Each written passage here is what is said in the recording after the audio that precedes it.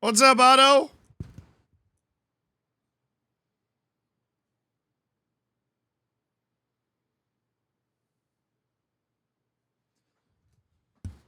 Ah!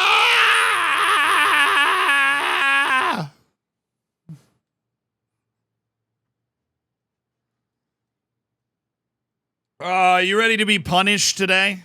I am ready to be punished today. You know a mistake I made last night? Mic works? Yeah, I think it does, Otto. Pale Ginger, thank you for the 2 years. Oh, brother. Dos años in the hizzle. I hated that. Danish healthcare. I'm so jealous of you. Thank you for the gifted sub to Todro. Who is this? Zealand. Hi, I'm Zealand. So many ads. It's the smallest amount of ads that we are allowed to have on a stream while being able to get rid of pre-roll ads. So JD, we made a deal with the devil. All right. I want you to understand why we made that deal so that when you click on this stream, you don't get a pre-roll ad. You can just come right into the stream. And we have it on the minimum setting to be able to get rid of those pre-roll ads so that you can just join the stream. Who's getting relegated this year? Not this guy. You know what I'm saying? Not this guy. I'm watching, listening to your stream whilst I'm running, like right now. Wig, that's awesome. Cactus Jack, thank you for the 4 months. I ran 8 miles yesterday. 2 days ago, I ran 10. I can't feel my legs. Tebow, thank you for the 7. Tart Nero, thank you for the 5. I forgot I was subbed. Not even sure how long I have been subbed for since, but I was able to, since I was last able to watch the stream. Well, Tartan, you're here. Thank you for the 5 months.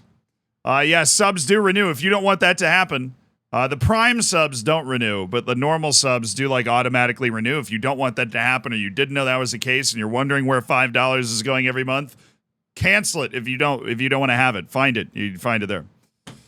Yeah. I just ran to the bathroom. Nice. That's all the running I used to do. You know what I was saying? What mistake did I make yesterday? I made a mistake yesterday. It was a very important mistake. Didn't like it at all. I played Baldur's Gate. Kenny, thank you for the 8 months. Snow Zealand and the 11 Dwarves. Cursed, but I kind of like it. When's the main act? I don't know. I think they gave me an hour. They gave me an hour just to try and like raise my profile, basically.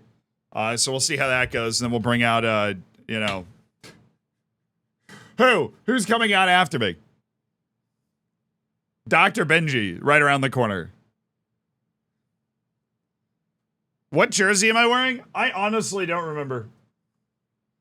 I don't remember. I got this one in the mail yesterday. Hold on. This is one of the Singalo shirts, so I'm sure it's from a super obscure place. I just don't remember. Gaylong International. From Singapore! This is a Singaporean club shirt, Gaylong International. Courtesy of, you probably already know them, but Singalo, our jersey sponsor for the channel that, you know, they get small clubs from around the world and make their jerseys available. It's awesome. So it's Gaylong International. Did you like Baldur's Gate? Oh, yeah. Wow, that game's like actually good. I forgot what a good game was. I forgot what a good game was like, dude. I mean, like good open world RPG sort of thing. Yeah, I played Baldur's Gate until 3 a.m. So that was sick. My chair and shirt don't match. You're right. There's slightly different color greens. I can imagine this might be a problem. Right? Oh, by the way, answer to our question. Football Manager Mobile will be available offline. 2 things. 1,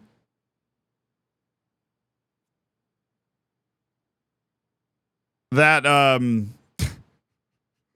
means you can definitely cheese it, right? Because you just sign in and then go offline every time that you have to play it after that. It's on net. It's exclusive with Netflix gaming. No weird parentheses or quotes. FM Mobile will be available offline. I literally asked them. Didn't love Starfield, Starfield's good. Baldur's Gate is just better, you know? Like Starfield's good. I think what the difference between the two is somebody that loves just gaming, right? Is that Baldur's Gate does an incredibly good job of making you feel like you're in a real, authentic world. My friend works at Larian headquarters. Give them, I know they're already getting heaped with praise. Don't let them get cocky with it, right? Because I want them to make more games like that I can throw my money at. But full marks for what they pulled off. Thanks for helping me get addicted to FM. Mom hasn't spoken to me for 5 weeks now. Jade, no! Stay connected to your family. Because you might be able to sign them in Football Manager later. It's a strategy play. Right? You might be able to sign them in FM later, so stay connected with your family now. But yeah, but Baldur's Gate just makes it feel like a real world. Like everything's so reactive. You can go. There's like millions of different possibilities. You know, if you add somebody to your party or you don't add somebody to your party, and the way that they all interact and like the conversations you have. Wherein Starfield, I think that's the huge difference. Starfield, you'll be just walking around and the NPC will just say something random, and you're like, huh? What is that? Like, huh? Excuse me? It just doesn't like Starfield is a really cool game that I have fun playing, and I probably will finish at some point. But the huge difference between them is just the interaction with the world. You say there were two things with FM Mobile. Yeah, it's available offline, which two things. One, that means that you'll be able to cheese it. But two, it means that the Netflix thing's really not going to matter. Because you're going to be able to cheese it, the fact that it's on Netflix Gaming is not, it's not really going to matter at all. And I'm not going to be one of the people that blows it out of proportion that it being on Netflix Gaming is the worst thing ever. Yeah, cheese it. Like, okay, you get your friends, you get a VPN, you get your friends Netflix, right? Like, for example, if you use NordVPN, they've got like a mesh network where you can have 60 devices run through one IP address. You know what I mean? And you take those 60 devices, you run them through one IP. You then, like, all your homies, right? Or anybody in your family can then log into Netflix once, and then you just go, like, into airplane mode. And then you can play FM Mobile without having to have your own Netflix account. Right? But that's the price they have to pay. Like, if you want to go exclusive and you have to have a Netflix account to do it, right, and you want to also allow offline mode, they were either going to not allow you to play offline or they were going to have to do that. That's just the way that it works. That's just the way that the internet works, right? It's FM Mobile. Are there really that many people that play it? Absolutely there are. Yes. Not as many of them are here. We're all like power. Now, all of us. A lot of us are power users of like Football Manager on PC. You know, I've supercomputers, like whatever you like, Oppenheimer levels. But the majority of people that play Football Manager do not play it on a computer. That's a fact. They play it on console. They play it on mobile. Right? So this is a very valid point, I think, for a lot of people. Now, as for mobile specifically, I don't know what percentage that is, but I know when you add everything that's not computer together, it's over 50%. And so that mobile news is important to a more significant portion than we would probably like to acknowledge. Tough Taff, thank you so much for the Prime. Thank you for the 14 months. KDZ Tricker, thank you for the 21 months. Kenny Body, thank you again for the 8 months, part of the Hammers. Just got back into it on iPad, even though I know the PC version is supreme. Sometimes you want a little simpler gaming experience, or, you know, you need a gateway drug, right? FM Mobile and FM Touch or FM console version are great gateway drugs to the full thing. I get messages all the time like, what are the differences? I only play on console, right? And it's like, well, it's just a bit of a watered down version of the full game. I tried mobile, and I honestly don't know how to enjoy it on a mobile device. Had a horrible time. I think you're much less likely to go from computer Football Manager to mobile and console gaming. I think the people they pick up on mobile and console gaming are people that have not played the Football Manager computer version. And usually that's because they don't have the ability to play. Right. You have like a smart toaster for a laptop, basically, and you can't, even though Football Manager does run on that, or it's a little too intimidating. I think Football Manager is picking up a lot of its new users. Like when it says, well, this is the most played game of all time, they're not talking about the me's of the world putting 10,000 hours into a computer. They're talking about Joe Schmo, who's, like if your name's Joe Schmo, I'm not coming at you here, who's just stepping in to stepping into the FM verse with like FM mobile. Can we get a relive of relive of your reaction to SI's FM24 set piece announcement? Aiden, I'm take a breath. All right, they've said this sort of stuff before. Right, they've said this sort of stuff before, and we can't get too excited about it because them messing with set pieces doesn't mean they're messing with the set piece UI, which is what they need to mess with. It could just mean, like it has in the past, that they're changing the way that set pieces play in the game, which is a good move. Joseph, no way. There's a dude in the chat whose name is Joseph Schmo. I wasn't coming at you. I that's why I made sure I said that. I wasn't coming at you. There are different versions of FM. Yeah, FM mobile. There's a console version. They're just a little less in-depth because that sort of stuff is harder to put into the processing power on phones for FM mobile or to put into an easily navigable and playable experience on console, right? Think about how much harder it is to move a cursor around on console and do stuff like that. What's the new save? It's in the title. It's in the title. My whole team is 411. Sometimes I'm convinced reading is a bridge too far.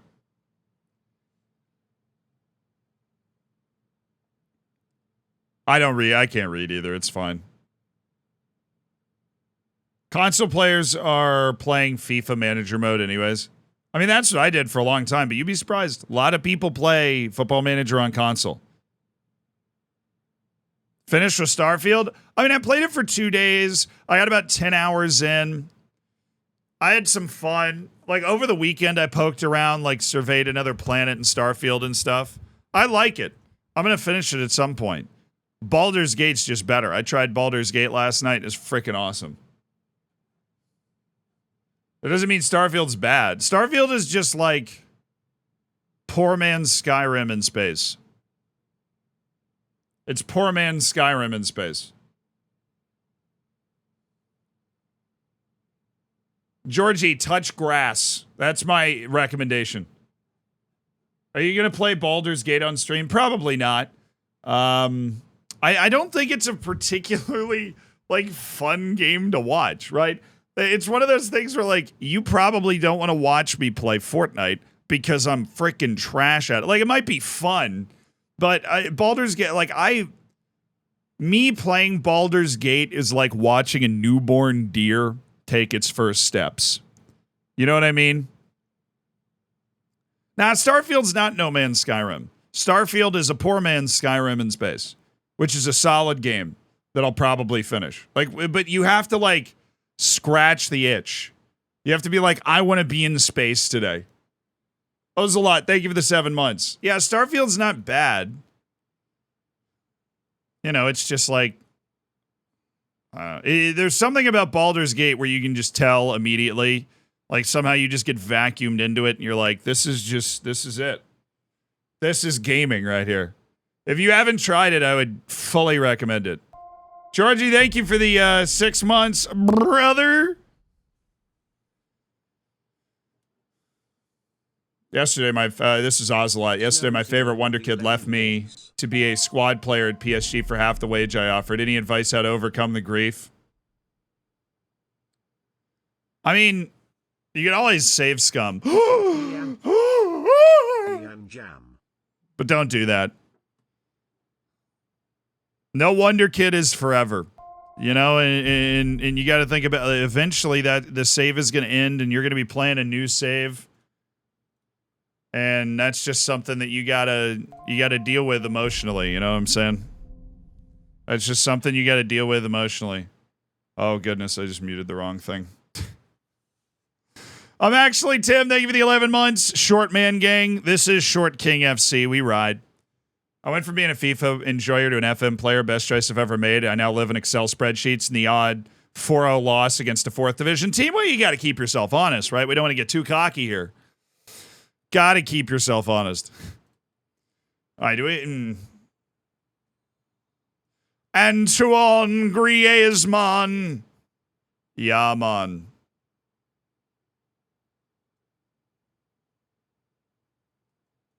All right, we're going to bring up Ellis Sims. My entire bench is hurt.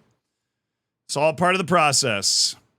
Third match of the year. We actually have won our first 2 matches. If I win the Premier League with a team that is entirely made up of 411 players, I'm going to be over the moon. I will be over the moon. I'll also, and this is important, I'll never shut up about it. If we pull this off, I'm never shutting up about it. Yeah! Carry forward from your last performance. No! Under the moon? Yeah, true, I'll be under the moon. Dang it. You're so right.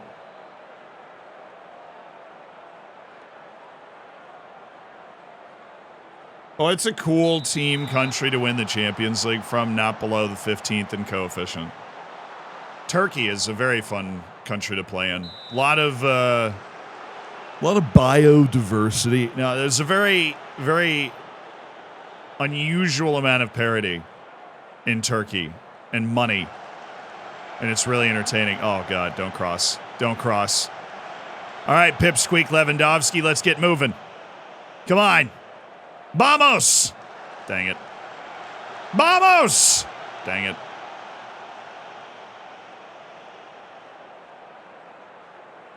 No? Really? Okay. Oh, yeah, I'm starting 411 Pickford. I forgot that Courtois was out. Not only do we have a 411 goalkeeper with 1 jumping reach and 1 aerial reach, it is now Jordan Pickford and not even Thibaut Courtois. Make the pass. Thank you. Kylian Mbappe!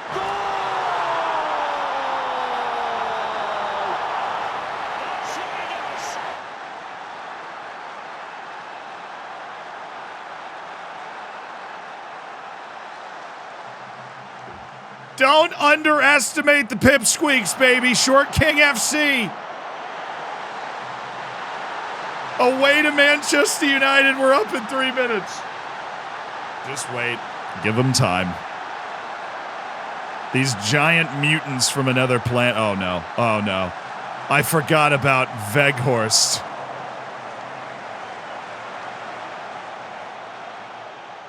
They have found Veghorst. Oh, that's going to suck. That's going to suck.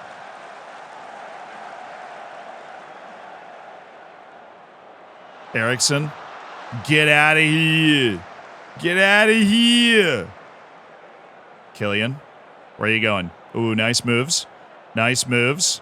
Yes. Griezmann! Dang it.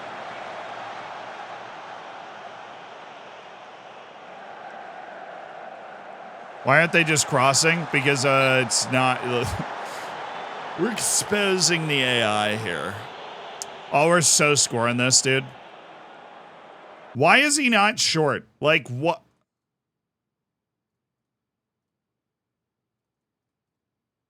Oh, because I have a second routine I forgot to remove. You know, I hate it when when it's my fault.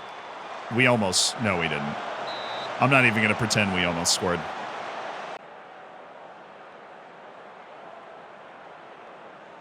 I'm curious why these 11 players were chosen. So we picked, basically we put together like a non-Premier League best 11, threw it on a non-Big Six team, and then they're all 4'11" with 1 jumping reach. We wanted to see, basically, if it was possible. It would be kind of hard to win the Prem with this team, even if they weren't 4'11". The Prem is just really hard to win. But I would say we would probably win it if we weren't 4-11. Why would you even try that? We went into this season, starting the stream yesterday, having no idea what was going to happen, how hard it was going to be. And we have given up some very stupid-looking goals. But we survived late against Leeds, won our first 2 matches. Now, all of a sudden, against United, we're winning. And the real danger are the corners. The corners are so remarkably unfair. That was actually off. Dang it. The corners are remarkably, I mean, not surprising, right? But the corners are stupidly unfair. We get exposed. Speaking of which, so Exhibit A, for what I'm explaining here, they put the ball...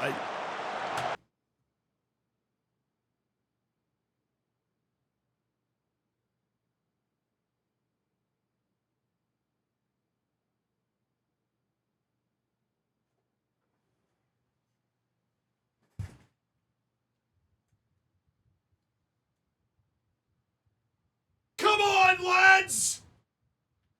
Oh, we're winning headers now?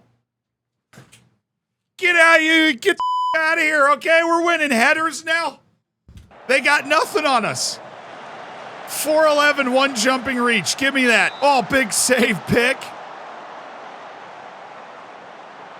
Boba Fett, thank you for the 15 months. Know your limit. I appreciate the tier 1. Thargoff, thank you for the 25 months as well. Thank you for being a part of the Hammers. Jordan Pickford. Oh, win the header again. Where's Vout? Oh, no, no, no, no.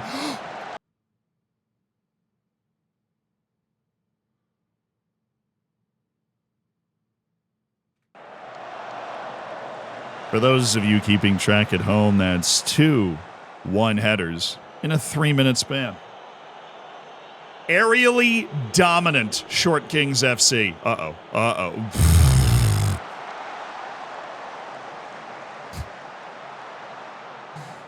That had nothing to do with our aerial prowess. We almost just gave up a goal that way.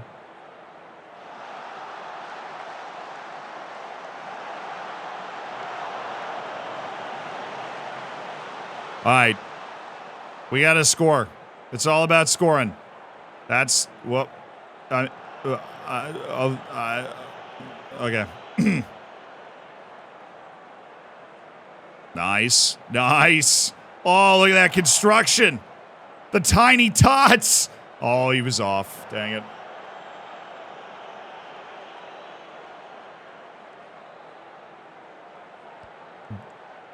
David De Gea. Oh, that's not quite fair.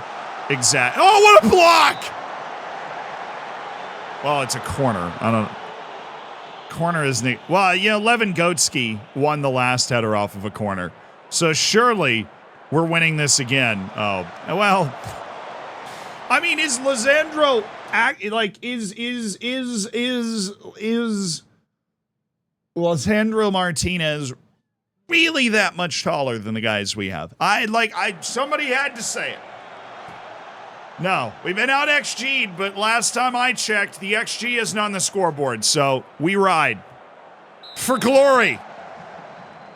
Jono, thank you for the 2 months. Thank you for being a part of the Hammers. Sander, welcome to an Elite Online Gaming community.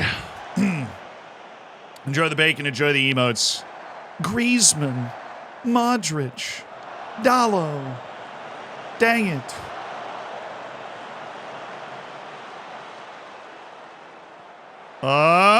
He heard me. You know what? The Butcher's a stupid nickname. And you're only on United because you won the World Cup because of Messi.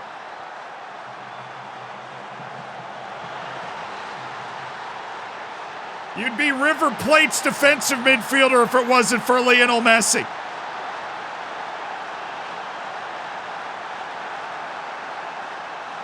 This is criminal. We kept giving them corners. It was going to happen if we kept giving them corners. Who's texting me in this important hour?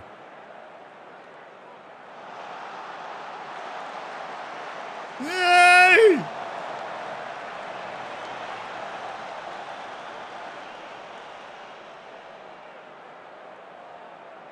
All right, Harry Maguire. Oh! Vote! Get worked! Suey! Wout Weghorst, terrible in the air. Really what happened there is Marquinhos just stepped in front of him. Wout he just doesn't work hard enough, you know? We're probably going to lose this game, though, aren't we? No. Oh, my... Dude! This is the most emotionally confusing game in Tiny Tots history. Yeah, Lizandra scored. We weren't happy about it, but it did happen. Oh, what defense? Oh, my goodness. Are we doing this? Lewandowski. He's offside again. Are you serious? All right, Benzema, you're in. Modric is... I am not putting in Alex Iwobi. I refuse to do that to myself. I'm putting in Vinicius at right wing and moving Antoine Griezmann to the middle. Modric, you're out. I'm putting Alaba in for N'Golo Kante. And I'm putting Benjamin Pavard in at center back. Not that it's really going to matter because my center backs are always going to have bad ratings because they're short, but maybe it'll help. I mean, play it short. He's not that. No, why? You just can't play it short in this game, but we want a header anyways. It's okay. Come on, boys. Come on, boys. You all don't.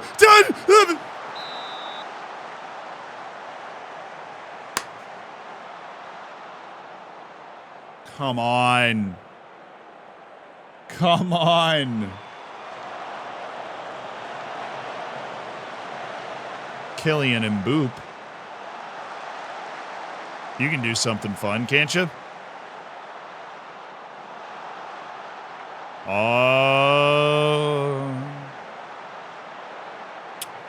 Oh no. I don't like it. I really don't like it. Oh, easy though. Cookies. They brought in nachos. Oh, Pickford actually can't touch the crossbar, so that bit of a problem. Change your corners to play it short.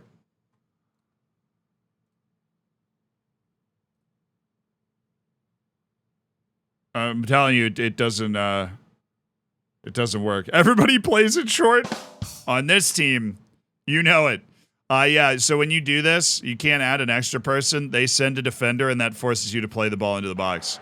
In which case, I have 4 guys at the edge of the box, which is the max number that we can have, so that when they head the ball away, we usually just win it, and then we just have possession around the top of the box. And it's not like exactly a short corner, but it's kind of like a short corner. Oh, this is beautiful. This is gorgeous. This is sumptuous. This is Kylian!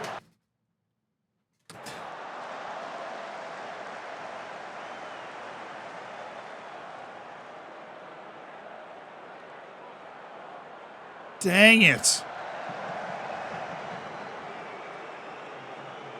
The FM24 set piece change is going to be the ability to actually play it short. That would be crucial. That would be huge. Year too late for Short Kings FC. But that would be mahusive. Oh, no. Oh, not Luke. Oh, well.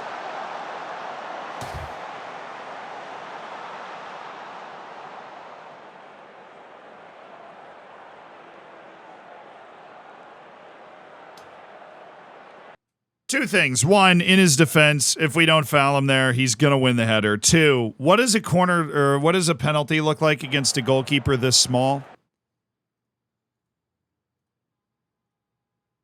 Oh, he's totally got this. Arms out, Jordan. Get those arms out. You got closer than I thought. Okay. Oh, dang it. All right. Very attacking.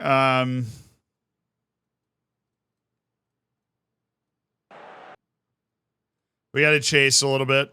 I'm going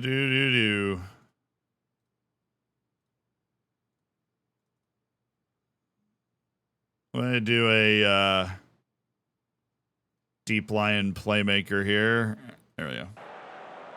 Orange Oreo, thank you for the 7 months, brother. Yeah, was there no choice but to foul? Yeah, there really wasn't, was there? We needed to foul him, but we're losing. I will weep real tears if we score a headed goal like that this year. Oh, Vinny! Vinny! Can't say we haven't had our looks. We've had our looks. Halfway. We've had a few opportunities here or there. I am not subbing in Alex Iwobi for Kylian Mbappe. I refuse to do it.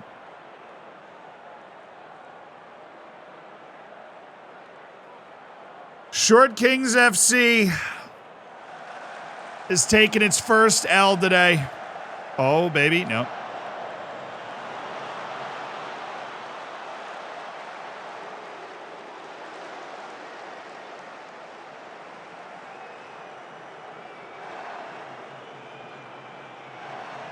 Ooh.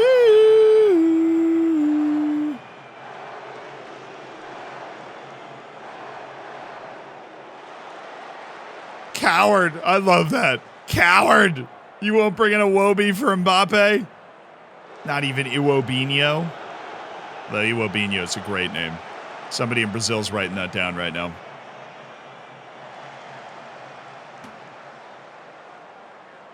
Manchester United was always a tall order.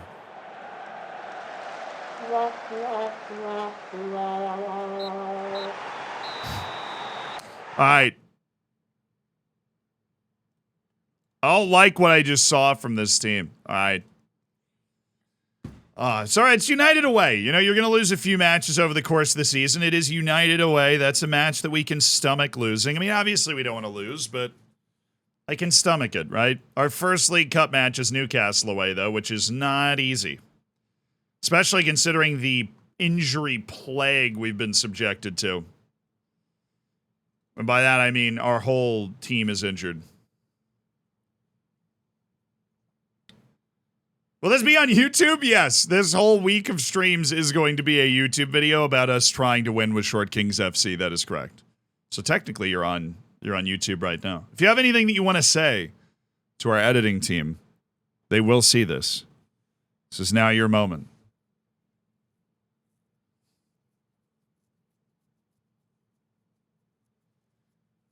Santos was fired from the national team in Poland. Was that the guy that was at Portugal? Hure, thank you for the 27 months. Editor needs a raise. All right, guys. We're going to get rid of the chat for a little bit.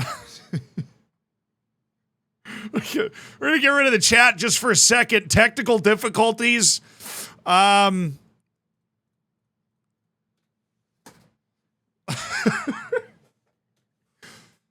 give them any ideas about getting out of the editorial basement. What are you talking about? Subscribe to Zealand if you haven't already. Couldn't have said it better myself. Do that.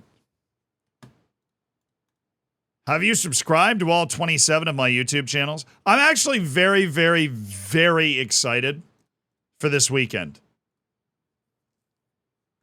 We are going to, I am almost entirely sure, film the best YouTube video we've ever filmed this weekend. I am so excited. Clearly too excited because I can't keep from spoiling it for you. So I'm just talking about it now. Very excited. I think we're going to film a tremendous YouTube video this weekend. It took us more than 8 years to learn what the Poles learned in 8 months. Well, Poland is, in trouble. All right, let's go positive.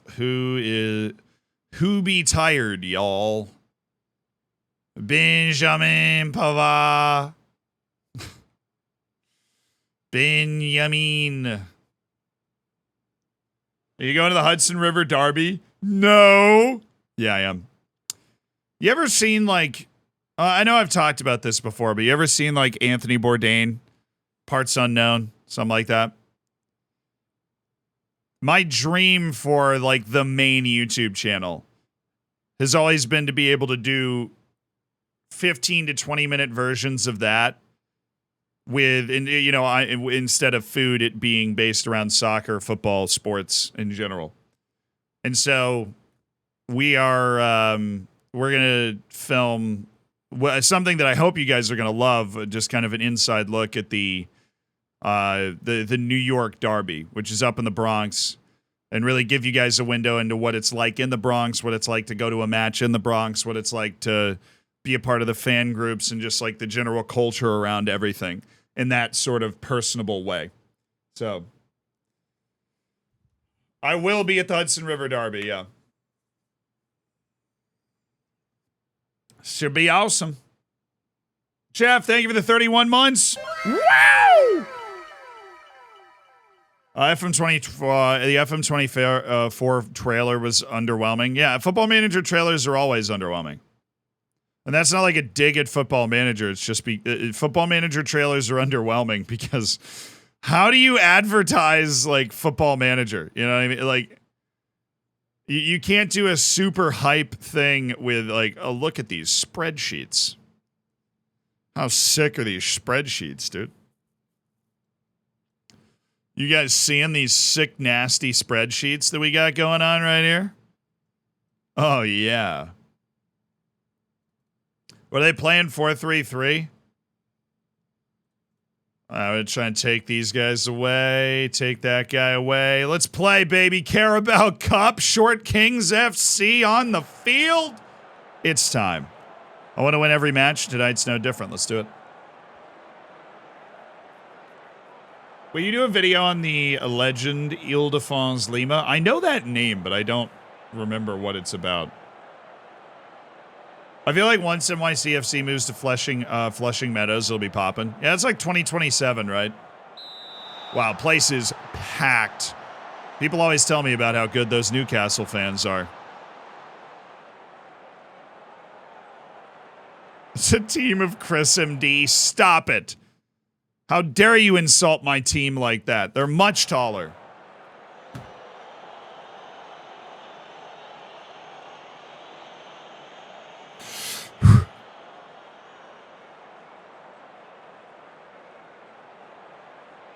Yeah, size video editors have the worst job. Exactly. Like, you're never going to get, like, a hype edit of Football Manager tutorial. Like, FIFA, you can do that with the graphics and the goals and the wah, you know.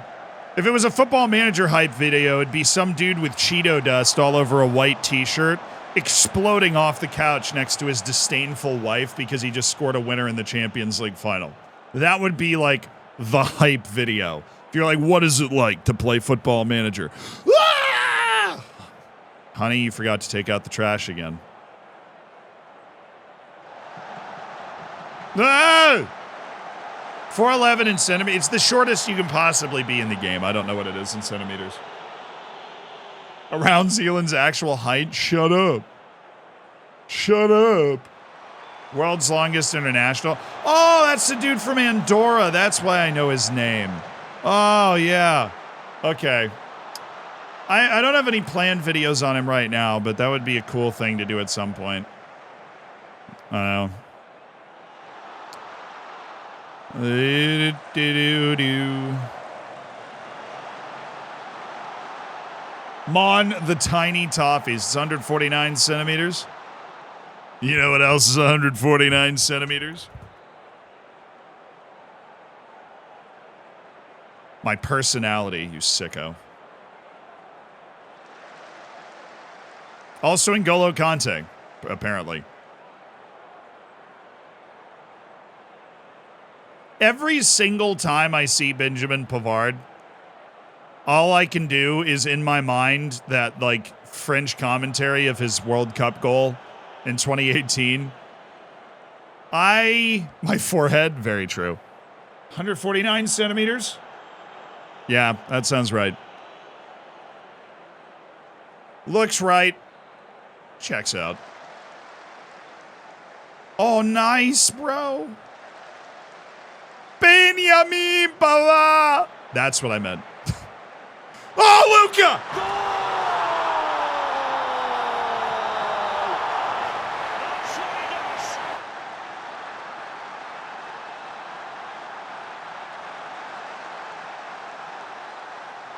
Somewhat sparse crowd at St. James's Park today. Luka Modric! You know, winning the Prem is obviously going to be really hard. We could totally snake a cup, though, with Short Kings FC.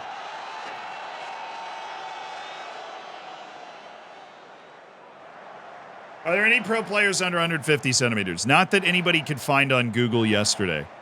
But I'm convinced that somewhere in like some of the shorter regions of the world, like in Central America and Southeast Asia, like I'm convinced somewhere there's somebody that is shorter than 5 feet tall that's playing professionally. I'd be stunned if there wasn't. They're just not known to the wider sporting community. Oh, stunned we didn't win that header. What a letdown. Oh, that was nearly sick. Nasty with it. There's been a surprising lack of highlights. Takes a lot of guts to say that right as a highlight starts for them. Because I'm really tempting Football Manager fate there. No, you freaking cheat. Oh, my. Oh, no. Oh, Jordan. Watch out for the ball back off the post, Jordan. It can hit you right in the back. Be a real problem.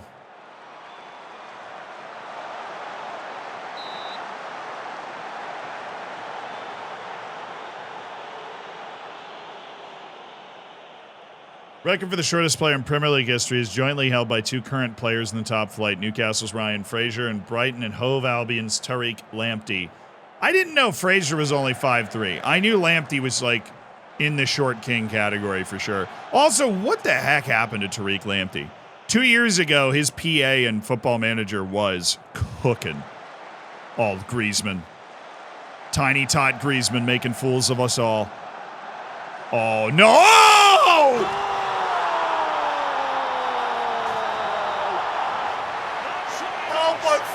And I can't get up. That is so nasty. I don't know if I've ever seen that goal in FM. Oh, that is so nasty. Griezmann, you dog. We're winning the League Cup. We are winning the League Cup. We've been out XG'd. I think we're going to get out XG'd in every single game.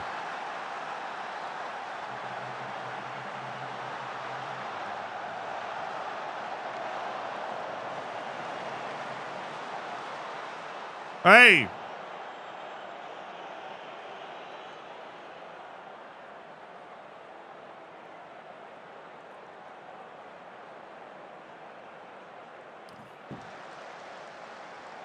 My mother was 4'8", my dad was 6'4".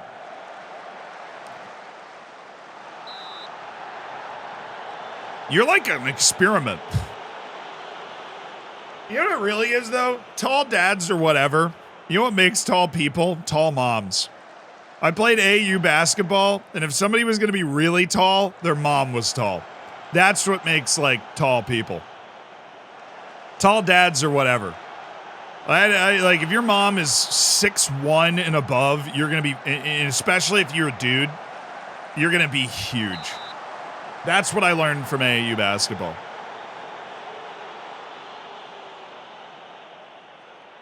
Marcin Garuch, yeah, that's the guy that plays in Poland. That was the shortest professional player that we could find, but Football Manager has the height go down to 4'11", which we did not know. Whoop, Rudiger, nice. Oh, he's got him, Vinny. Oh, shoot it! Oh, easy. Why couldn't we do this against Manchester United? We're not running them off the field, though. We're just, like, taking opportunities. It's like, it's different, man. All right, Iwobi, you're in. Amadou Onana, you're in. Just trying to rest a few lads, you know what I'm saying? Trying to rest a few lads. It's tough out there. It's 149 centimeters, the shortest height that is in Football Manager. I do appreciate you using the correct unit of measurement. Zach Eady's mom is 6'3", and Zach makes her look like she's 5 foot. Exactly. Zach Eady is, for reference, like a 7'3" American basketball player. His mom's 6'3". It's all tall moms. You want to be in the NBA? Get yourself a tall mom. Go sign a Wonder Kid. Tall mom.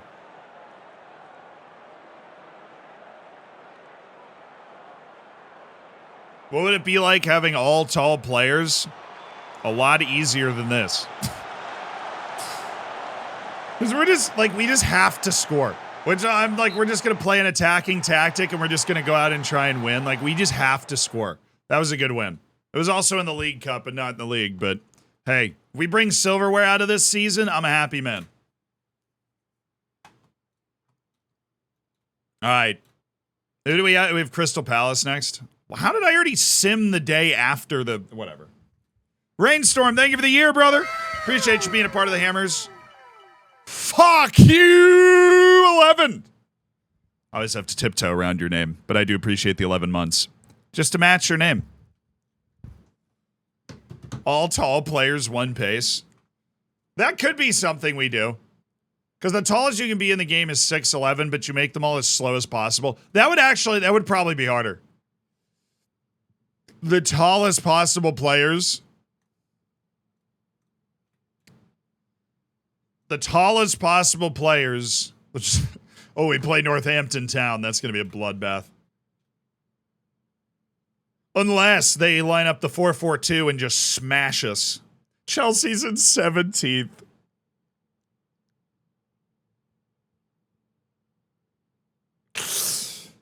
Oh, that hurts. It's basically the Spanish national team. Peter Crouch is 6'6". Nah, bro. Peter Crouch has got to be taller than that. He's at least 6'7". I am a god. Peter Crouch is 6'7". In American Freedom units. Obviously, I don't know what that is. It's a little over 2 meters tall. Little over 2 meters. A smidge over 2 meters, some would say. Lewandowski, what's up? Oh yeah, Pavard's attributes got locked after he started, like, massive improvement. Oops. We didn't let it happen long enough to turn him into God Squad, Benjamin Pavard. Oh, Arsenal. I see you, Arsenal. Standing in my way, all annoying and such. If you're playing long ball direct, you're cheating. I mean, that wouldn't be cheating. I mean, we're playing like low. We're playing in a way to maximize our ability. We could totally just take the same save file with the same non-Premier League best 11, and then just make them all tall with one pace. But like have them have the quality that maybe they'll be able to make. I don't know. One pace is so hard to survive though. Like you're gonna give up so many 1v1s. If you're playing with one pace, you're going to give up so many 1v1s.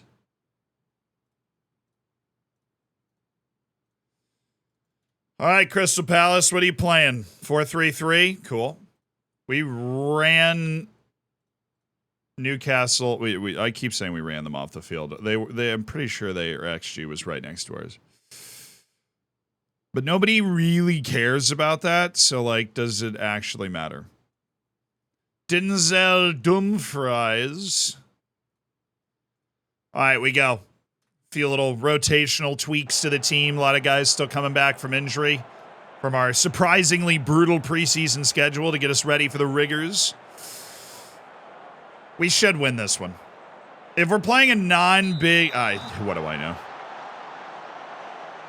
If we're playing a non-Big Six team with only one striker... It's harder for them to use their height to their advantage because if they have the two forwards, they can like head it down to the other one. But here it's harder for them to make full use of it. Lewandowski!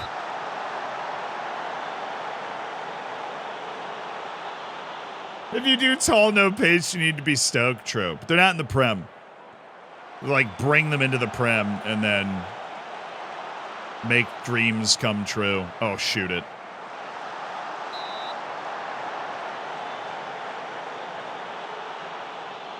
Is there a place where I can download the Messi in every country database? I don't think so.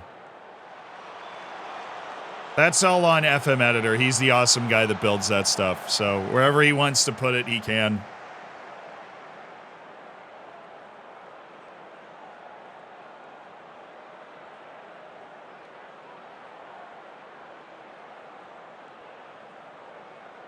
N'Golo Kante.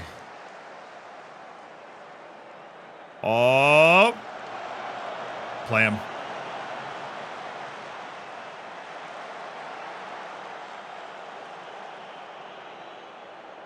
Only those legs were a little longer.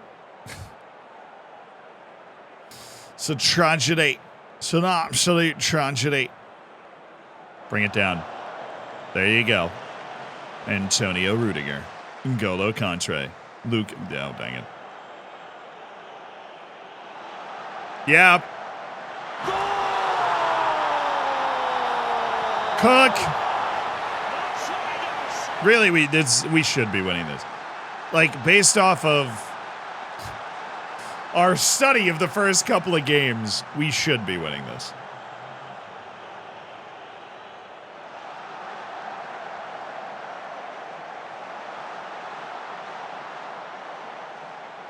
And honestly, every non-Big Six, the way you win the Prem is you've got to beat every non-Big Six team.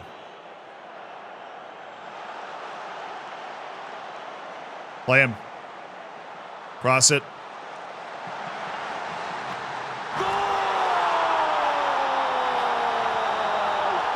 Oh, it's so fun to watch.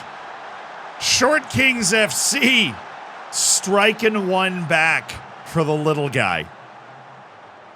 Oh, that was nasty. And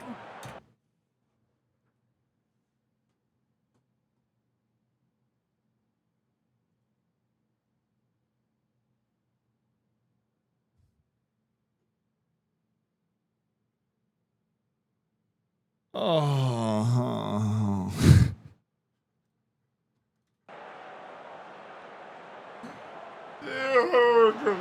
I thought we had what? That offside call was on Killian? He wasn't even.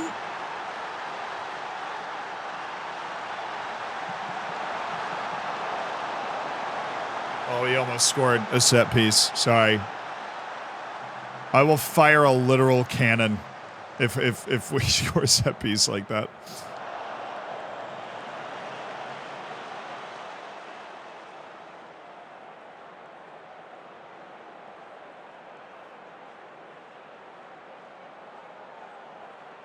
Oh, easy. Oh, no, it's not. It's not easy. Uh-oh. Uh-oh. Oh, but the counter is on.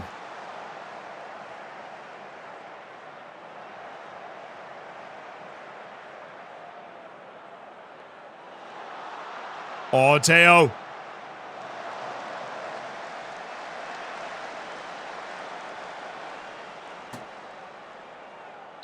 Red! Red!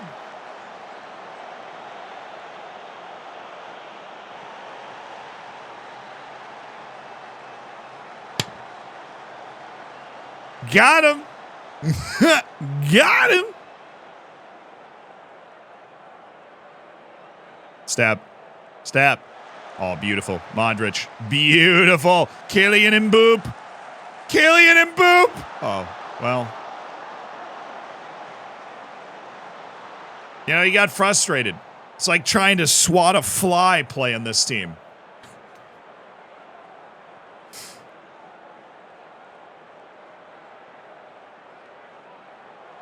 Oh, no.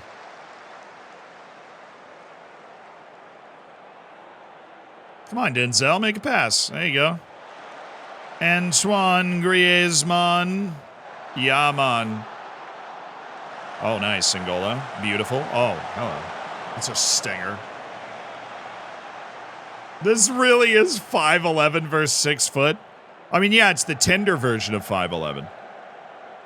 Like, yo, I'm 5'11". You ever seen the there was a picture some dude posted on Twitter? And he's like, I'm 6'4" and this ripped. What are you doing? Like, WYD, like, what are you doing? And some internet detective literally took the size of his iPhone and used it to figure out that he was only 5'7".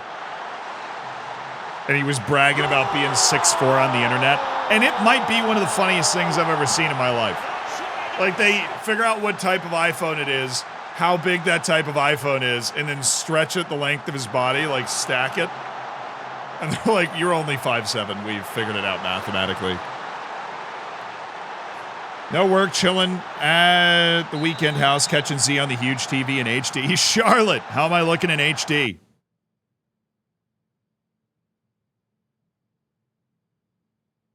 I'll give you a moment to just soak it in. The fact that I'm on somebody's TV.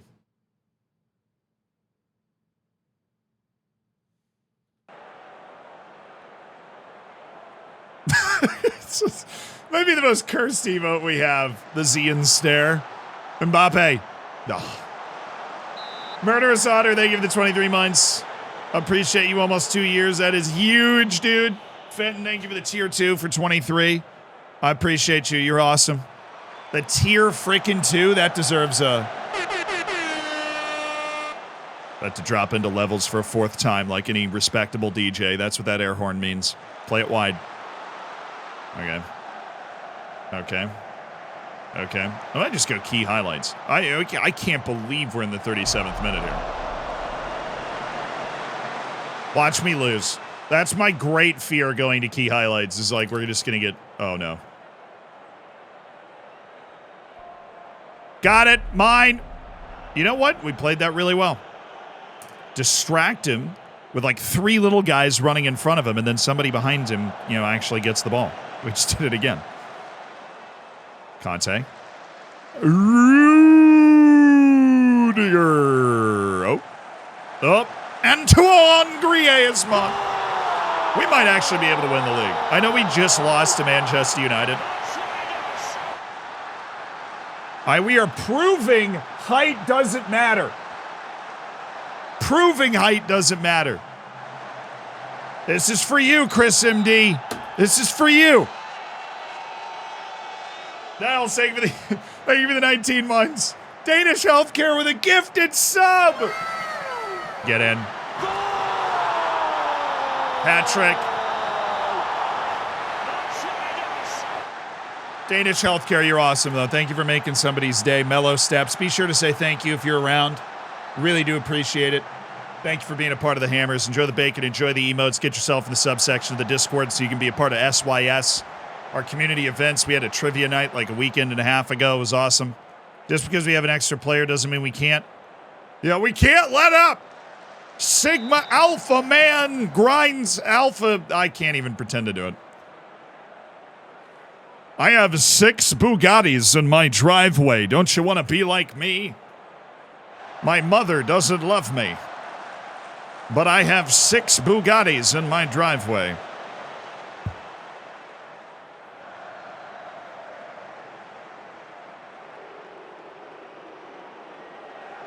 Height doesn't matter when all other stats are 20 and the player attributes are perfect. Well, that's... See, I didn't want to do that because I knew that would be OP, which is why we took a non-Premier League best 11 and then made them all 4-11 with 1 jumping reach. So it's like, because we did that experiment where we put a team... Oh, my goodness. Nightmare for Crystal Palace.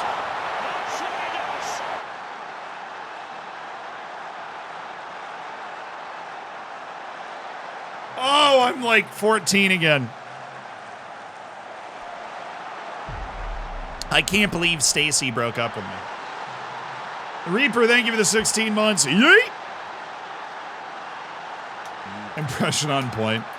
Is the great man. Oh, no. No, I wouldn't say great man, but as a fellow Tampa boy once said, Moist Critical, who's also from Tampa, don't get all your life lessons and social skills from the internet. Looking at you, Alpha Sigma male gurus.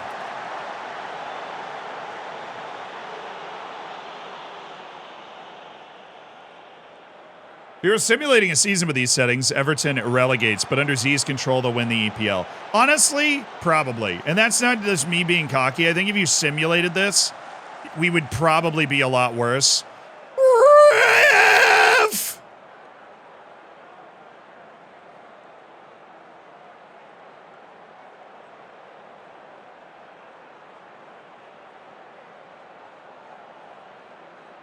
Where is Messi? Oh, he picked up a minor injury, so we're just not playing him today.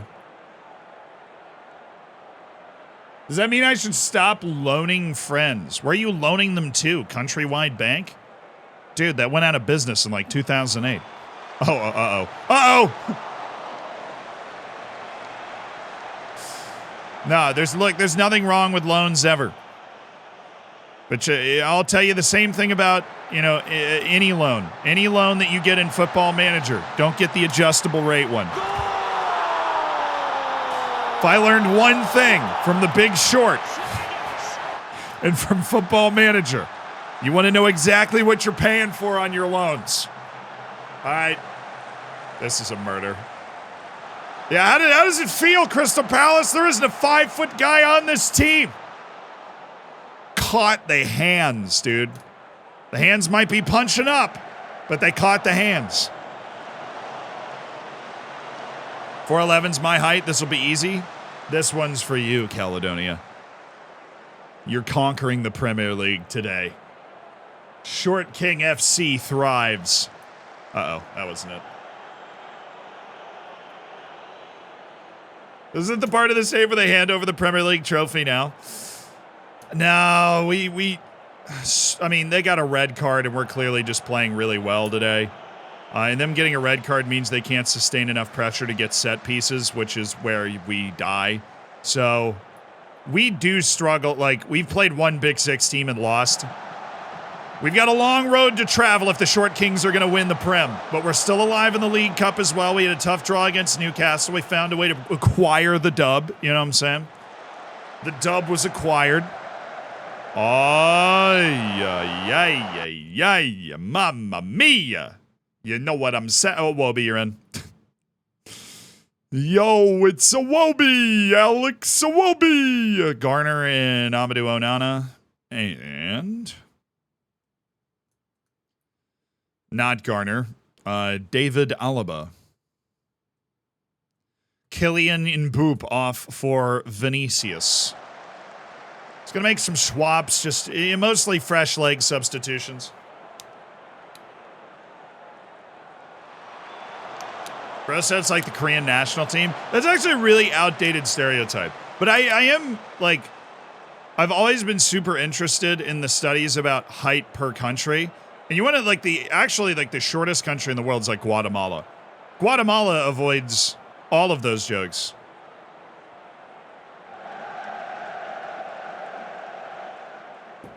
But that's really just because, and I just want to be very clear here, we've unlocked the history nerd portion of this stream.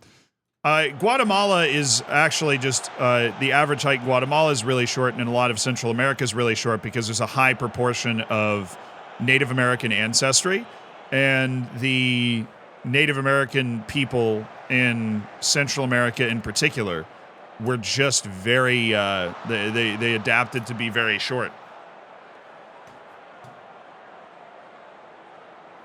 Fun history fact of the day. Not all the Native Americans in the Western Hemisphere adapted to be short, but in Central and South America, particularly Northern South America, which is obviously closer to Central America, had significantly shorter populations. Which is why when the Europeans showed up, this is always like an important thing to remember in history, was there's a pretty significant size difference between various things. The average... oh, God. Oh, God. Somebody stop him. Somebody stop him. He's going full history. He's going all the way. Somebody slow him down.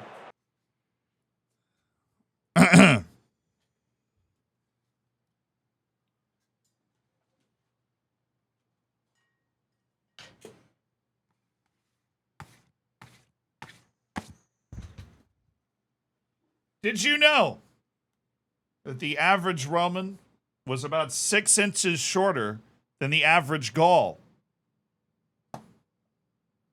That was a history fact with Zealand. Thank you. Important thing to remember when you're considering history. You got to think about how freaking insane that was.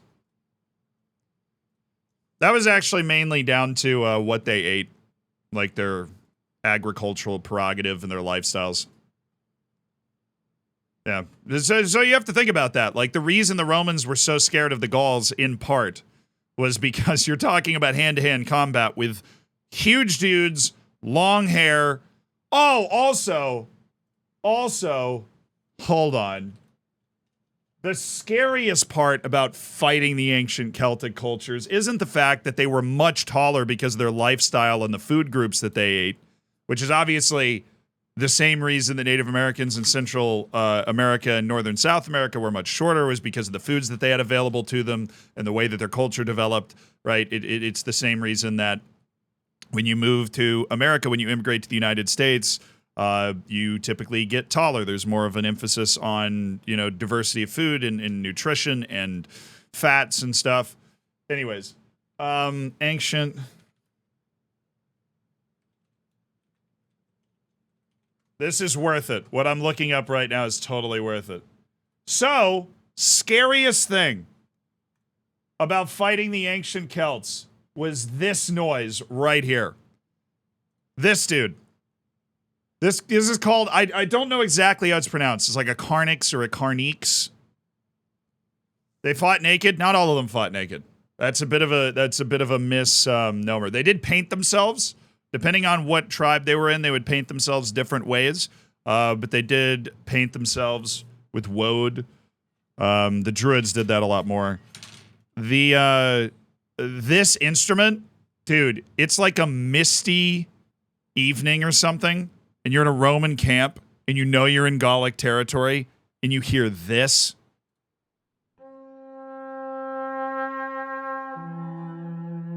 That's not a good one. Nope. That's not a good one. This is the one. This is the one. Sorry. This is a better one.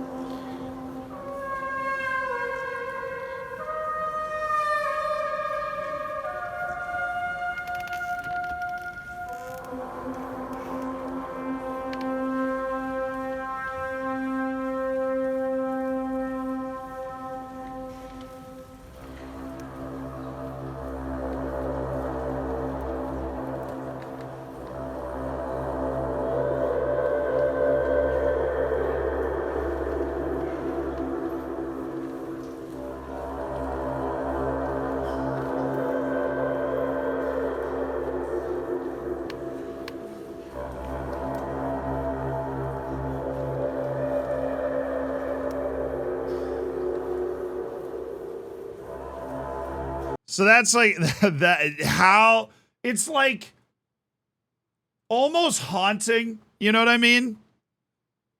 It's like almost haunting.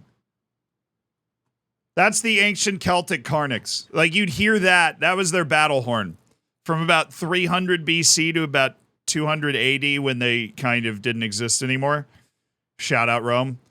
But that was their like ancient battle horn. So whether they were fighting each other, whether they were fighting the Romans, they were fighting somebody else, that was how they like communicated. It was like drums for 1700s armies. That was how they communicated what they were going to do, when they were going to attack, and you would hear that. It was also to intimidate the enemy. You'd hear that cutting through like the forests of Central Europe. And you'd be like, what? The Aztec death whistle is creepier. A lot of things about the Aztecs are creepier, but that is a not safe for work conversation usually. The Aztecs in general are just not safe for work. The Aztecs in general are not safe for work. All right, we're between matches. I'm a huge history nerd. I majored in history. I've been studying history my whole life. I have a passion project history podcast. If you guys have any history questions pertaining to what we're talking about, feel free to ask them now. I'll dive all the way into getting distracted. I will always maintain that if you're not interested in history and you think it's boring, you just had somebody boring teaching it to you, because history is freaking awesome. Yeah, Chelsea was in 17th, though, so the fact they're in 15th is pretty okay. They're doing a good job.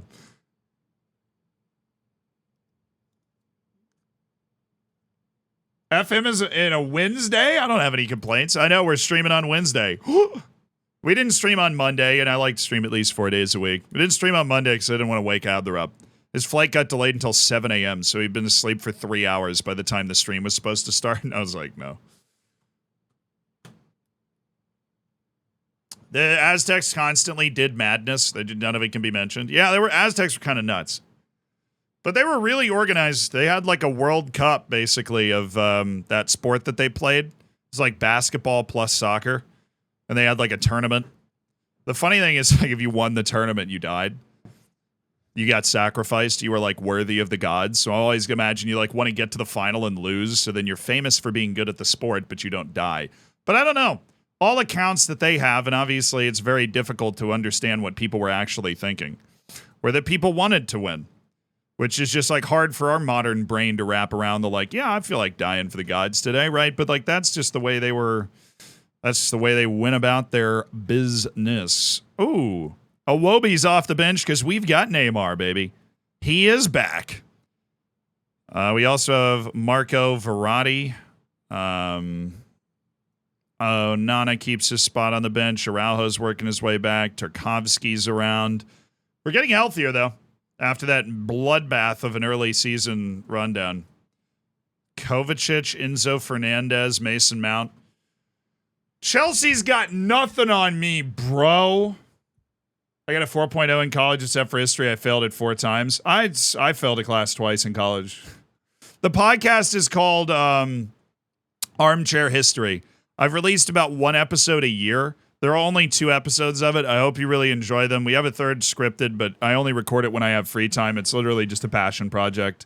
I don't really advertise it. The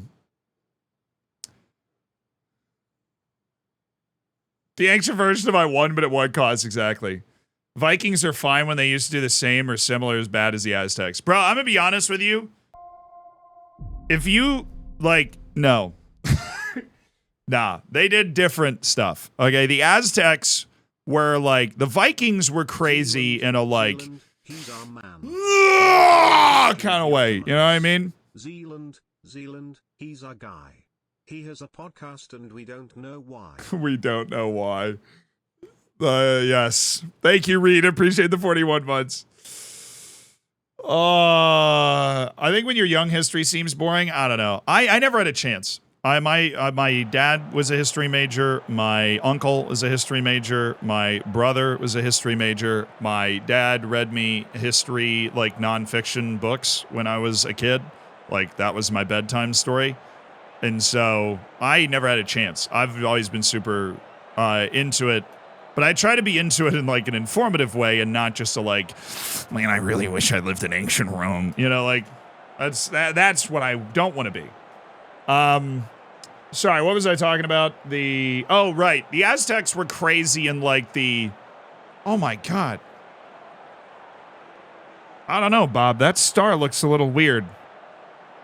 Time to cut out somebody's heart. Like, they were crazy in like the psycho kind of way. They had developed such a complex system of like cultural and social beliefs. And the only reason we think they're crazy is because the cultural and social beliefs that they developed in isolation are so foreign to like what we have now that we look at it and we're like, how could you, what are you doing? Like, I know the Vikings sacrificed people, but the Aztecs really turned it into an art form. I want to win every match, and tonight is no different. Can I say that? I mean, I think we've got some great mindset in this team. So I can probably say that. Yeah, no, the answer, no. Anytime somebody says, like, oh, I wish I could live then, they don't know history, right? The answer to when do you want to live is always right now, because every other period in history would have sucked to live in compared to, like, compared to now.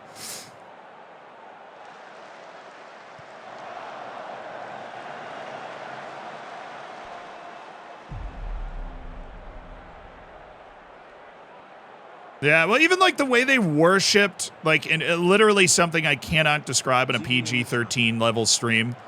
Like some of the things that their priests would do to worship. What a save by Minnie Pickford! Let's go!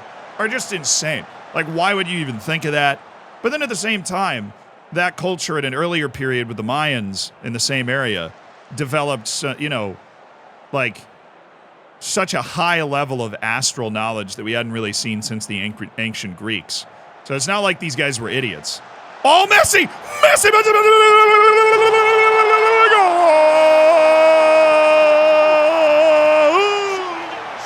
Lionel Messi! Messi! Messi! Messi! Messi! Messi! Lionel Messi! Uncut Messi! Oh, off! Oh, does Lewandowski get an assist for that? I'm pretty sure he hipped it back to Messi. It was pretty sick.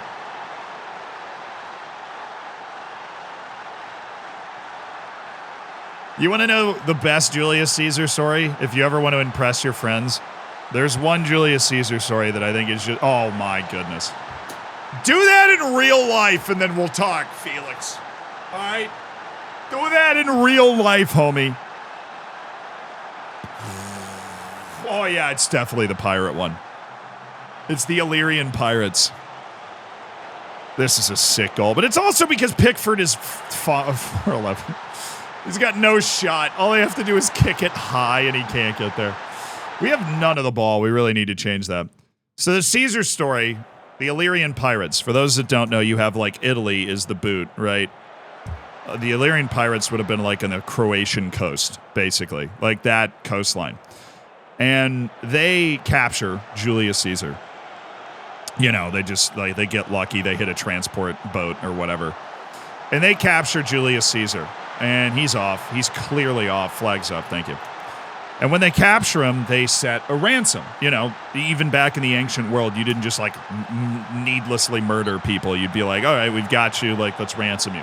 Julius Caesar was then insulted by the ransom, told them that they needed to raise the ransom because he thought it was too low for how important he was. He also told the pirates, I'm going to... like, when I get ransomed, I'm going to come back here, find you guys, kill all of you, and take the ransom back. And apparently, like, he said it, at least the way the story is told, he'd, like, befriended the pirates, so they kind of thought he was joking. And I'll give you one guess what happened.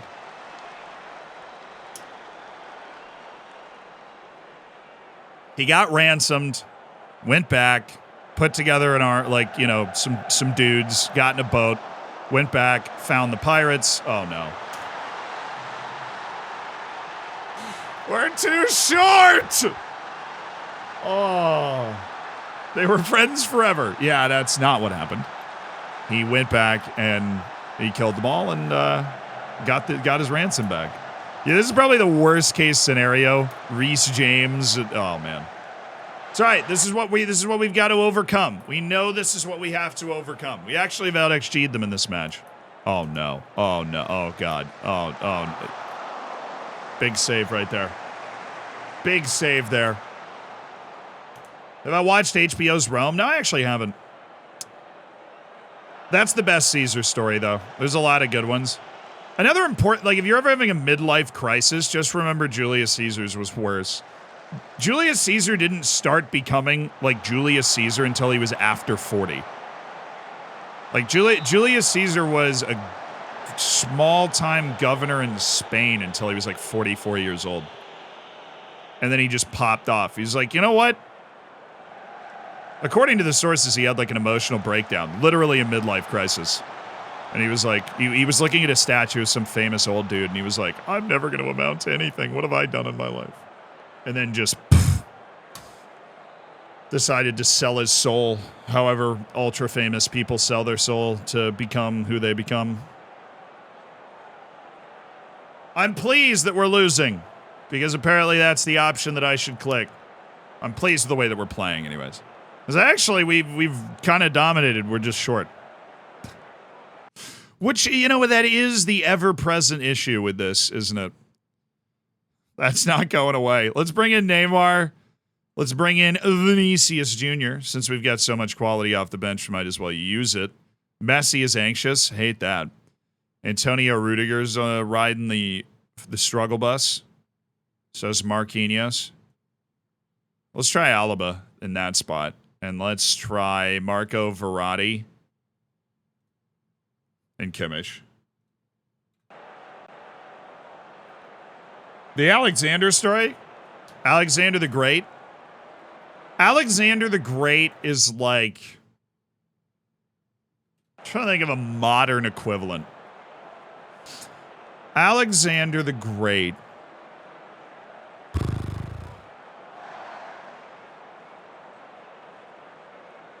Yeah,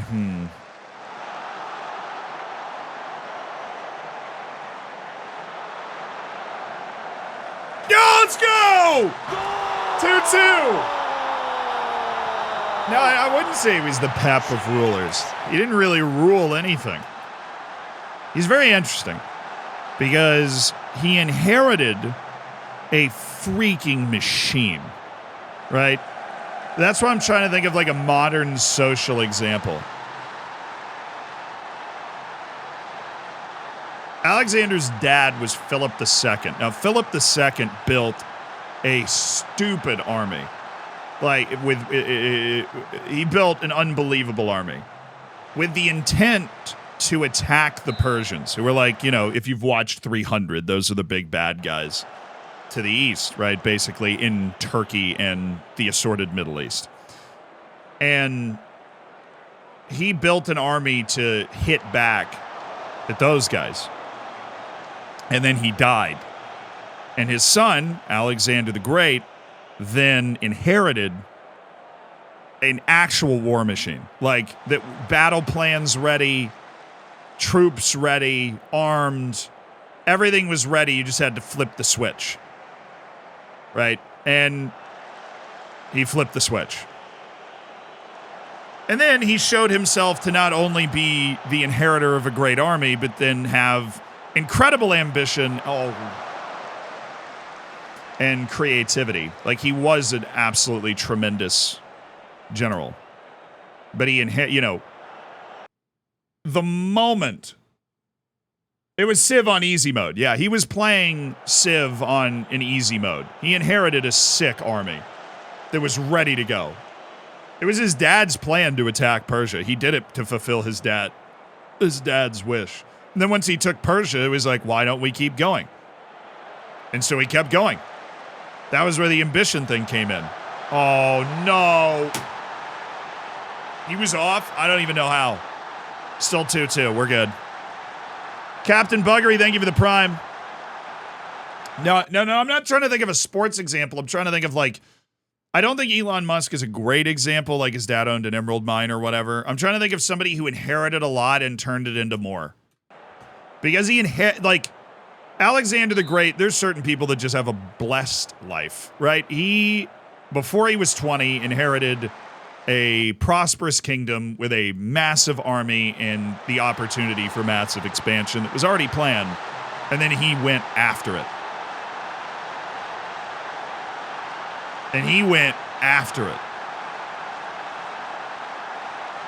You can come up with your own example, right? You can come up with your own example. Whatever example fits the realm of your brain. Oh, no. That was actually unbelievable. No. Pipsqueak Pickford! What a save!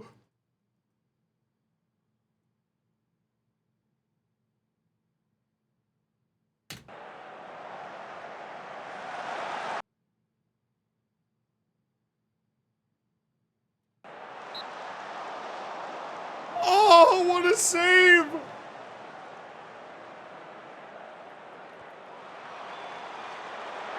And we just survived the ensuing corner thanks to Pipsqueak Pickford, baby. What a performance by Pipsqueak Pickford. A draw is okay there. I'm a little disappointed. We underscored our XG in that game. We need to score like 3 or 4 goals to win matches like that. But we got 10 points from our first 5. We're still in the running. And we've only played Big 5 teams away. Like, we just have to take that.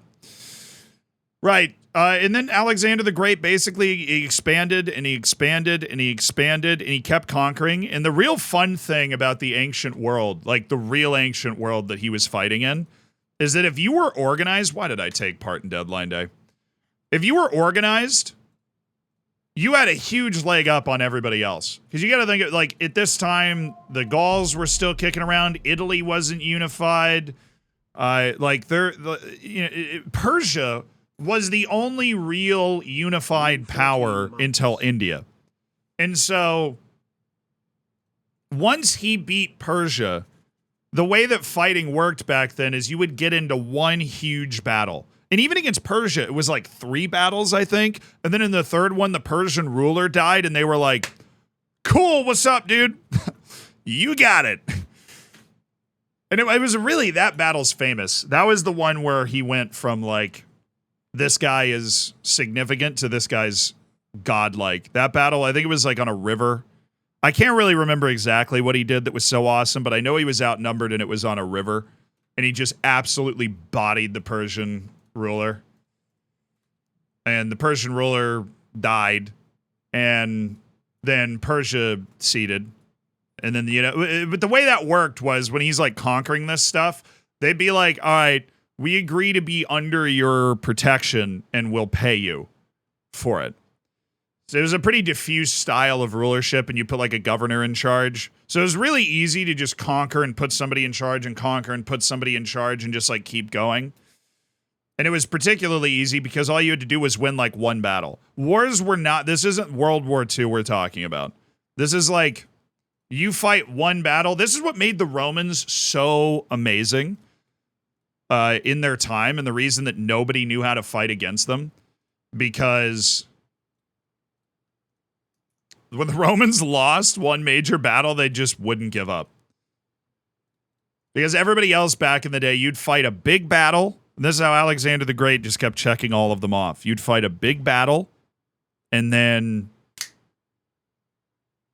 it was over. If you won, it was over.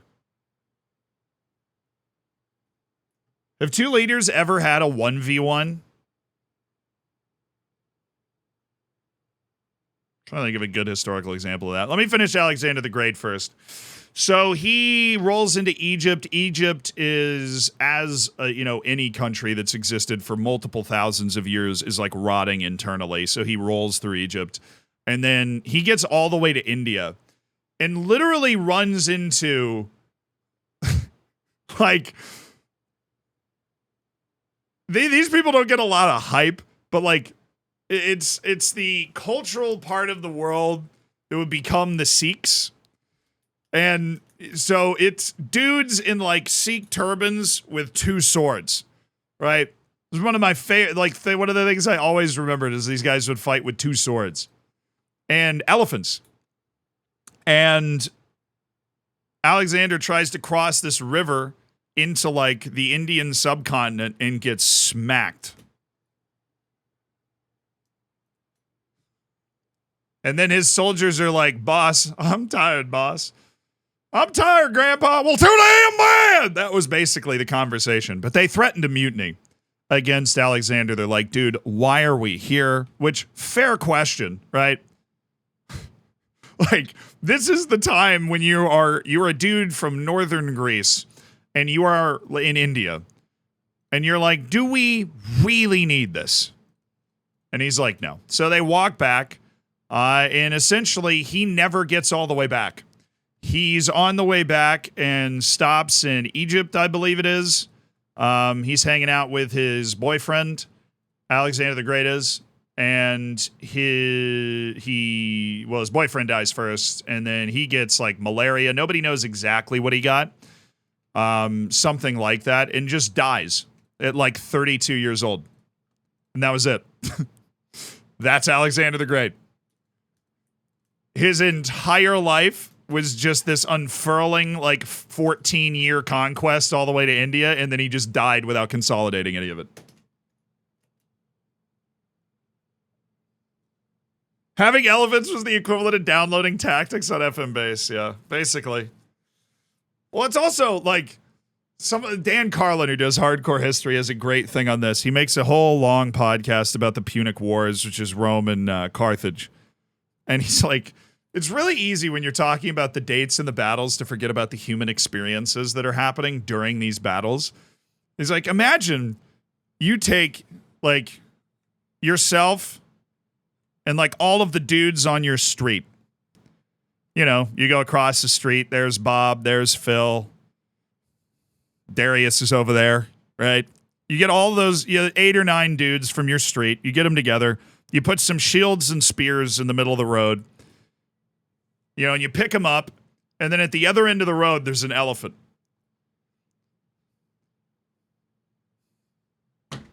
Have fun. Like, what does that feel like? That's what he digs at, which I think is really interesting. Like, just the human experience of having to fight an elephant as a human being. It's friggin' insane. That's what these guys were doing. Like, you're from Greece, right? You've never been more than 10 miles from home. You go on a 13-year adventure, right? Think about this. You get married, you have a kid, right? Assuming just, you know, they were wild and free love back then, but is you know, a heteronormative assumption, I know. But you get married, you have a kid, and then you go on a trip, you come back, you go all the way to India with Alexander the Great, you go back home, he's 14. They're 14, right? But yeah, the whole elephant thing's always crazy. Like, you put a dude on top of the elephant, and he's driving the elephant forward towards you, and you and all your friends from your block are sitting there with spears trying to stop that elephant. It's just weird to think about. That's what these guys were trying to do. And then you're just a dude from Greece that's, you know, you don't have, you can't Google what an elephant looks like. This might be the first time you're seeing an elephant. And then Alexander's like, it's all right. Go stop that thing. Doesn't sound fun.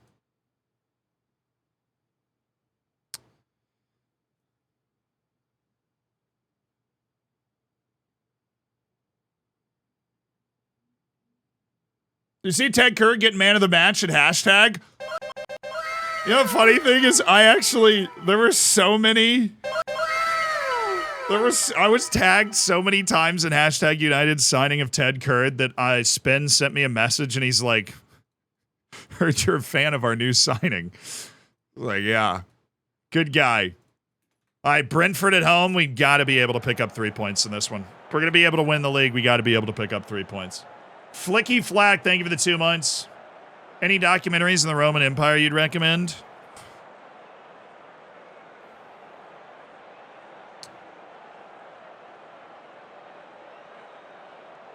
If you want to know what the Roman world was like to live in, watch Gladiator. Like the movie with Russell Crowe. I know that sounds crazy, but they do a very good job of showing you what the Roman world looked and felt like for like an average person. Not an average person, but just for a person that's not like, I'm the emperor. Hannibal isn't fun. Hannibal's awesome. You want to talk about somebody who was actually a genius? Hannibal was actually a genius. I haven't watched the Spartacus series. There's like a Netflix series about Rome, which does a pretty good job of teaching you about a couple of important characters in Roman history. The hardcore history episodes on the Punic Wars are fantastic, and they also have one called The Downfall of the Republic that's 5 parts. It's probably over 10 hours. Super good. Rome from See, I haven't seen Rome on HBO. I haven't seen it. So it very well could be like the best thing ever. I just haven't seen it. Not the answer I expected. Yeah, Gladiator really, like, the guy that made it was really emphasized historical accuracy. It's like there are a few things that annoy historians in Gladiator, but compared to most movies like that, they do a tremendous job. And I think what a lot of people don't think about when they think about Rome, and I'm not like Adler, my brother, is a huge Rome guy. I'm not like a huge Rome guy. I think they probably get talked about too much. But what was amazing is how modern that society feels and how long ago it was. Because if you're watching like Gladiator and you're like the way that the world was connected over long distances, the Mediterranean was like a lake. It's really wild. It feels super modern. They had air conditioning. If you were wealthy enough, you had air conditioning, they had running water, they had sewage. They had a 1 million person city over 2,000 years ago. Like the logistics required to do that. They had a navy with 150,000 people that they could put in the water. That's like British Navy level. Oh, let's go, baby!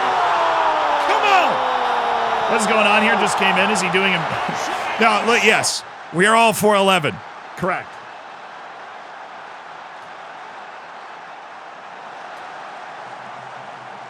Yes, we're all 411 ghouls.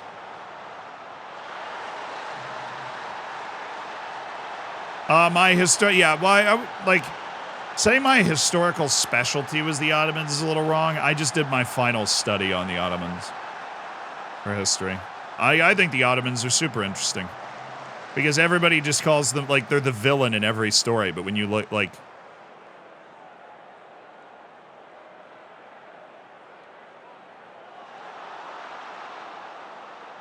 oh, Ocelot, thank you for the $5 donation, my dude.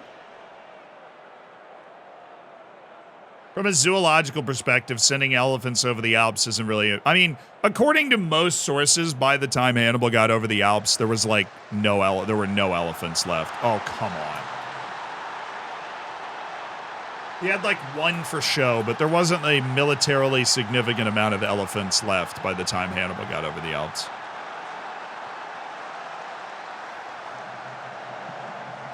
He's so short. He's so short! Oh, we had to kick this up to attack, don't we? Come on, boys. We can't be dropping points here. If we're going to win the league, we can't be dropping points here. Keep going. I'm not going to yell at him. I'm not going to be too nice. Do I like the Discoveries era? I think the Discoveries era is hilarious. Because the Discoveries era was where these different regions came into constant contact for the first time. And the huge... Oh, there we go. That's what we needed. The huge disparity in culture and technology was exposed. It's really... That gets interesting. Like, the first time the Ottomans fought against Western European ships with their navy, and it would be like 100 ships for the Ottomans and one Venetian galleon.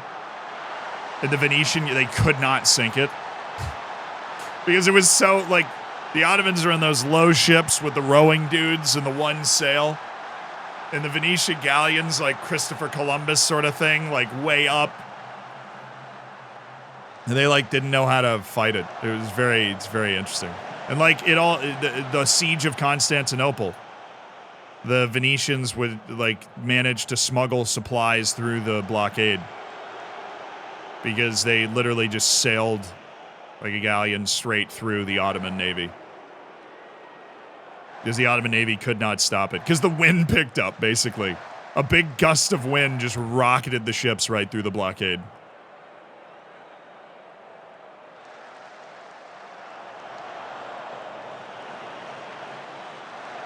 Those dudes were nuts, though.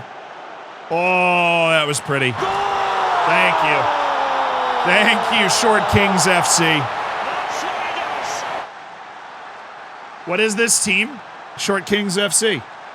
It is a team consisting of Europe's best 11 outside the Premier League that is exclusively 4-11, and we're trying to win the Premier League. Being short has its disadvantages, but we are proving that it is no obstacle. We're not really, but we're like 5th in the league right now. We need to win. Oh, no.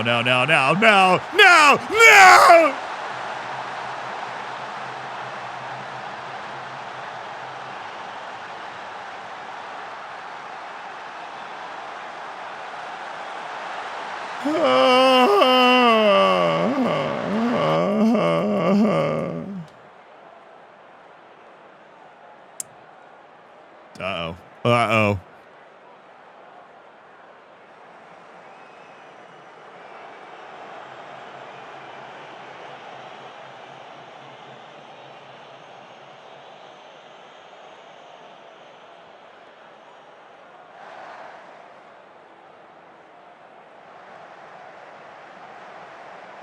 Oh, yo. Do we have any set-piece goals are conceded? We're definitely going to look at that at, like, the end of the year. It'll be a lot. Park the minivan.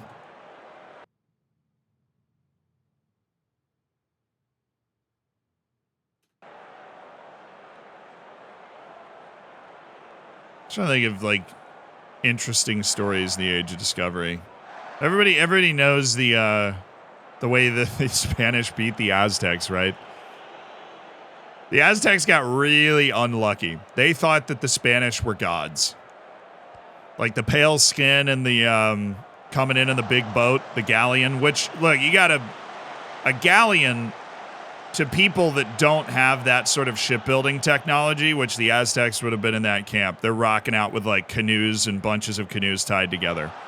So, you know, their shipbuilding technology had not caught up to their astrological technology. So when the Spanish showed up, those galleons and like the pale skin and the glimmering, you know, it was the armor, but like their shining skin or whatever. They thought they were gods. So the emperor like invites them into the palace. And then while this is also like a really mean thing to do, I have to respect the audacity of Cortez, because you have to realize how dangerous this whole thing was, right? You're visiting with this group of people that you barely understand. You can't really talk to them. And he goes, you know what? And you're in a city of like 100,000 people, right? Like the Aztecs were a full-blown civilization. Ton of people, right? This is a city that, for all intents and purposes, you'd walk into in Skyrim and be like, oh yeah, that looks like a city. And they walk into that, they get invited into the palace, and it's like, I can't, it's less than 100 dudes. They might even be 20. I can't remember how many Spanish dudes it was. And they take the Aztec emperor captive in his own palace. That is crazy.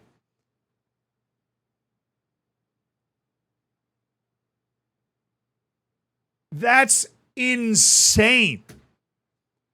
You got to think about, like, you're in the Aztec Empire. They sacrifice their own people in horrific ways. Like, what sort of horrific treatment are you gambling on being able to pull this off? And they definitely got showed that because the Spaniards describe, like, they went to the temple where all the people were sacrificed and the caked on the wall. Like, you know, they knew that was going down. And then he took him captive. I'm like, dude, the guts.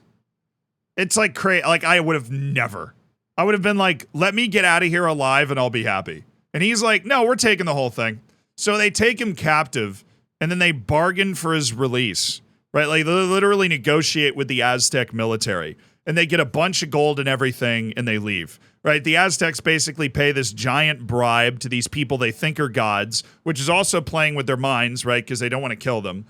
And so there's a little fighting, right? They show off their gunpowder, which is another thing where they're like, whoa, these guys have some serious, you know, hammer time. When in reality, if they just like stormed it, you know, the Aztecs had an army that was in the 5 figures. They could, like, this was a no contest. It's like less than 100 Spanish dudes, half of them malnourished, right? Because they had to get over there. And then they trade, you know, they trade the goods, and they're the path of least resistance. They're like, here's the gold, get on your frickin' ships, leave us alone. So they do that swap. Cortez leaves, and when they come back a few years later, the entire Aztec Empire has been absolutely obliterated by, like, plague. The greatest weapon the Europeans had in that situation was disease, which, very unfortunately for the world in a lot of cases, the Europeans, because they didn't know what germs were, which isn't their fault, made a pretty, like, an assumption that I feel like most of us would have made in that situation, which was, God is on our side! Huzzah! You know, because how else do you explain 90% of the population of the Aztec Empire dying in like 5 years if you don't understand how germs work? I've been getting into FM, and your channel's a good starting point. Element, thank you. Welcome to the stream, dude. I should play Target Man in 2 wide Target Man. That would be, yeah, that would go super well. I can't believe I'm not doing that. Hi, Bournemouth, how are you? No, Joshua Kimmy, say it ain't so, lad. Oh, we are going to finally get rid of Pipsqueak Pickford, though. Europe had their own plague before that? No. European Honestly, European diseases just went a lot harder. European diseases just went a lot harder and were more numerous. And when they were transported to the Aztec Empire, they stood no chance. They stood no chance. There was no way that cross-cultural interaction was going to happen without the Aztecs getting absolutely decimated. And the real shame of that is that Cortez, the first time, is the only expedition or person or, small group of people that had the gift of writing that ever saw what the Aztec Empire actually looked like. Because the Aztecs, as well as the entire Western Hemisphere, did not grace us with the gift of writing.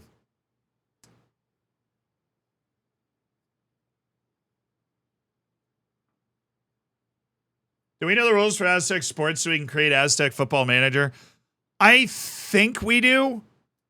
I've definitely read how it worked. It's like soccer basketball, basically. Football basketball. Cool sport. There's like a hoop in the middle, and it kind of looks like volleyball. You've got like a team on each side. Oh, they killed the winning team. You got it all wrong. The Aztecs killed the winning team. They had basically like a World Cup of all the different regions in the Aztec Empire, and the winning team got sacrificed to the gods. So good luck, everybody. Go out there and win today. Be great today. Nothing, the Aztecs had things a little backwards in a few things. I mean, we talked about this earlier. The Aztecs just had different cultural priorities, very different from what we have now, so they looked absolutely insane. But to them, they obviously made complete sense. So why not?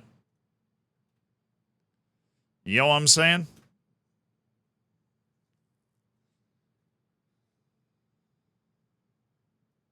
Yeah, why would you want to... Come on, guys. You want to sacrifice the losers to the gods? Why would you want to do that? They're the losers.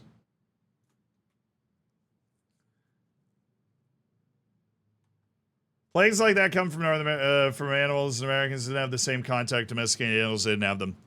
Yeah, I'm honestly... we're going from history into like the biology of it. I don't exactly understand why Europe had nastier diseases than the Western Hemisphere, but it did.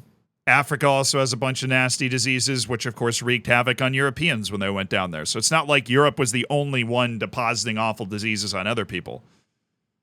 Africa is one of Africa's greatest defenses for centuries was the fact that nobody can walk around there without dying a horrific death if you don't live there.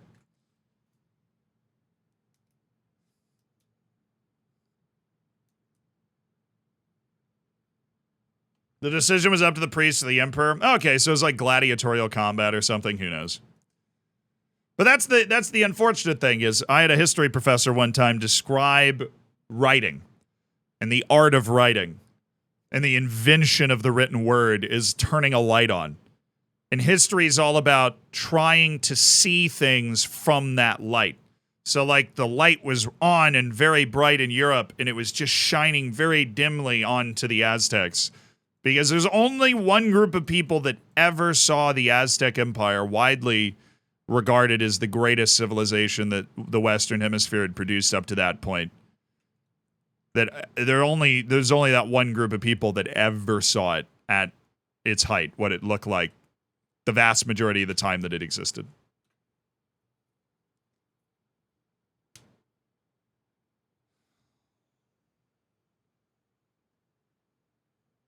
I like my manager games with a bit of sacrifice. You're just going to keep things spicy, Got to keep things spicy out there.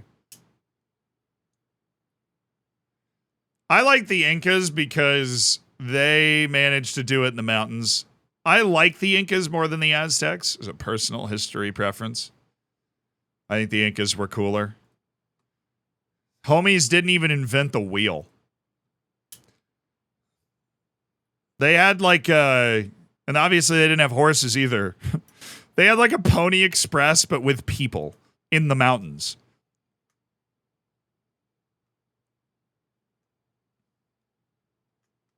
New rule, win a tournament, release your best players on a free. That's basically what they were doing. Hey, you know, the good thing about that that system, though, is that you totally don't have to worry about a team having perpetual dominance, right? Because they win, and then they're gone, you know? All right, carry forward from our last performance, and we will do well. Let's do it.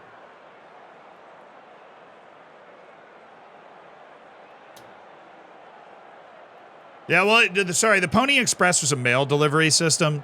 It's not like to transport people. So basically the way the Incas ran the empire is you've got your capital city, and then you have a network of like the postal service. Except the postal service in the Incan Empire was like huts along stone highways and dirt paths through the ridiculously severe Andes Mountains. And between the different huts, there would be a guy whose entire job was to like run 5 miles from one hut to the other one. And then he would run back like every day, carrying the messages in the mail and whatever. But except there was no mail because of written languages, so they were all messages in the head and physical item deliveries. That's what I'm talking about when I'm talking about mail.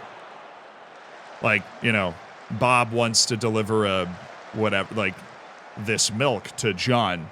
Well, then this guy, like, and so you can build that. That's how the U.S. did it with the Pony Express before, like, the telegraph, was there were basically buildings along the road. Every, you know, Pony Express was probably like 50 miles. And your job would be to ride 50 miles to that point and ride 50 miles back from that point to the point that you started at. And that's the point that you live at. And that's, like, that's ancient, not ancient, but, like, that's postal work. And the Incan Empire did that with just dudes. So these guys must have been in stupid shape.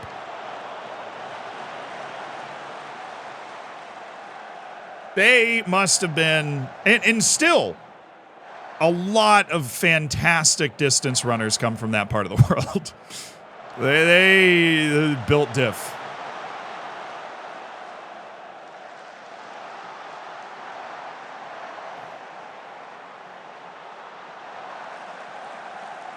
Ref. Oh, yeah, we got it. Now that you're running, you're training for a marathon, do you tell the story about its origin? Does anybody not know the origin story of the marathon? Kind of funny.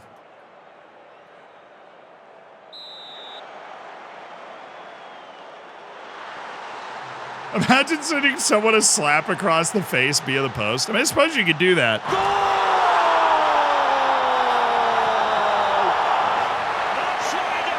Yeah, but those Incan dudes, that was the snail mail. And apparently, like, because those guys, you know, it wasn't one person traveling the whole distance, the message could travel really fast.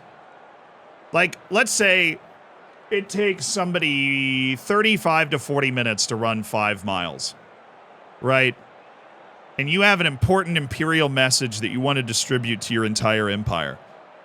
You make that decree, and that message is going to travel like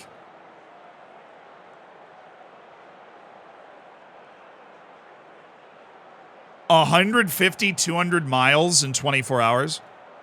Somewhere in that range. That's really fast. Some of those Andean 16-year-old distance runners end up in the Team Zealand subscribe. So yeah, they end up on my teams. The Mongols also had a Pony Express. That was the way to get it done. You got to think about it. You got hundreds of years to figure out how to communicate from point A to point B. People got pretty good at it, setting up those systems.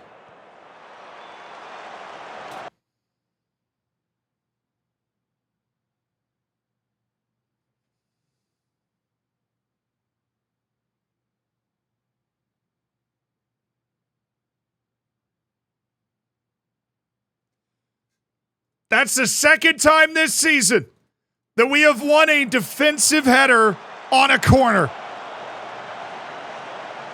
Uh-oh. Oh, he's off. He was always off. He was always off. He was always off. Never in doubt. Not worried for a second.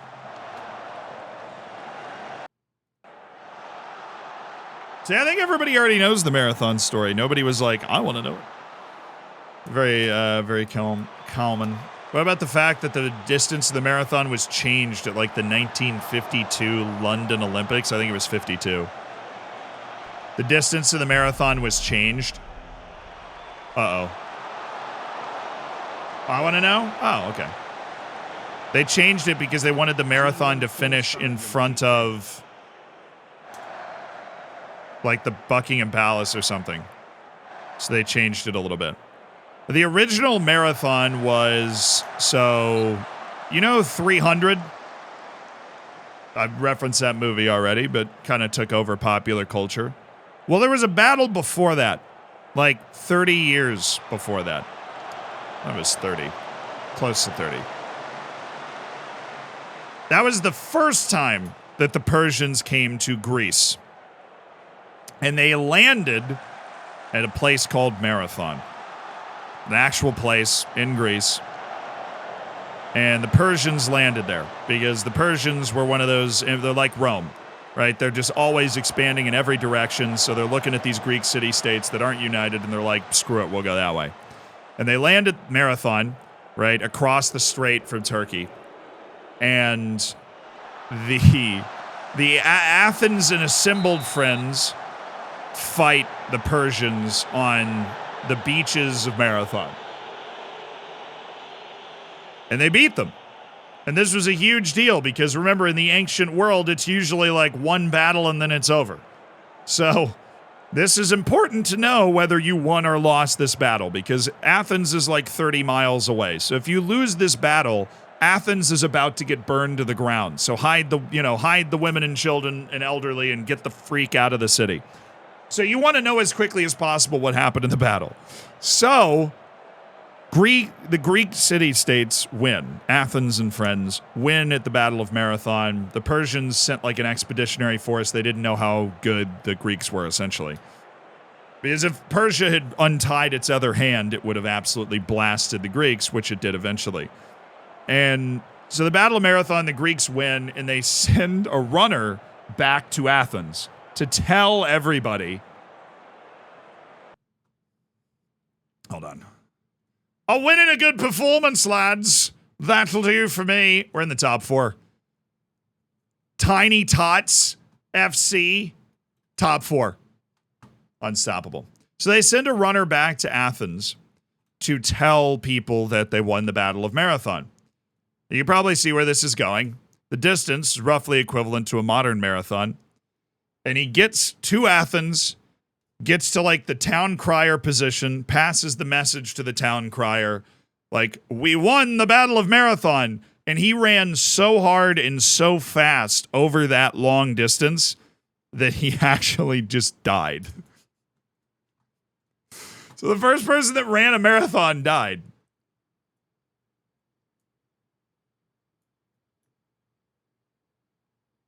Any more space streams soon? Maybe. We're doing like... We might next Monday. I mean, we're going to be doing the San Marino thing next Monday, but I imagine we'll just be messing around doing other stuff while the San Marino save is simulating. I think you ran it twice or 3 times before dying.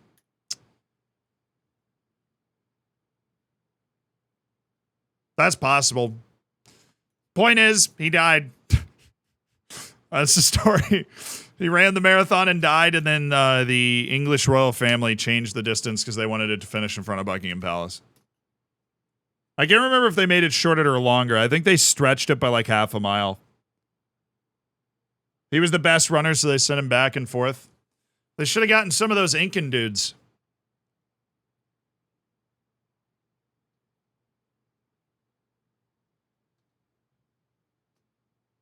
And so that will be the race that I'm running. I'm doing the marathon training. Yeehaw. But I'm certainly not going to do it multiple times.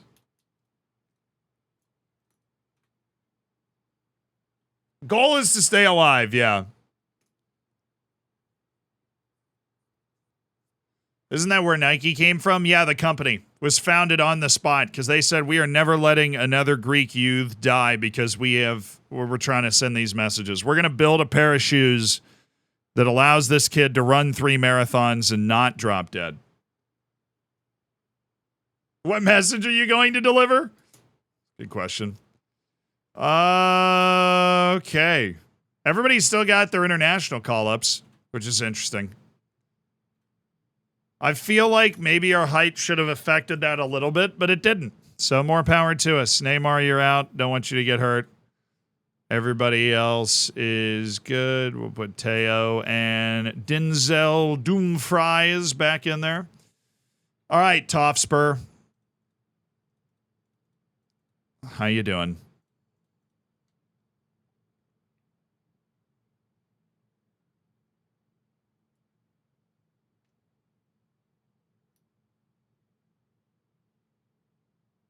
There's a walk where I live that is run annually. It's 40 miles and raises thousands of pounds charity a year. I've finished it 5 times and can't walk after each occasion, but don't regret it at all.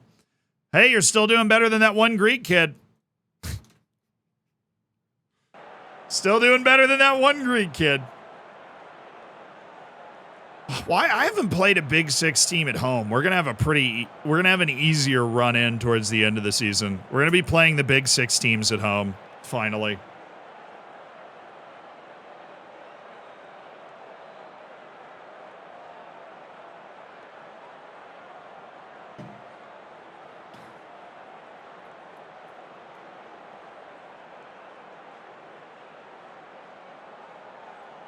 If it's any consolation, even if that Greek kid had lived, he'd be dead by now anyways. Really? Oh, no. Oh, no. The horror.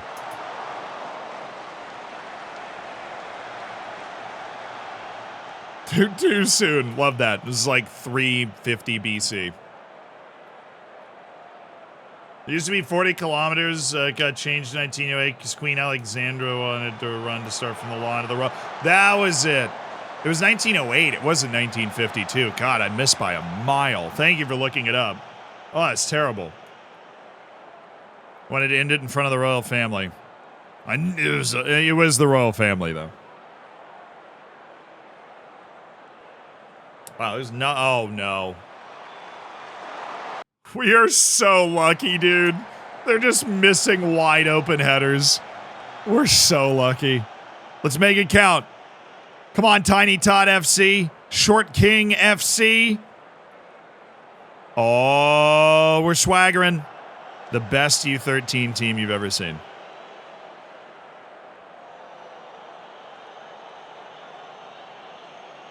What's the save fair? No, look, it's not legit. What we did is we found a team outside of the top 6 in England. We put the best 11 of, not from the Premier League. The best 11 that we could assemble. And then, some substitutes as well. And we made them all 4'11", with the shortest possible jumping reach and aerial reach on goalkeepers. He's off.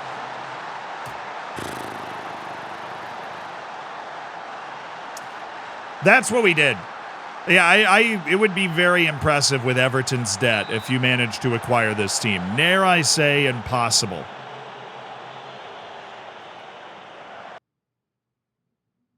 My 11-year-old is 5'6". I said U13, but granted, that 13-year-old that signed a professional contract in the United States is literally 5'11". And he's 13, so maybe we have to go below that. We're talking professional athlete height. That 13-year-old that signed a pro deal in the USL he's already 5'11".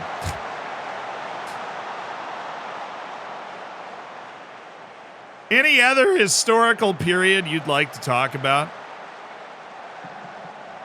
That your history teacher sucked at explaining, so now you get to ask a random Twitch streamer? I'm enjoying it. I'm enjoying the fact that we're winning these games, too. So let's keep that going. Oh, we're going to score! No, we're not. But we are going to win the ball.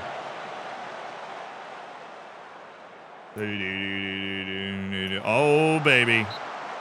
So we got Vikings in the antebellum United States.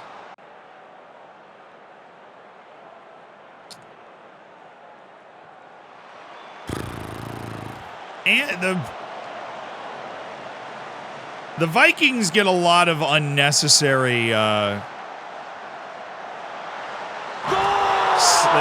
They get a lot of slack. That's a big goal. Let's take it back now. The Vikings get a lot of slack that they shouldn't. First of all, the Vikings bathed all the time. Like, you got to look at the Viking age from the Viking perspective.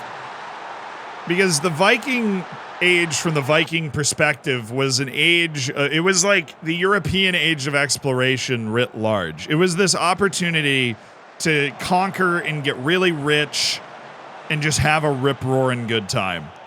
Right? But they ran into the same problem that the Europeans ran into in the age of exploration, is that eventually all these other people figure out how to fight back.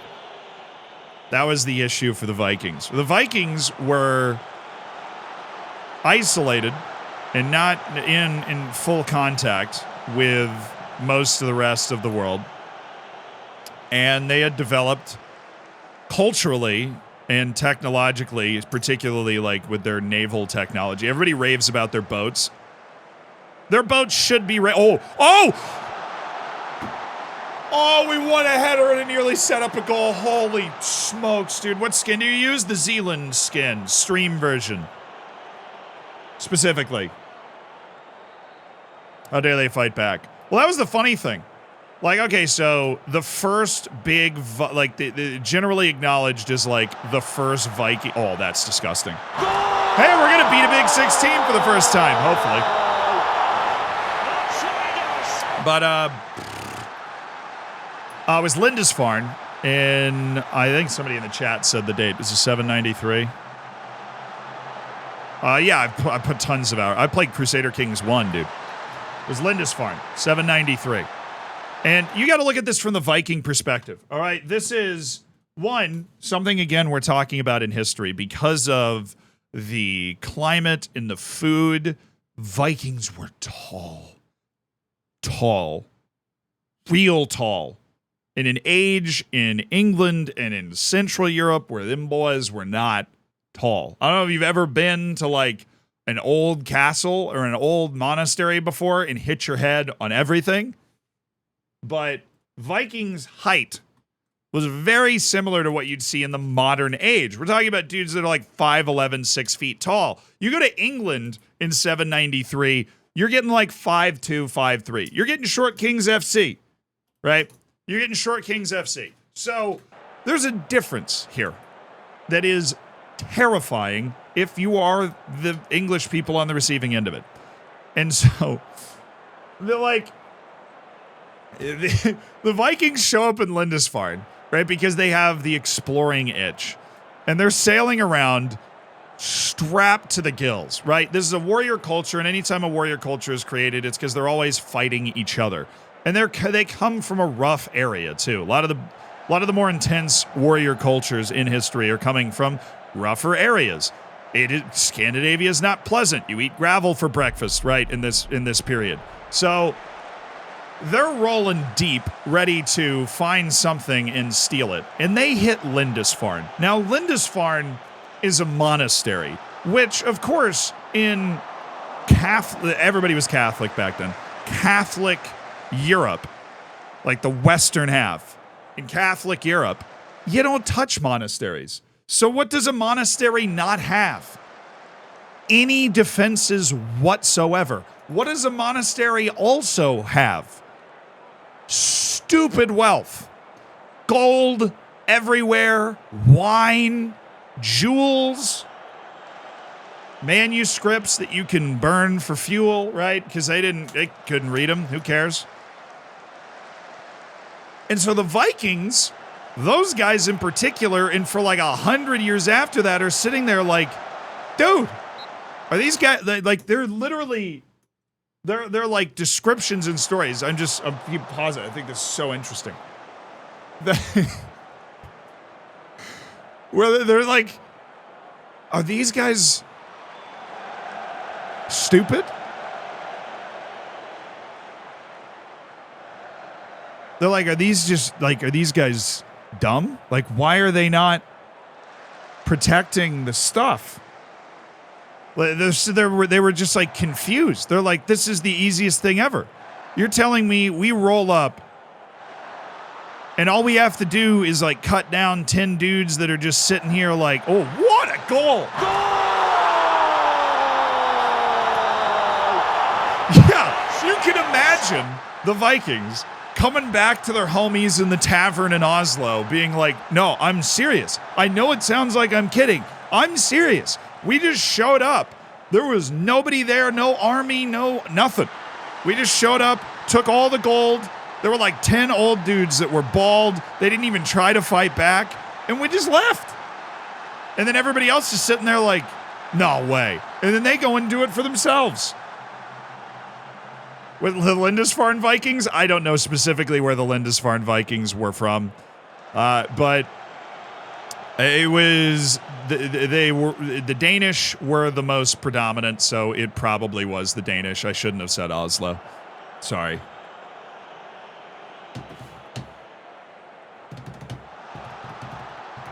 No one has hair there at all. Yeah, well, they all had the shaved head hair. Well, then, of course, the Vikings, what ended up happening in the Viking Age, and then talking specifically about their interaction with England, because what you need to understand is the Vikings went everywhere. They were in Canada.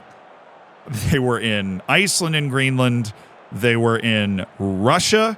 They were in the Ottoman Empire, like Constantinople.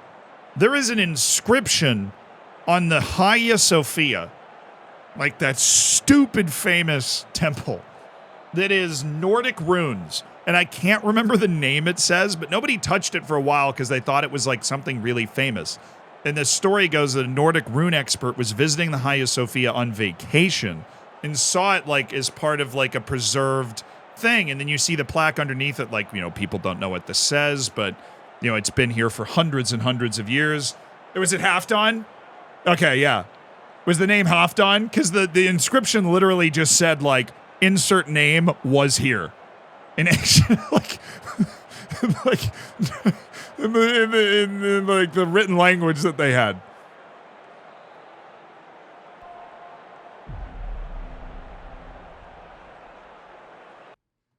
I think it was Halfdan. Halfdan sounds right.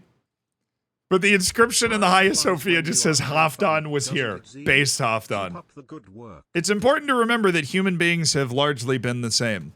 Like, everybody was working with, you know, for the last 40,000 years, the species that we are has remained basically the same, evolutionarily. That's the blink of an eye in evolutionary time. So, especially with, like, the population turnover that we have. So these Vikings, all the people that we're talking about in this story are like, you know, they're working with the same brain you and I are. So Halfdan he got a little drunk and felt like chiseling something into the Hagia Sophia. You know, who's going to stop Halfdan? He's a big, scary Viking. So he chiseled that in there. Everybody thought it was important, and then it just said Halfdan was here, which is just awesome.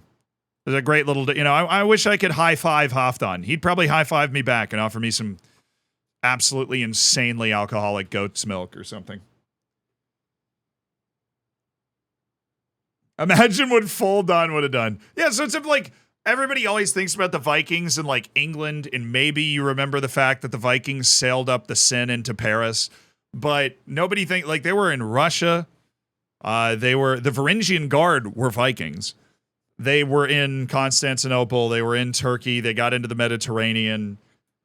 But the thing is, those were different bands of Vikings, right? Like, Vikings from this area would like to raid here because their homies had already raided over there and they already knew what it was like over there, so they would go back to Russia, right? Anywhere there was a river they could sail up because their boats were huge and worthy of being in the open sea, but their draft was like that. I mean, you could take a Viking boat almost through the Everglades, right? Like, it was an amazing ship. Those long ships that they had were crazy. Can you sign some poll? Unfortunately, this is like an experiment save where we're just trying to win the league with a really talented, incredibly short team. So we're not like signing anybody right now.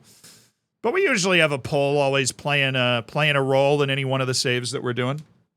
Yeah, I know that. I said they got to Canada. They got to Newfoundland. They spent like 2 years there and then pulled out. They got in a couple of fights and they were like, all right. One of the explorers died there. I think it was somebody related to Leif Erikson. One of the explorers got arrowed to the dome. Not to the dome. He got shot in like the chest and then said something and then died. But yeah, the Vikings and the Native Americans in Canada did not get along super well. Which, like, I don't know if you could find much more different cultures. But yeah, I always thought the Vikings were interesting because the Vikings to me are similar in the Ottomans. I'm interested in the Vikings for the same reason I'm interested in the Ottomans, and that their story is always told from the perspective against them. Right, but if you're a Viking, Lindisfarne was like, the whole Viking Age was just opportunism. And then basically the reason the Viking Age ended was because the Vikings were going to all these places and they were like, whoa, all of these places are better places to live.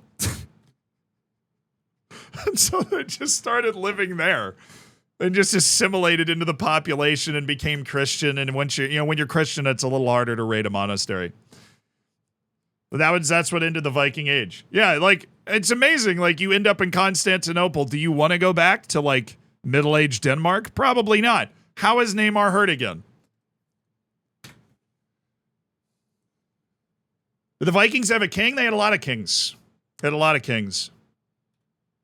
If you want to enjoy this period of history and really experience it, the show The Last Kingdom is a tremendous expose. It's from the Anglo-Saxon or the Saxon Chronicles. I think it's a book series.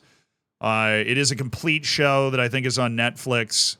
It is not entirely historically accurate, but the events that are... It is historical fiction within a historically accurate world, if that makes sense. So the events that are happening and a lot of the characters, King Alfred, etc., are in the show.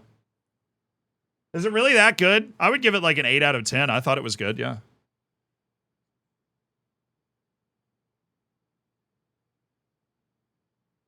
You can read the books, too.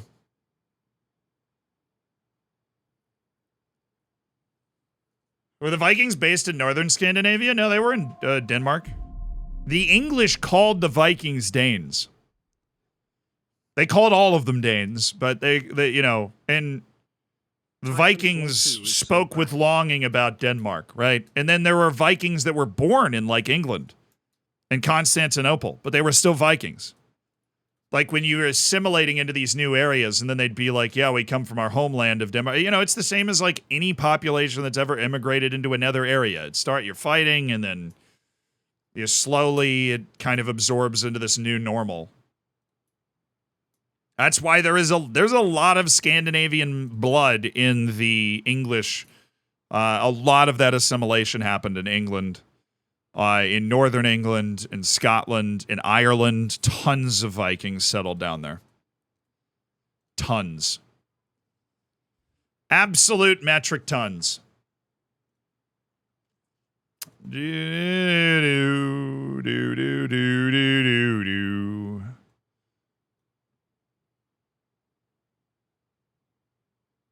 Do I like, The Last Kingdom's not going to be the best show you've ever watched, but it's fun to watch a show that goes through history accurately, like the battles and the people and who wins what is accurate. And that's cool. Like, if you want to meet Viking kings, there are Viking kings in The Last Kingdom. But yeah, there were a lot of Viking kings. It can be hard to keep track of. They worked in different ways, though. Like, for example, the Catholic states in England had to fight off what were called, like, the pagan hordes, right? They were these armies that would be put together by, like, a Viking king would rise. But it wasn't. Lineage mattered, but it didn't matter as much. It was like, if you won a battle and you had great conquests, then more Vikings would fight for you. It was like a snowball, right? And some of the Vikings would snowball super hard and then be able to threaten, like, massive kingdoms in England. They'd just roll in again.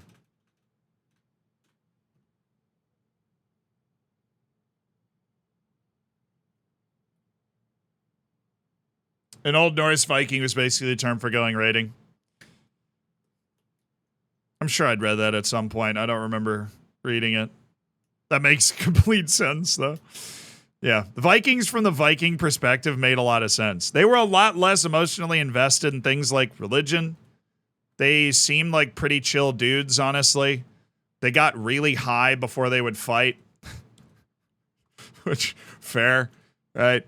They had like mushrooms and stuff. They would be like hallucinating. That's why they were so scary sometimes. You had no idea what they were going to do. They bathed all the time. They were a much more open and accepting society than the contemporary Europeans around them.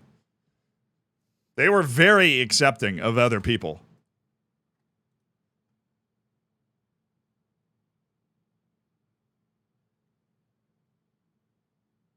Feels unfair we can't have 12-inch players. Why can't I have a negative 20 jumping reach? That's what the people want to see. My negative 20 jumping reach. Is this match day or is this like the day after? Oh, Calvert-Lewin's on his way back. That's awesome. Women can even divorce their husbands. Yeah. That was definitely a thing. Like the Viking society was, there are far worse places to have been back then. They were pretty good, all things considered. They get a bad rap for being like bloodthirsty maniacs. How does a Viking find mushrooms? I mean, you just eat stuff, and then eventually you eat something, and you're like, hey, do you see that dinosaur? Right? Like, that's how you discover things that get you high, like in the old world.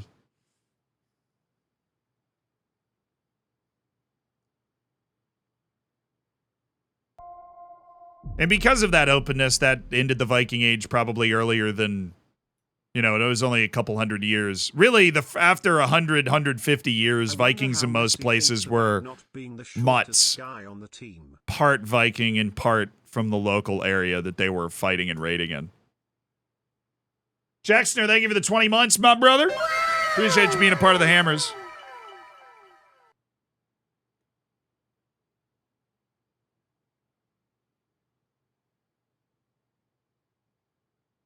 Cheese eating. I knew somebody was going to say that. Obviously, they wouldn't have been like, yeah. They would have been laying there like, why are there 3 of my hand?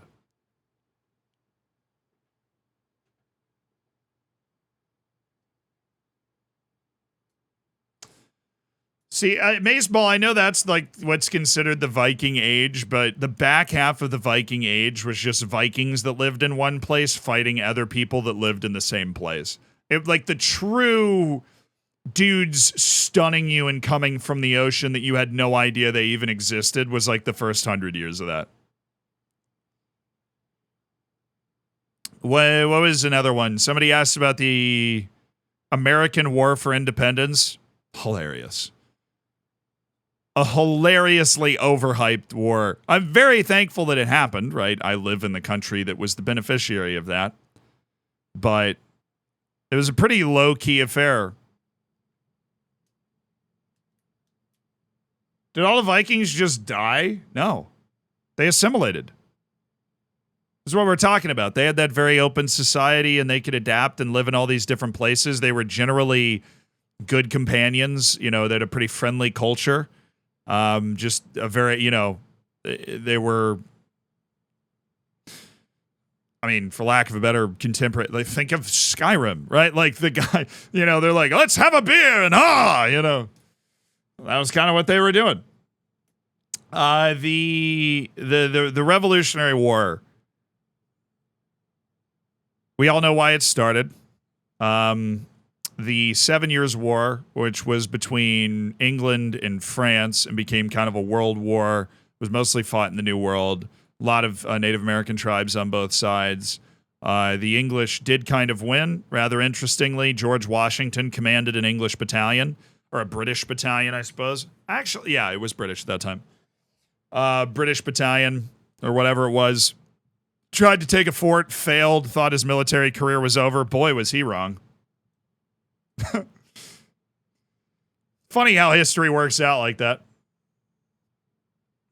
But he did fight for the British, yeah. Basically everybody that was a general for the Revolutionary War on the U.S. side fought for the British in the 7 Years' War in some capacity. And so the 7 Years' War was really expensive for the British. And so the British looked at the American colonies, which were really becoming metropolitan. And what is the issue when a new metropolitan area springs up near an old one? Well, they want all of the nice stuff. They want to have all of the things that the other metropolitan communities had, right? You have to imagine the dynamic, right? If you're from London, you're looking down the end of your nose at somebody who's from Boston.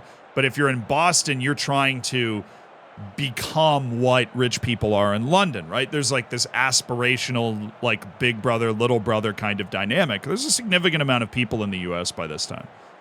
And so the British look at the colonies and they said, well, and this is not an unreasonable assumption here. They look at the colonies and go, well, we fought this war kind of to protect you. I mean, may have started the war, but kind of to protect you. This war was on your continent mostly. So we're going to raise your taxes so that you pay for it. And that is when the 13 colonies decided to make "Don't Tread on Me" their personality trait. Something that the United States still hangs on to in aces and spades. That there's one thing that Americans writ large do not like. It's being told what to do. And so when the British, and these people were also British in the colonies, told the colonials to pay higher taxes, they got a little upset. And it wasn't a tiny percentage. I mean, they were like again, people that lived in the colonies weren't as wealthy, right? And people in the colonies are in touch with people in England, and they know that they're having to pay higher taxes than the people in England to pay for the war.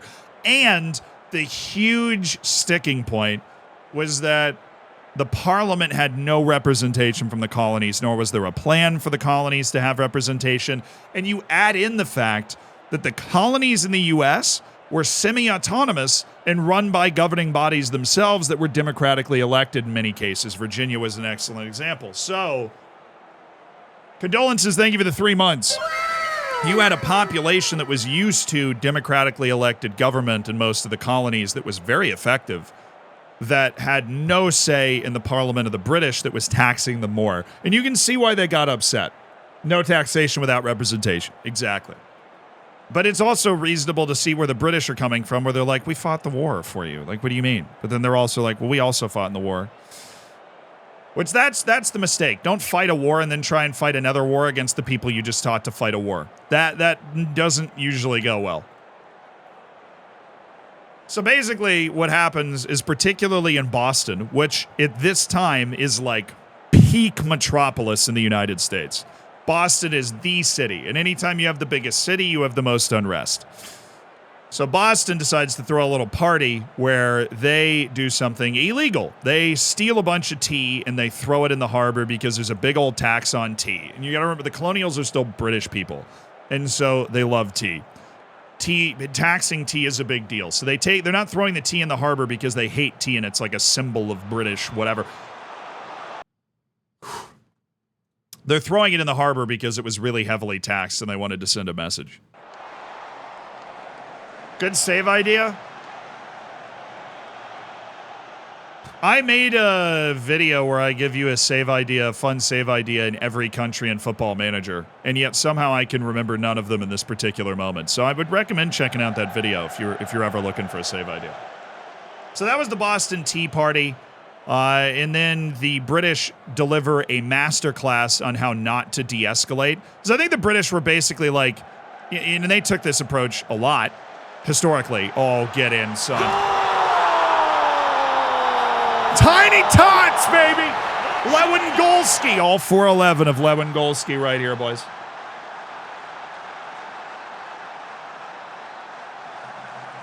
Do-do-do-do-do-do.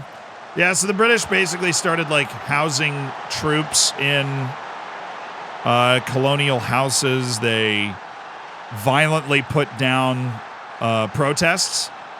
which was a pretty monarchy thing to do, but in the colonies, which one, felt very far away from actual Britain, and two, were used to a more democratic approach to things because that's what they had in the New World. That's how you end up with the, you know...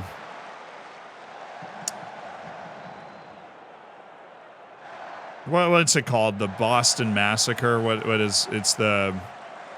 Oh, God. I've just been talking history for too long. This is like one of the most famous events in American history. It's when they fired on a protest and killed like 13 people. No, not the Tea Party. Boston Massacre. Okay. Yeah, the Boston Massacre happens, and once you start shedding blood like that, then it's, you know, it's showtime. And so so what's important to remember about the Revolutionary War is that there was no consensus whatsoever that it was going to be one country. It was like 13 countries working together. And each country, that was gorgeous. Cook, baby!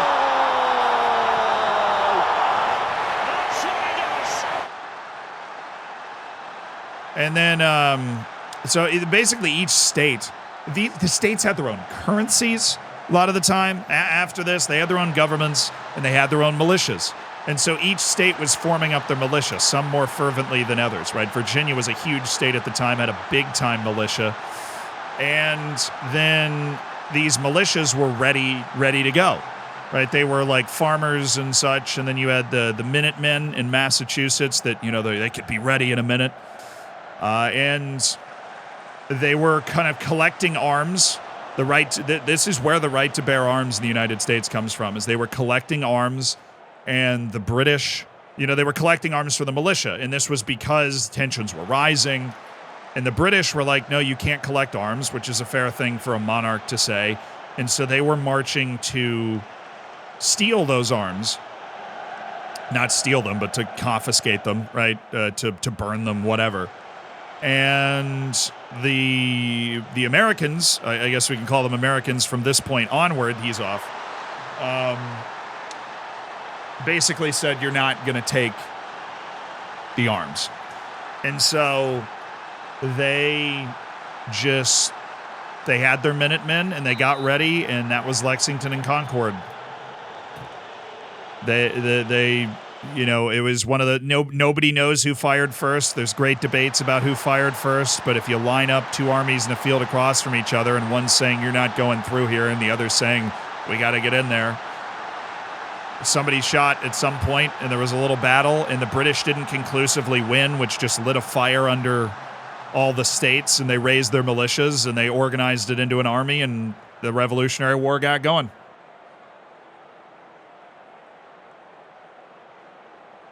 Are there any good video games about this time? No. And I wish there... Actually, sorry. There's a tremendous Assassin's Creed game in that period. We might win the league with Short Kings FC here.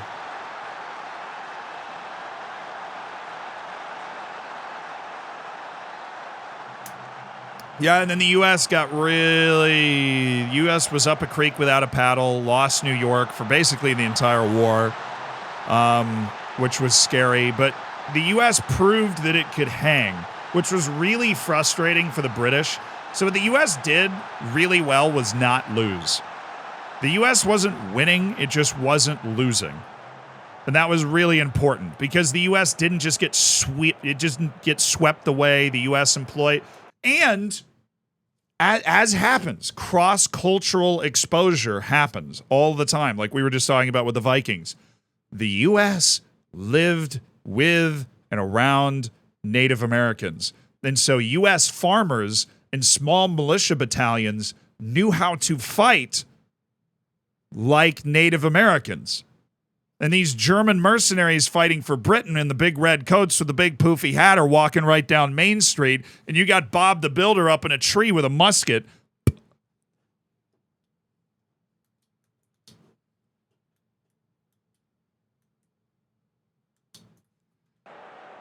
Yeah, like, and so it was really annoying. The British supply lines were stretched. They were being hassled and harried. It was like, wow, that was Brilliant goalkeeping there by Bernd Leno. The U.S. fought super dirty. The U.S. had to fight dirty. Like somebody said, talk about the Vietnam War. This was like Britain's Vietnam War. They couldn't win because they just couldn't find a knockout punch anywhere because there was no knockout punch. Yeah. There was no knockout punch for them to throw. Now, the U.S. almost lost the winter of 1775 when it was a very cold, wow, it is 5-0.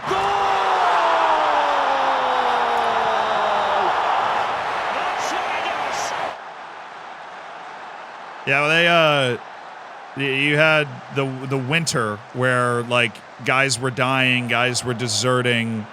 Where did they camp? Valley Forge, thank you.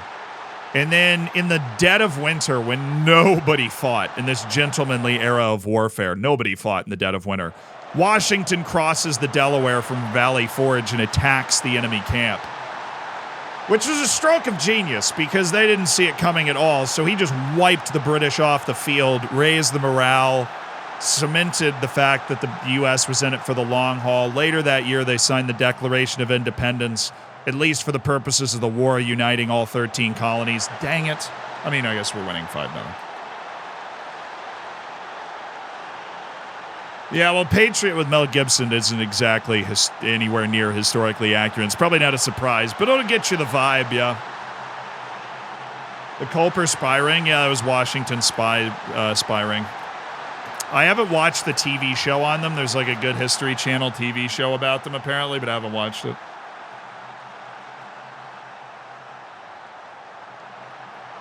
Good win, though. Good win for us. Yeah, so he crossed the Delaware from Valley Forge, which is probably the closest the U.S. came to losing because the main U.S. Army was falling apart logistically. And after they won that battle, then things started to turn around. They still, like, never took back New York. Even the British owned New York until they surrendered at the end of the war. The funny thing about that is the war ended like 5 years after that, when Cornwallis got cornered in Yorktown. He basically just got cornered. The French were there. The reason the U.S. won the Revolutionary War was because of the French. The U.S. didn't have a navy, and the French did, and the French set up a blockade, and then we're like, hey, the British are really kind of struggling with this. The U.S. just had to fight hard enough to convince the French that they weren't going to fold. And then once the French were convinced that they weren't going to fold through their intermediary, Marquis de Lafayette, who's like a really interesting historical figure, he actually became best friends with Thomas Jefferson. And there's a really touching story about how he visited Thomas Jefferson like 50 years later. And they had a night of 1,000 toasts where they drank like a couple bottles of wine each. Homies. Athmos, thank you for the 28 months. What was the big moment that won it? The French joining the war. But in a sense, the reason the French joined the war is because the U.S. had proved that it wasn't going to fold. That the U.S. wasn't going to lose easily. The U.S. had found its Americanness, which is the same spirit that like the Romans had and other civilizations that just have risen in the same way, which is this spirit of like, even if we lose, we don't give up. I don't know why, like something about it. And so the U.S. would lose battles and just not stop fighting. And once the French saw that, the French, in a purely opportunistic sense, had an opportunity to kick the English while they were down. Like, they could just kick the British while they were down. And so the French were like, screw it, we're sending the Navy. And the reason Cornwallis got stuck in Yorktown is because Yorktown is on the coast.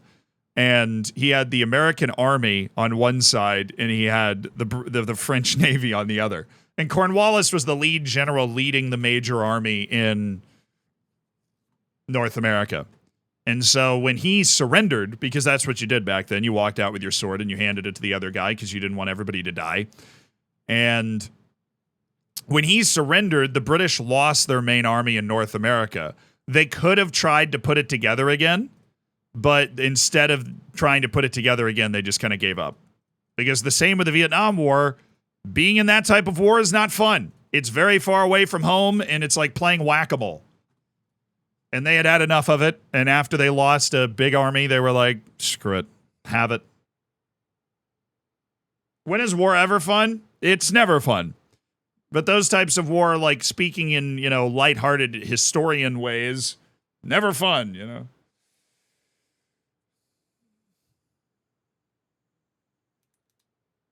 So the U.S. it became independent in somewhere between 82 and 83. And then the Constitution was written in 1791. And it was kind of like an intermediary period called the Articles of Confederation that carried it between that. You doing song requests? No, I just throw on a random playlist.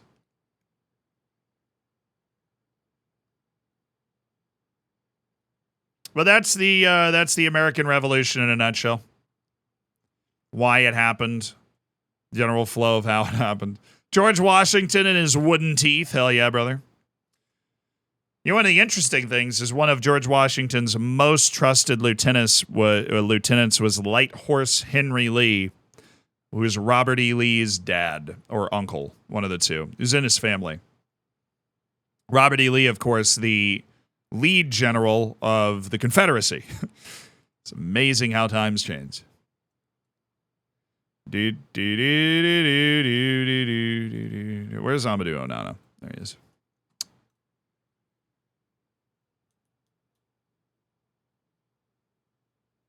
During the Civil War, people would have picnics while the fight was going on. That was just the first one.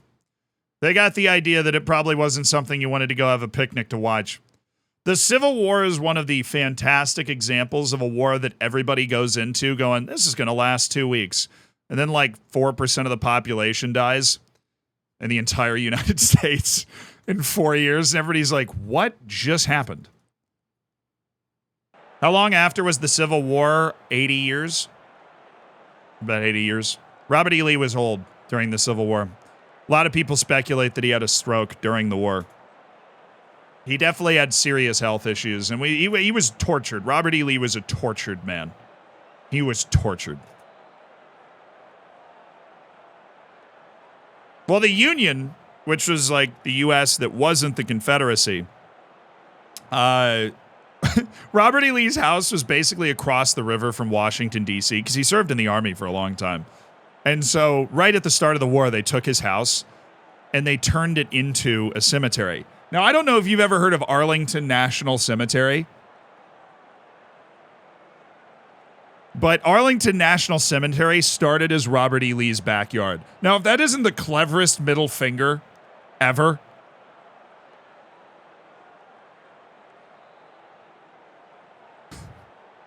because basically their logic was, you're the reason this war is lasting so long, so we're going to put all the people that die from it in your yard. And that's a pretty clever clapback, honestly. Whoever thought of that did a pretty good job with it. I guess we're dropping into the Civil War now. An important clarification, obviously, when we're talking historically about people like Robert E. Lee, they were defending something incredibly heinous. We can talk about the different reasons that they decided to do it, and morals of times being different, but the Confederacy losing was a fabulous thing for humanity. Slavery was like one of the worst things that has happened in human history. The way that it was, and that's not an over-exaggeration, the way that it was done racially after the beginning of the slave trade in the 1500s was just like one of the most abhorrent things, and the way it was justified biologically. But yeah, Arlington National Cemetery is Robert E. Lee's front yard and backyard and house. So, yeah. Some genius came up with that. Let's beat wolves, dude. Now, but the interesting thing is, people talk about slavery. There's actually two types, right? There's the slavery that you talk about in, like, ancient Rome, for example. That wasn't racially based. Which is, it's very interesting. It's different. It's the same, but it's also different. The reason the slavery of, like, antebellum South America and other states that practice that sort of thing through South America, obviously, every major power at the time was doing it. The reason that was particularly abhorrent was because of the racial degradation that was coupled with the already abhorrent act of slavery, right? Like, it was a double whammy of awfulness. But slavery in Rome was like, we take you in battle, but it was, there wasn't as much of a racial component to it at any time. It's just interesting.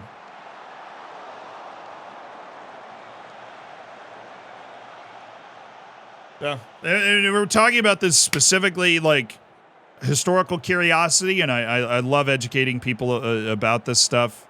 I'm very passionate about history, so I don't want to step into, like, modern stuff. But that like, historically speaking, that was always different. There is a difference there.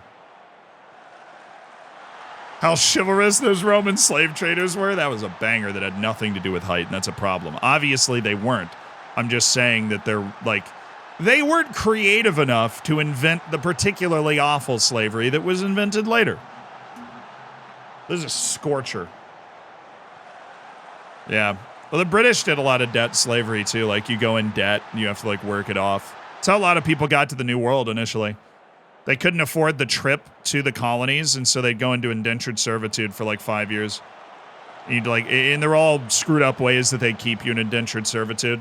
All that stuff's been going on forever.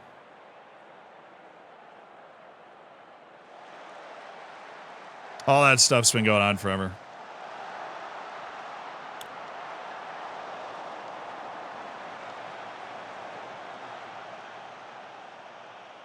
Yeah, that's how so many people ended up in Australia. Exactly.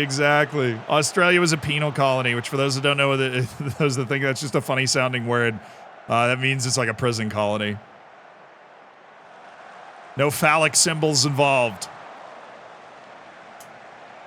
I'm dead serious. It's called a penal colony. Penal.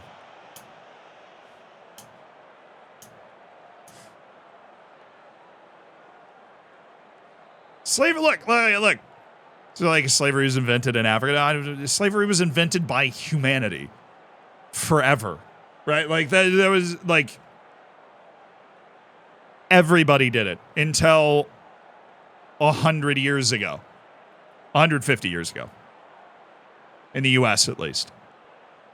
But it is a very, like, if the world's oldest profession is the world's oldest profession, slave traders probably 2 or 3.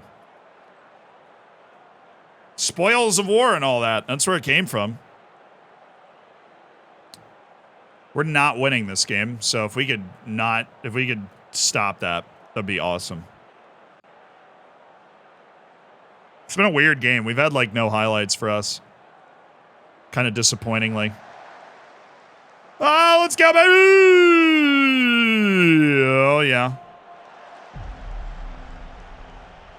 Caffeine, thank you for the 27 months.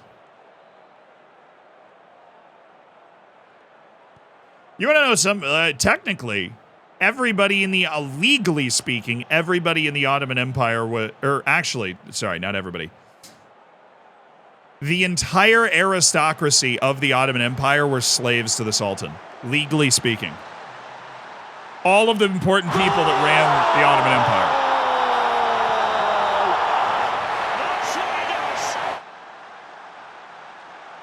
But I mean, be very clear, guys. We're not talking about anything modern. That branches into politics and debating about different things that can alienate people. And I'm not Hassan. It's not something I want to do on Twitch. So try not really bite your tongue and try not to talk about anything modern. They just weren't treated like one. I mean, yeah. But I just meant legally, the way the Ottoman Empire was set up, the entire aristocracy were, like the Janissaries and all that, they were all slaves to the Sultan. Legally. Which had repercussions at times. But most of the time they didn't. Oh, let's bring in Griezmann. I have faith in you, brother. Let's go get a dub. Come on now, saddle up.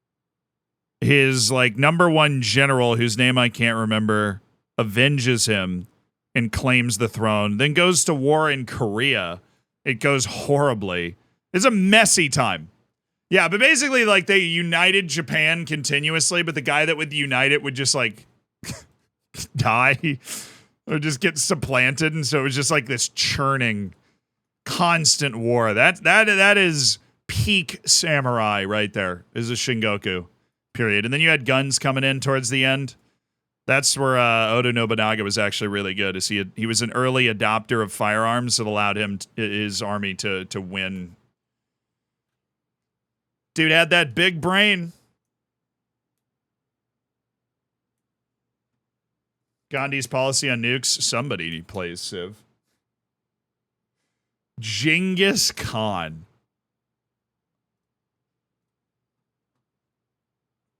Now that dude was not like Alexander the Great. Genghis Khan was started from the bottom, now we here kind of dude in history. Probably maybe the greatest historical example of starting with virtually nothing and ending up being so important that when you die, you are buried in a special grave that is hidden from everybody, that is then trampled by horses, and all of the people that built the grave are killed and put in the grave, and then all of the people that killed the people that built the grave are then killed. So nobody can ever find it. Legend has it they diverted a river over the top of his tomb, so it was impossible to find. So how do you go from nobody to being that important? Crazy story.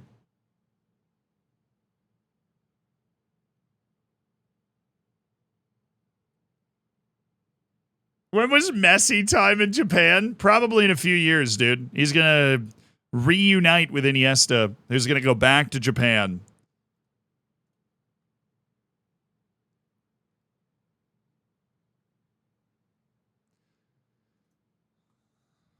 One of the coldest stories ever.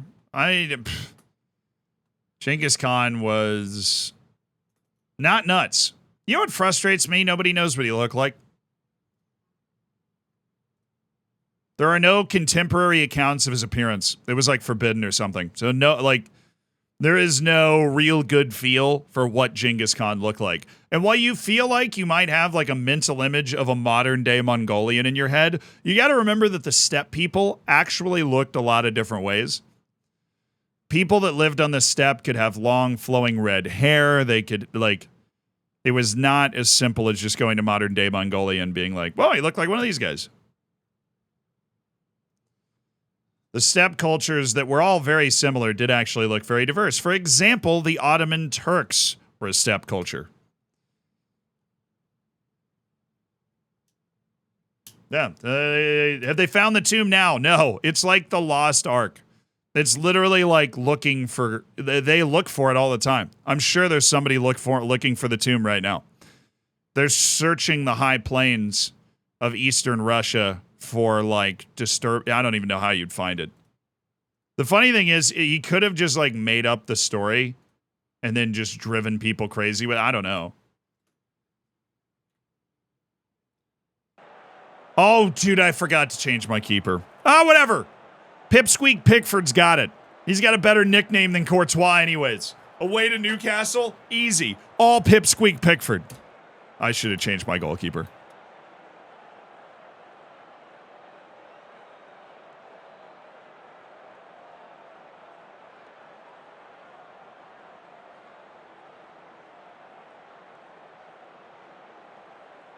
No. What's your version of how coffee came to Europe? I don't know. My favorite thing in that vein, though, that coffee isn't from Europe, tomatoes are from the Western Hemisphere. What were Italians eating before they got their hands on tomatoes, bro? What were they doing?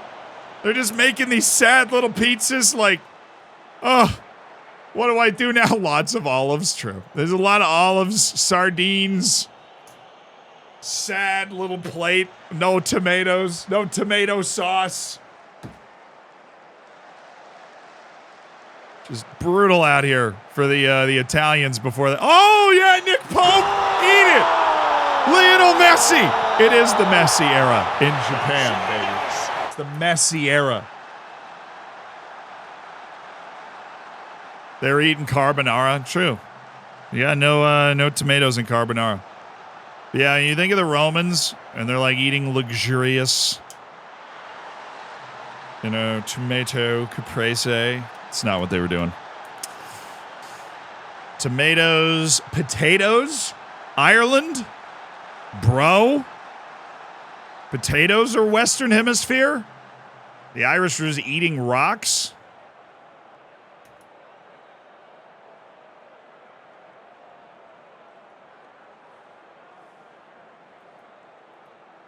Yeah, it's like all these foods that you think they're so strongly associated with the culture. Like you need to discover the new world before you had that. And then like the U.S. Great Plains, wheat, European. Like when you think of Kansas and Nebraska and like all them wheat fields, that's European.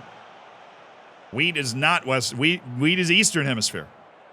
Chocolate, Western Hemisphere. Hot chocolate was like the first thing Cortez drank when he got to the Aztec Empire, which we were talking about earlier. Except their hot chocolate, and you might want to try this sometime, had frickin' peppers in it.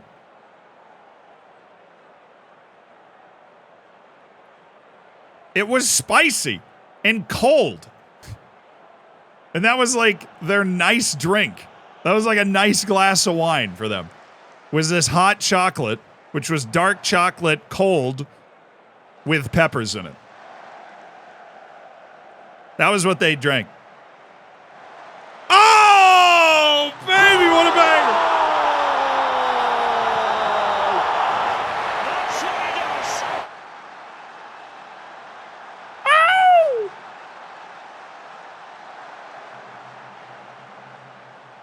Tomatoes, yeah, Barrett. That was how we started this. It was like Italians didn't have access to tomatoes until the 1500s, dude.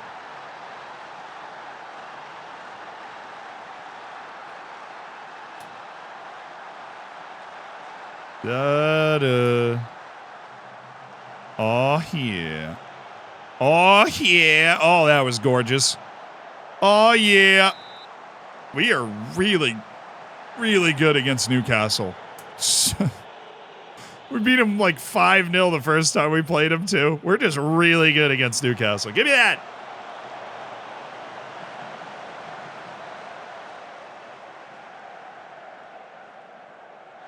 And now Europe is split between potato and tomato Europe. Yeah.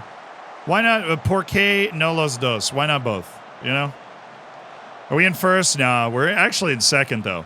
Like, we might be able to win the league with a team full of 4'11 dudes.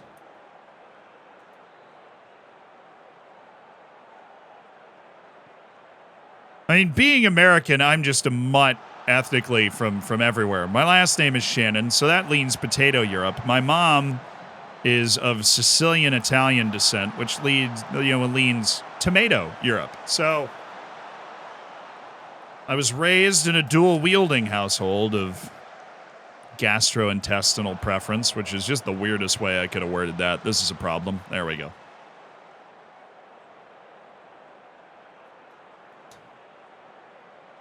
Come to Germany. We love all. There you go. My kind of people. I appreciate that. What's your A-tier historical doc? I mean, I grew up on History Channel, but in my opinion, my favorite History Channel... So one, History Channel did like a Bible recreated, but they didn't give a hoot about any of the religious stuff. They did like a whole series where they just recreated the military campaigns in the Bible, and it slaps. I don't know where. I haven't watched it since I was 12 years old. I don't know where you would find that, but they had the same historians on every episode breaking down different military campaigns in the Bible. Dang it, we're so short. Ah! History Channel sucks compared to what it used to be. But I'm sure it gets more views and makes more money, so I don't blame them. I'm just like, that series was friggin' awesome. Official Envy, thank you so much for the Prime. I really appreciate it.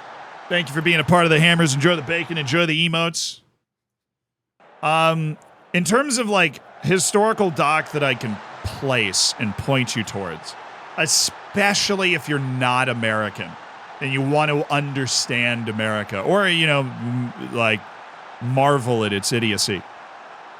Ken Burns is a documentary filmmaker who does a very good job. He has an effect named after him. The slow zoom on a picture is called a Ken Burns effect.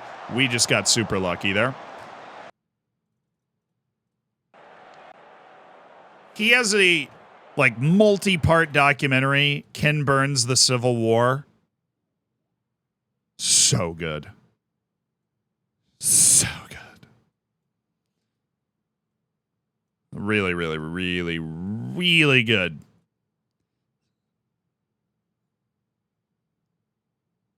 All right, we need a new right back. Where? Oh, Pavard's hurt. Dang it. I don't have another right back. We've planned poorly.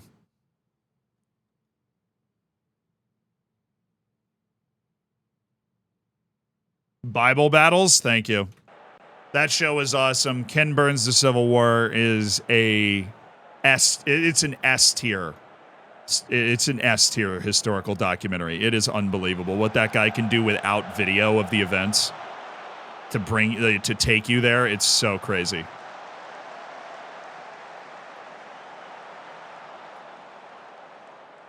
No, we can't invite any pressure. 3 at the back, it's suicide. The more pressure we invite, the more long balls we're going to run into. We've got to step up, force them to play in their half, play balls over the top, or when they hit it far up enough, our speed and positioning allows us to recover. They can't just head it on towards the goal.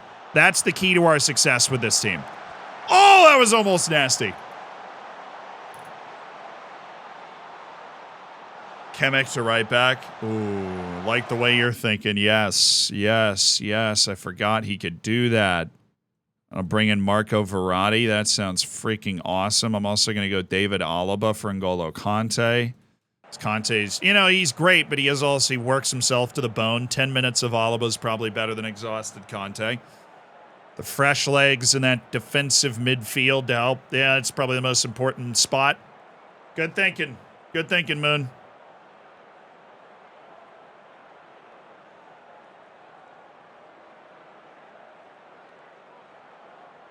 I also love they did a series about like early humans. I thought that was super cool too.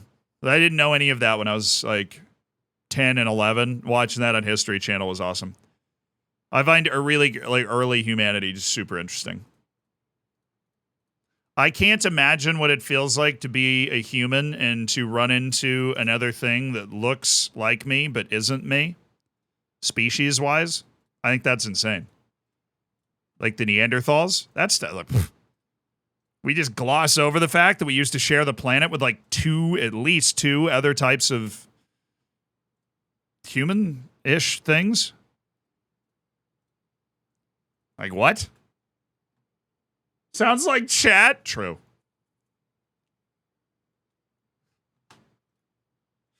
True.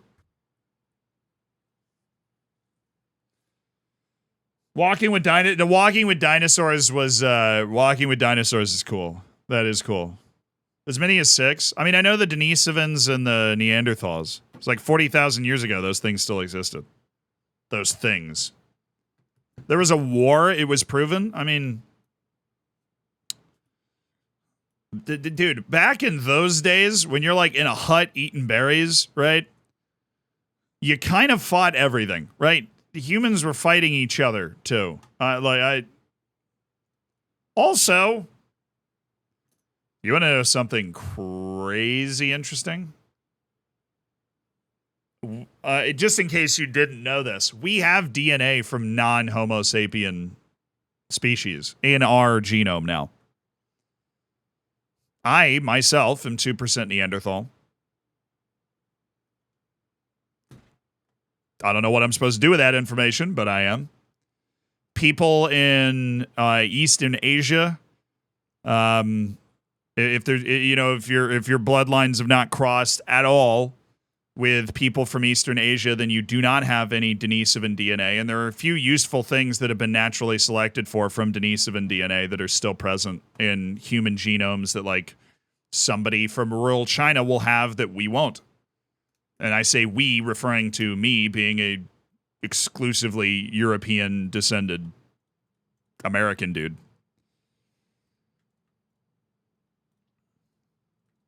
But I can process milk, so what's up? 2%'s the chest hair? Yeah. It is all the chest hair.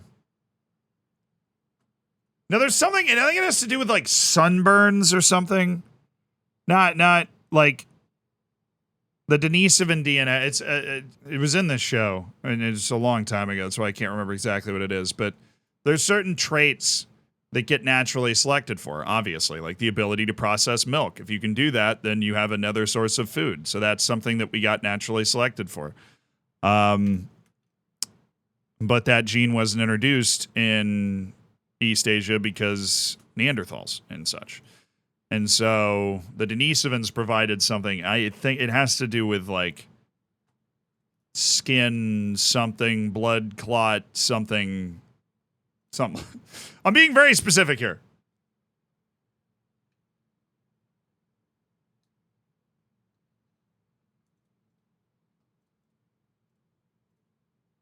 It's just weird to think about. Some sort of 40,000-year-old Romeo and Juliet between two different species.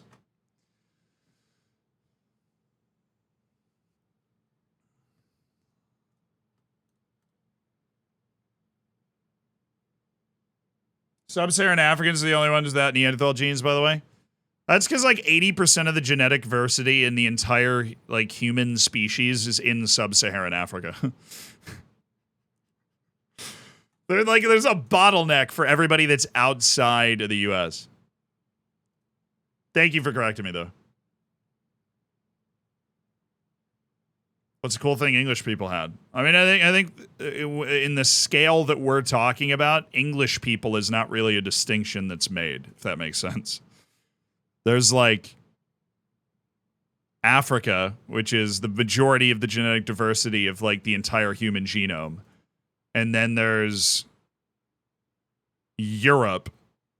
And then Asia and like the New World didn't diverge too far. Like, they're very similar because, you know, at least according to all the genome research, the majority of the genome in the New World, the Native Americans, because of course humans had to walk there and they didn't get to North America until within the last 25,000 years. Shout out Ice Age.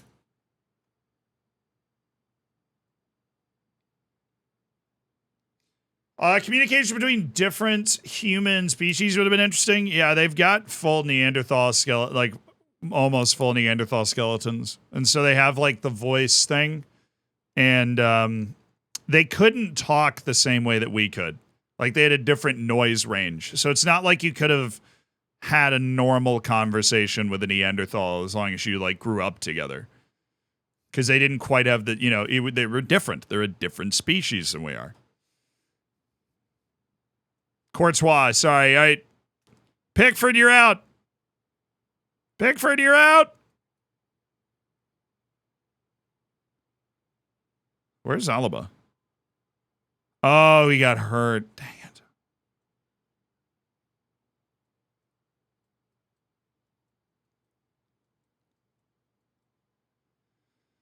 All right, I'm bringing Neymar up back to the bench. Short Kings FC against Notts Forest. Nottingham Forest is they have 1 point from 11 matches. We should win this comfortably. I'll stay aggressive. We'll take their midfielders out. We'll get the press there. We'll be all over this.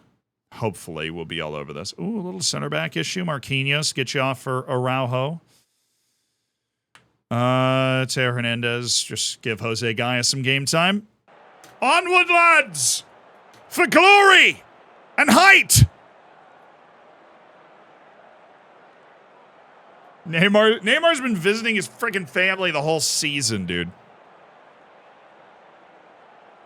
Pickford has one. Yeah, all the goalkeepers have one aerial reach as well.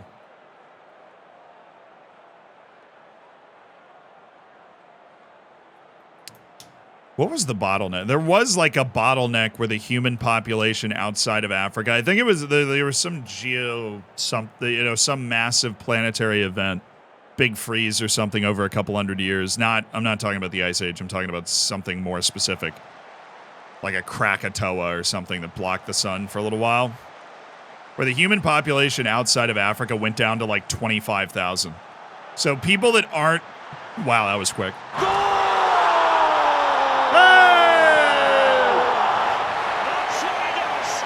The volcanic eruptions, yeah. Where like the population outside of Africa bottlenecked to like 25,000 people. And that's why there's so little genetic diversity outside Africa, because that was not super long ago. I think we've gone through all of history now, so congrats, you passed your history exam. Jack is speculating, says after 24 is in Japanese, the J-League will be in FM24. We were speculating that yesterday. We looked at the announcement. One of the mods pointed out that Japanese was listed as being added to the game. And I'm 100% sure that probably means the J-League is in the game, because they now have a Japanese... Because I don't think they're selling the game in Japan now. And I really... There's as insanely strict as the licensing... And he's off. Insanely strict as the licensing is in Japan that they couldn't even, like... the whole league was blocked off without the real name fix and everything.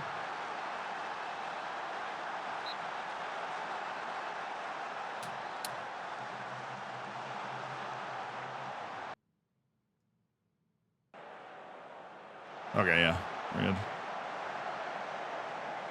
good. Like, there's no way they would be able to sell the game in Japan if they didn't have the licensing for it. I think they basically just accidentally confirmed it. Or they're just leaving breadcrumbs and they're probably like, ooh, we'll just, give them something to talk about. Which would be a smart marketing strategy. No problem with that at all. Because I do have something to talk about. Tiny Mbappe! No! Dang it. Yeah, if I was Brazilian, I'd be mad. I'm like, you serious? You added Japan before? Hey, that just means they could figure out the Japanese laws. They couldn't figure out the Brazilian ones. Oh, hit it wide. Yeah, but I would stake whatever reputation, whatever esteem you hold me in, which shouldn't be that high of esteem, to be honest. We're just dudes hanging out playing a game. There's no way we're tied right now. Oh, the J-League's going to be in the game. I'd stake whatever I could on it.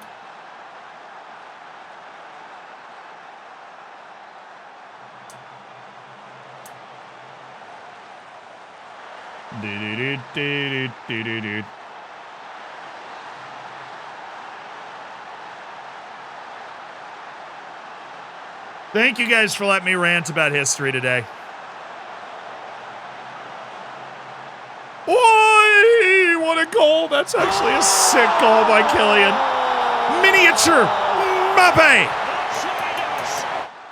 Why is the J-League so important? It's probably the best league in Asia, or at least it was until Saudi Arabia bought half of Europe. J-League teams won a lot of Asian Champions Leagues. J-League's very good. Kaoru Mitoma is a good example. Another good example is Ange Postecoglou, who 3 years ago was managing in the J-League.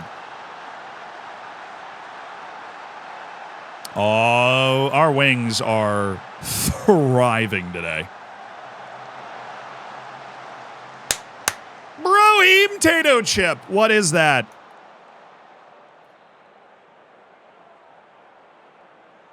Still need more leagues in Africa. 100% agree. Would love an Egyptian and Moroccan league. We got some banger clubs in those leagues. Big historical what-ifs.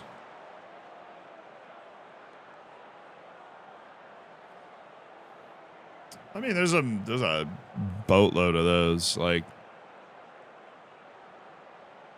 Caesar could have just lost to the Gauls.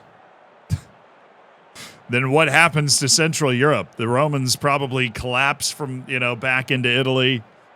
Central Europe develops in a completely different way. What was that battle? I can never remember the name of it. Caesar double wall battle. Battle of Alesia. Okay, guys. This might be the craziest battle in history. Because while I joke about Caesar a lot and he had a midlife crisis and whatever, there are probably 10 people that have ever existed on the planet that would have come up with what he came up with at the Battle of Alesia. So what made Caesar, really, was that he took an army into what is now France, which was full of big, scary Celtic tribesmen, and beat them all, basically, and just, conquered France. It was called Gaul at the time, and that's what made him. And the crux of that, the whole war came to a head around a city called Alesia. Thank goodness we're going to win so I can talk about this.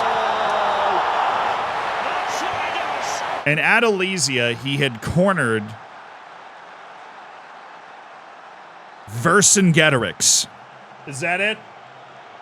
I'm pretty sure that's it. And if I pulled that out of my... Oh my God, it is it. Oh, I need a life, dude. Sorry, it's a nice goal that I just accidentally covered up. It was Vercingetorix. I need to go outside. Okay. He cornered Vercingetorix, who was a guy that at the time had really pioneered. He had united a lot of the Gaelic tribes by pioneering guerrilla warfare. The Romans would be marching around with one big solid army. Obviously, you're trying to fight a bunch of tribes people that don't really, collect in a lot of cities. It's the same issue the British were having in the U.S. It's the same issue the U.S. had in Vietnam. There's no hard point that you can smack and just end it.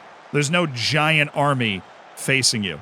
So, Vercingetorix sent out word to all the Gaelic tribes. He's like, we're going to get our shot. We've been bothering him. We've been whittling him down. He wants me real bad, so we're going to get our shot. And he sends out word to all the Gaelic tribes, bring all your nastiest dudes.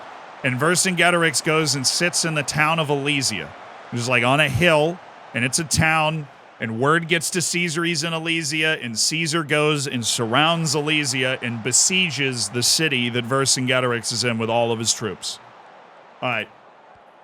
What's the game skin? It's the Zealand skin, my dude. Uh-oh. A little worried. Mr. Courtois with the arms there. So, the issue for Caesar is that he is sitting here, and he builds, So, the Romans were very disciplined. I know that's the meme, but they could build things. Their troops, every single night that the army would camp, they would build a fort. Right?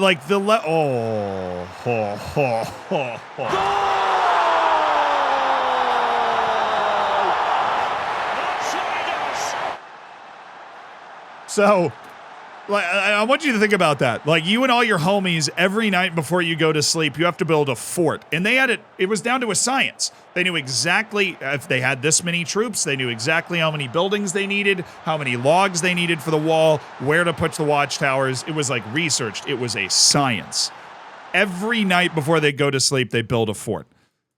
This is why they were kicking everybody's butt at the time. They were that organized. So they could build like crazy. So they start besieging Alesia. They build a wall around the city. A wall. Like a wooden wall with watchtowers and everything. And then, oh, wow, we're killing them. I mean, they have 1 point from 11 matches. We should be killing them. It's just funny to watch. I do the same with pillows. So do I. So this is, in my opinion, the coolest battle in history. And then Caesar gets notified that Vercingetorix may or may not have set him up here, because Vercingetorix was very, very smart and good in his own right. He was a great commander. And he gets word that a massive Gallic army is on the way to him. And so now he's sitting here He's got Vercingetorix in there, and he's got a massive army on the way to him. 100,000 dudes. Biggest Gallic army that's ever been put together. Vercingetorix also has his army in the city. So Caesar has a decision to make. The decision is, do I retreat? Do I think I'm going to get a better shot at this later? If he retreats, then Vercingetorix becomes the hero. He forced the Romans to retreat from Gaul, and he's united an army of roughly 140,000 Gaelic tribes. And these are like Native Americans, right?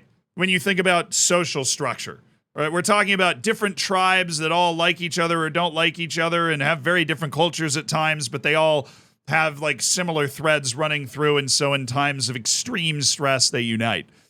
Except obviously you're not dealing with the Native Americans with like the blessings of modern technology here. You're dealing with them with swords and shields, the same thing they're working with. It's like, yeah, Dan Carlin describes it that way. Anyways, so Caesar looks at that and goes, I can't retreat because I'll never have another shot at this. So what does he do? He builds another wall. Like one around Alesia and then one around his guys around Alesia. That's his plan. It turns into a double siege.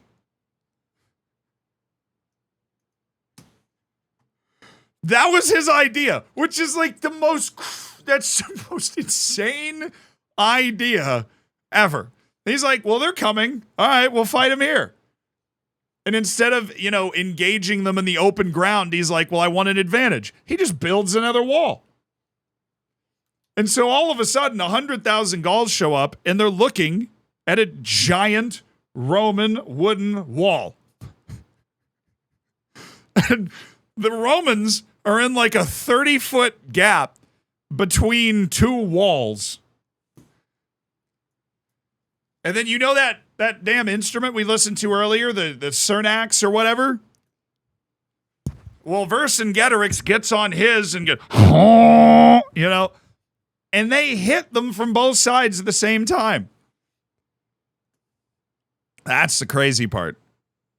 And obviously, because he would be a lot less relevant in history if he lost, somehow with about 45,000 men, Caesar managed to beat 130,000 men because he forced them to attack him in a fortress, even though he was attacking a fortress. And so the Gallic armies just blasted into that fortress that he'd built, and they could not take it. And because they couldn't take it, Vercingetorix got starved out.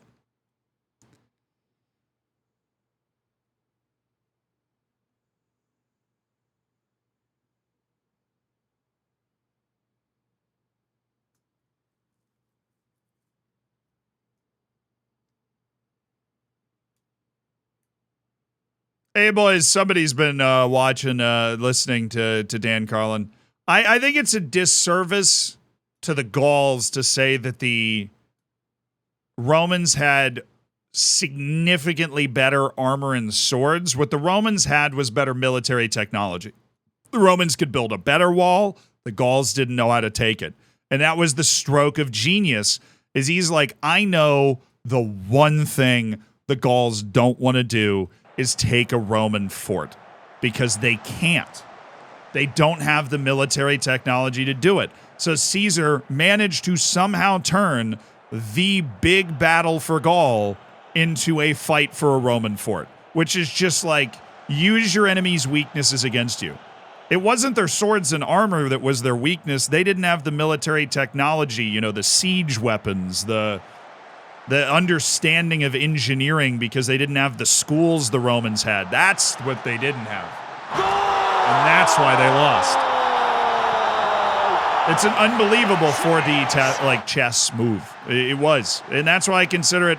And it's a huge hinge point in history, because if the Gauls had won, Vercingetorix becomes the supreme ruler of Gaul, the head of a confederation of tribes, and Central Europe probably isn't even attacked for another 100 years at least, because the Romans would have lost their best army. And Caesar was kind of acting on his own anyways, so it would have been like, and there's an example. This is why you don't mess with the Gauls. And built a wall right across the front of the Alps. Yeah, it was their military technology was just crazy. And they're in the science of war that the Romans came up with. Their organization of their units was modern. Like squad, unit, right? And it just kept going out. All of their armies had the exact same composition. What's the advantage of all of your armies having the exact same composition? Well, you can move your generals around, and anytime a general's in charge of an army, they know exactly what they have, right? If we have this many troops, I know I have this many skirmishers, this many archers, this many horsemen, they had the exact, it's so smart. And the old joke is that Rome fell because their windows were, they couldn't hear the barbarians coming. Their windows were closed for the air conditioning, which is a way of saying that Rome just eventually lost all of the things that made it Rome. Who invented this army composition? Gaius Marius. The Marian reforms turned the army from like what most armies were in that time period to like, you kind of picked up the farmers and taught them how to fight for a week. And then you're like, let's rock, baby, to a professional army that had pensions. Like you'd fight in X number of campaigns and then you were guaranteed a plot of land and like a stipend until you died. Like it was thoroughly modern. Yeah, the reform happens in Rome Total War. Like, if you play Rome Total War, you get hit with the Marian reforms, and your military just instantly gets much cooler. That was it. Gaius Marius. Boy, Roman names sucked, though. Everybody had the same names. Who beat the Romans to collapse it? Technically, Rome didn't officially end until 1453, which is the fall of Constantinople, which is the end of the Byzantine Empire, which was the natural heir to Rome. That was the heir to the Eastern Roman Empire. The Byzantine Empire was the Eastern Roman Empire and was, at the time that it existed, called Rome, even though now we look back at it and call it something different. The Western Roman Empire and like the city of Rome, the Western Roman Empire just kind of rotted out from the inside. And the same thing that happened to the Vikings a little bit, where you absolutely beat the bejesus out of people enough times, they learn why they're losing and they get better at it. Dan Carlin has a very good saying, right? Because Rome was a pretty modern state, like I said hours ago. Like, it would be recognizable to us the way that it worked. There were citizens, there were these kind of, a lot of different cultures, congressional bodies sort of things, like a judiciary system. And a lot of these people, like the Gauls that I'm talking about, that were these just, it was a crazy fight at Alesia. Well, fast forward to the time that Rome is dying, Western Rome is dying. Those people are super Roman. Dan Carlin calls them a Roman with a mustache. Like, they were these people didn't stay wild. They became more Roman. So the barbarians that eventually took down the Roman Empire in the West had fought as mercenaries with the Roman army like 10 years before. They spoke Latin. These were not like insane dudes coming out of the woods. They were Romans with a mustache. And then they saw an opportunity to take Rome because they knew it was weak. It was the Visigoths, where this isn't the actual end of the Western Roman Empire, but it is widely regarded, particularly by me, as like when Rome wasn't Rome anymore. Was the Visigoths who were from like, so it's hard to pin down because these people were transient, but like Romania, Bulgaria area. And they rolled over. They'd been fighting with and against, and the Romans, and kind of just friction, like border disputes. Almost, not entirely dissimilar from other migrant crises of the age. They were trying to immigrate into the Roman territories, got told no, then they got told yes, and got shortchanged. Right, like it was a whole thing. And Alaric was the guy that led them, and they basically rolled up to Rome and sacked it. And, then that's kind of like finding out the emperor has no clothes. Like, you just sacked the capital of the Roman Empire. And so that was really the moment. That happened like early 400s. So Rome itself existed for about 1,000 years in the west, 900 years in the west. But if you count, because the Roman Empire split in half, because they basically decided it was too big to rule the whole thing as one. And so they ruled it in two. And the eastern half existed until 1453. So that's over 2,000 years, which by any measure of anything is insane. That's an insanely long amount of time. How long is the Messi injury? It's 1 to 4 days. It's just one match. Although this is the match that might decide the title for us right here. So we're playing Liverpool. Using your skin on FM, but after like 5 days of using it, my game crashed every time when I was watching a match. Do you have any tip? I can tell you, Kondiko, that doesn't have anything to do with the skin. Try lowering your graphic settings, though. Attila was coming. Exactly. All those tribes were seeking refuge in the Roman Empire because Attila the Hun was just kicking their in. Attila the Hun was a problem. This is around the same time as Attila the Hun. That caused a lot of problems for the Eastern Roman Empire because they had all of these like semi-nomadic tribes from the Eastern European steppe that were like trying to appeal for asylum, essentially, in Rome. And they're like, no, we don't want to deal with him. You go deal with him. The Romans were hoping that like the tribes would stop Attila the Hun, and they didn't.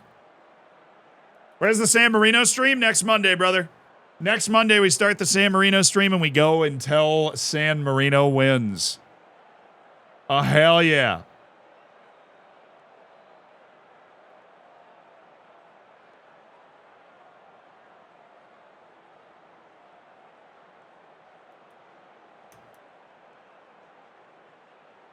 There are also plenty of late Roman emperors who were not Italian. Oh, yeah. I mean, that was happening even before, like, the schism. Trajan was Spaniard. He was a Spaniard. Trajan was from Spain. He was the first one that wasn't from the Italian peninsula. You got to remember, when they say Africans, though, you're talking about North Africans. That's very confusing when you're reading, like, texts. Translated texts. I'm not reading the old Latin, but translated texts from like the Roman period. This will be like, yeah, he was African. They're talking about North Africans. There were black people in this world, like sub-Saharan descendant people. They exclusively came up through the Nile Valley. There was really no interaction across the Sahara Desert. They were coming up from Sudan. And they were involved in Egyptian society with the Nubians that like took over Egypt for a little while. So they did exist. But the term African was thrown around for people that, I mean, it's impossible to say, but just to like try and put an image in your mind, looked more like a Riyad Mahrez or Mo Salah than Sadio Mane, right? Those were the African people that we're talking about. Oh, we're screwed. Somehow, I don't think Ibrahima Kanate is fair here.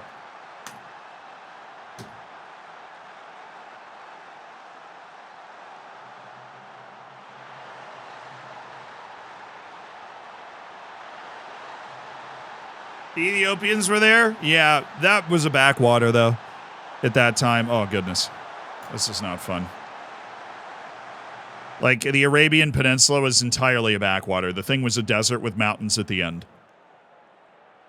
That area of the world was not important. It really, The Ethiopians didn't find themselves. The Sudanese were involved in all sorts of nonsense with the Egyptians. The Ottoman Empire had an entire tier of black civil servants that came from Sudan. Like there was a stronger connection that way. But that was really the only major connection until you had like Mansa Musa from Mali rolling up with his buckets of gold. Absolutely obliterating the Egyptian economy because he dropped so much gold into it. But that Mansa Musa was like, what, 1400s? When was Mansa Musa? God, I don't remember at all.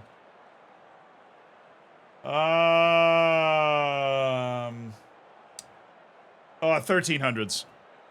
But even after Mansa Musa, there wasn't like this established, consistent connection.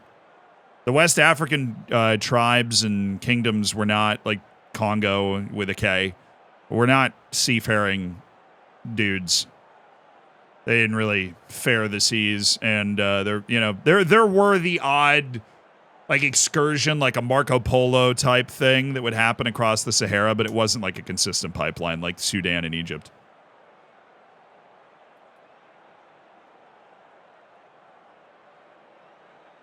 Yeah, no. If you thought I was over exaggerating, which I realize I do that a lot.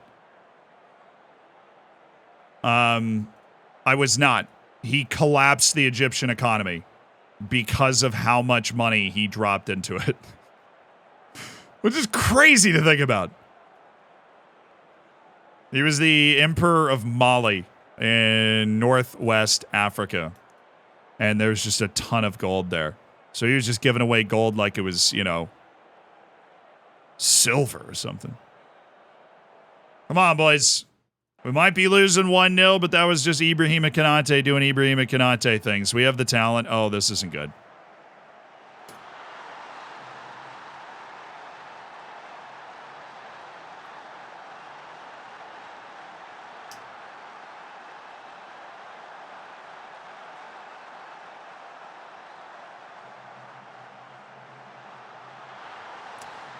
What's a good history show? Most like war and ancient history.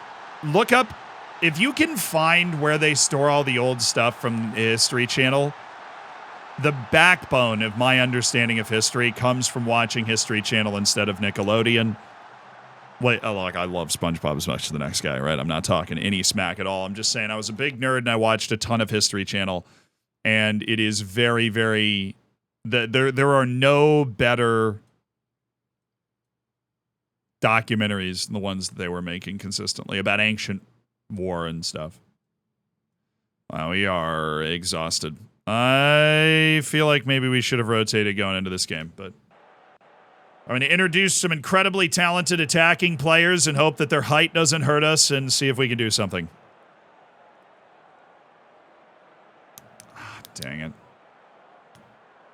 Dumfries on a 5.8. Should have moved Kimmich back. I got to remember that move, dude. That was bad. We're not great against the big teams on the road. Oh, they're 7 points out of us. Oh, Short Kings FC.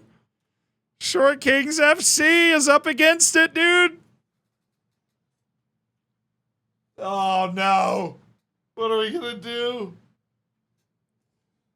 Oh. You need to make a second channel where you rant about history every now and then. It's very pleasant hearing you talk about history. I'm just glad you guys enjoy it.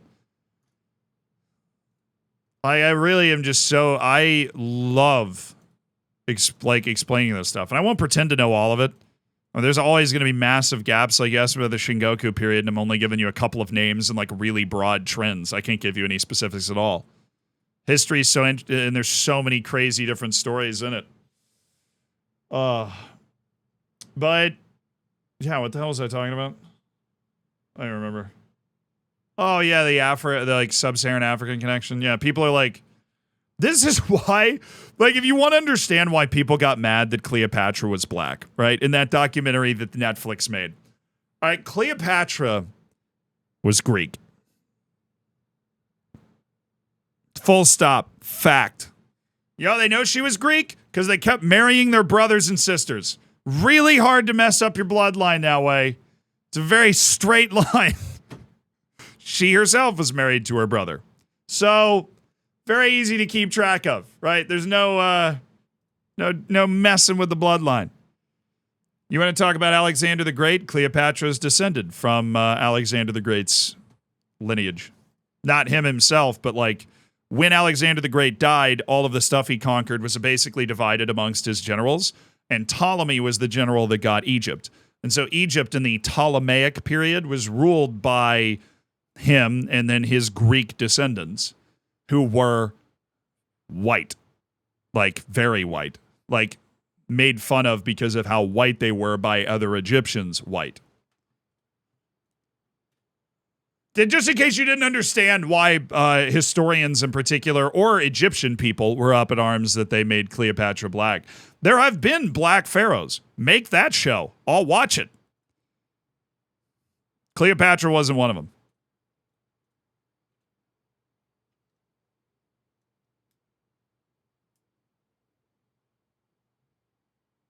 What do you think killed Alexander the Great? Like malaria? I don't know.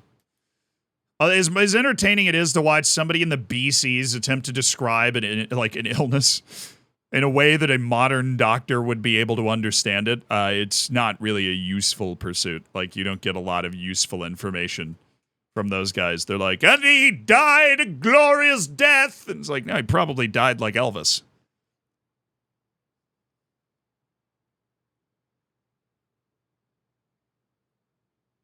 Jesus could be white, so Cleo could be black. You know the original, like, this is just like a random history thing. I'm not getting into religion at all. This is just a historical fact that the artist in Renaissance Europe that painted Jesus for the first time and, like, made kind of the archetype for what other people painted Jesus to be, it's like, it was modeled after his son.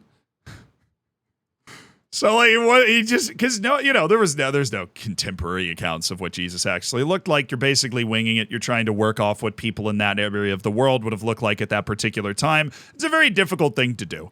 But what I can tell you is that the general model that was used in Renaissance paintings was some random dude's son. So shout out to that dude. He's been killing it over the centuries. Jesus was Jewish. Yes, but that is a complex historical term because it is a religion and also an ethnic group. And this is also something that causes problems in modern times.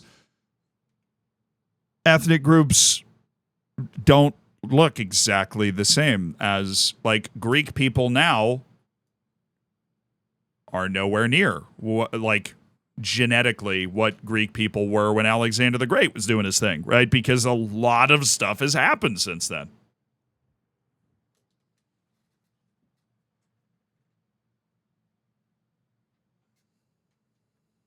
Yeah, that's like so when they talk about Hannibal, he could have been sub-Saharan African. It's unlikely, but we don't know. We have no freaking idea because all the Romans did was they went, he's African. All right. Vandermeer, thank you for the 6 months, brother. Yeah, I mean, there's just a lot of stuff has happened since then. So it's really hard to look at, like, France now and be like, that's what the Gauls look like. A lot of stuff happened. Yeah, I don't know. You're lying. You are bold-faced lying if you say you know what these people look like. All the way to Genghis Khan lived less than 1,000 years ago. We have no idea what he looked like. Take your best guess, Holmes. I'll bring in Verratti. Conte's looking a little road weary today.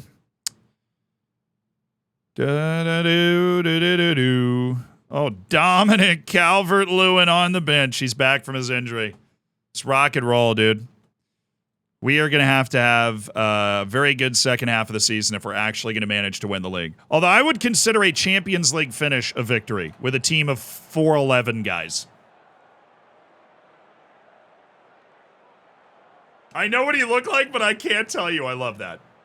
I love that.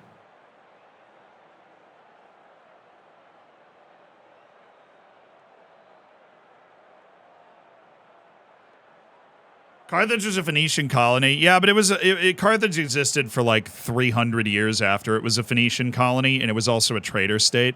So there's a ton of debate about who they traded with and how much. They hired Nubian mercenaries, and the Nubians were the people that lived on the fringe of the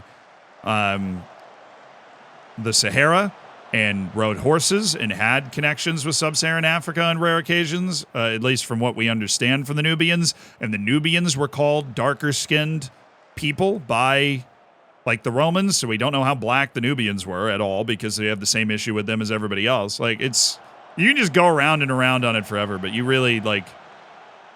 The likelihood is that Carthage was pretty similar to the United States, where your name could be Bob Smith, and you could literally look like anything.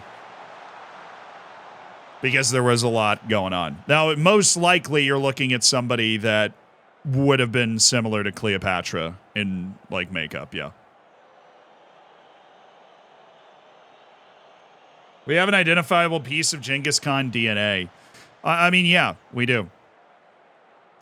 Because he is, like, related to every Asian man.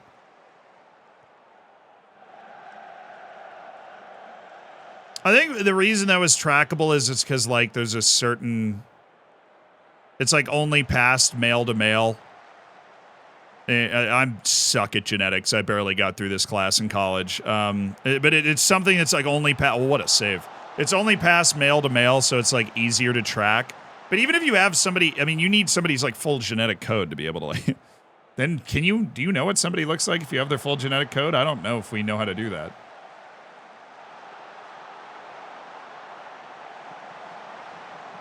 You seeing all this alien stuff? Dude, I'll be honest. I have a dual-wielding belief here, and I think there's no right answer to this. Like... I think it'd be really foolish of us to think that there isn't intelligent life out there somewhere. It wouldn't make a lot of sense. The universe is massive. We have barely explored any of it. Like, the odds are ever in your favor. There's somebody smart out there. Maybe somebody else has invented FM. The better graphics engine. I know it's coming in 2025. That being said, it's just not something I'm particularly interested in or I pay a bunch of mind to being around, like, right now. I kind of hope... Like, I kind of hope that... Sorry, Darth, what were you saying no to? I've said, like, 40 things in the last minute.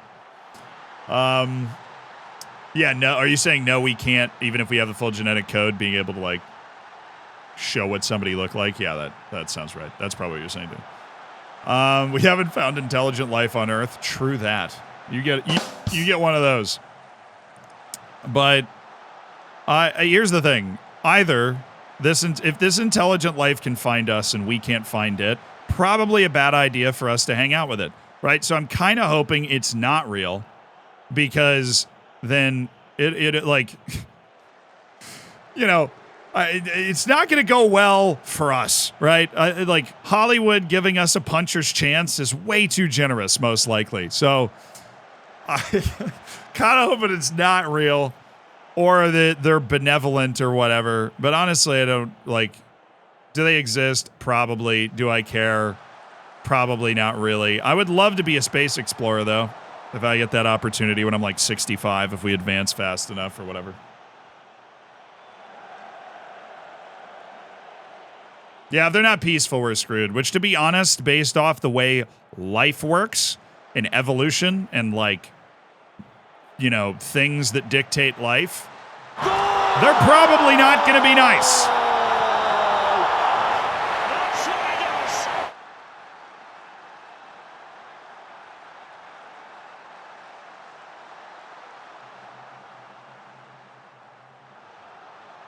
Yeah, I don't know. But these are all, like, paradigms and what ifs. Is intelligent life out there? Probably. Is what they're unveiling in a Mexican hearing, like, actual alien bodies? I don't think so, right? That it seems too obvious. Like, I don't know. But I have no idea. Your guess is better than mine.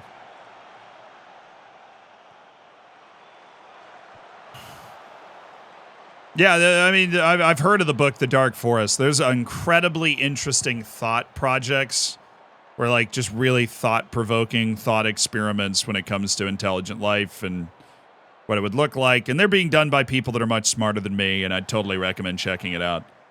I've heard good things about The Dark Forest.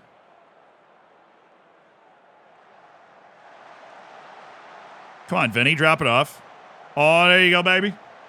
There you go, baby!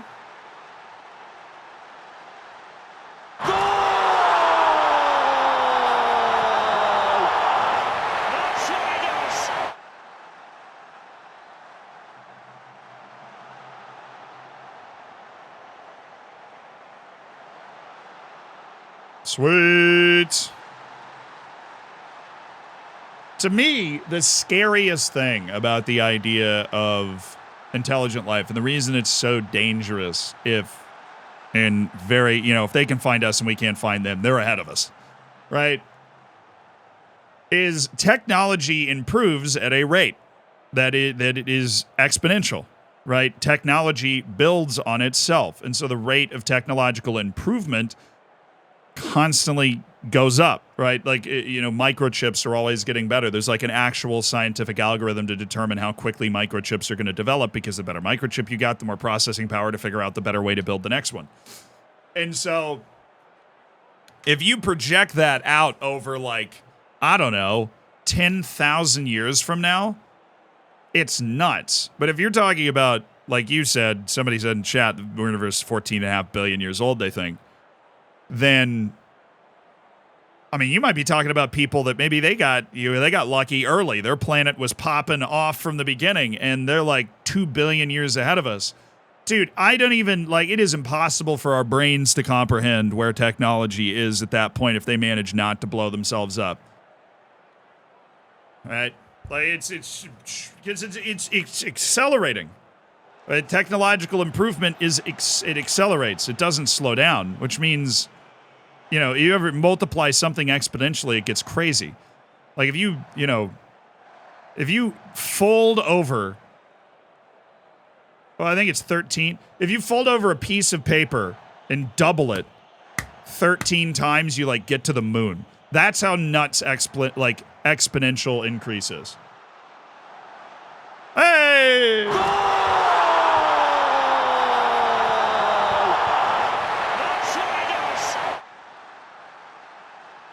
Yeah, then there's the idea that, like, intelligent life just eventually blows itself up no matter what. I don't necessarily think that's true. I think that's just more circumstance. Probably just luck.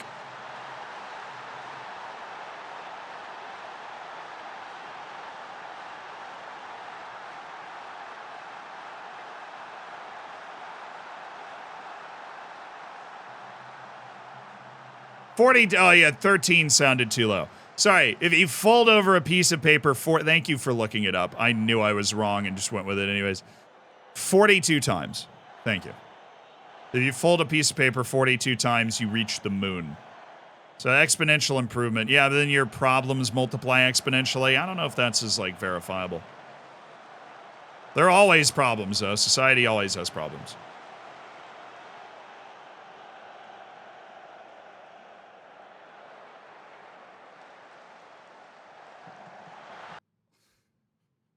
I just realized they have Paul Onuachu. Really?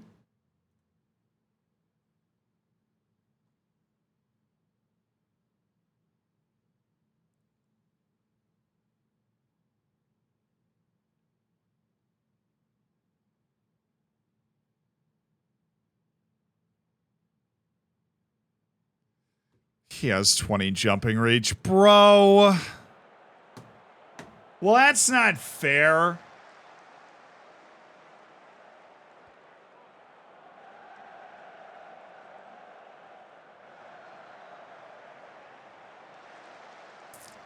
Not that it mattered. We weren't even near him. We're going to hopefully just win this game anyways, but that loss to Liverpool really might have torpedoed our ability to, like... I love when people say prove it. Like, we can prove anything we're talking about right now. Like, I can't prove the Battle of Alesia happened. We just have what Julius Caesar wrote about the Battle of Alesia and was confirmed by a couple of Roman historians. They might have been writing a play, and the fact that it was a play got lost to history. Like, we can't prove anything, dude. Prove it. That's my favorite line on the internet these days. Sensi, I'm not going at you in particular. I'm just saying, I think it's like, a certain point, you just have to find somebody that you believe in your, a body of work compiled by a number of people who have gone to school for a long time to do a particular thing, and you have to place your trust in it.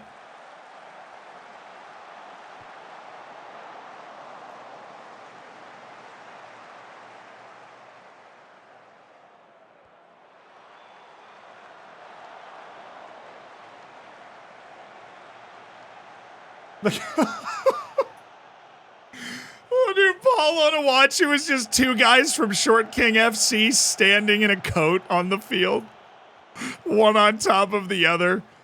Oh, it's so true. I can't believe it didn't cause more problems. I think we just were able to keep him away from the goal until that one instance where he got near the goal and just headed it in. Fair enough, Sensi. I don't know who Sammy Hoskins is now. Thoughts on Kazakhstan reaching Euro 2024? Probably not going to happen, but buy stock in Uzbekistan to the World Cup in 2026. They just drew Mexico in Atlanta. Oh, blah, blah, blah. Dang it.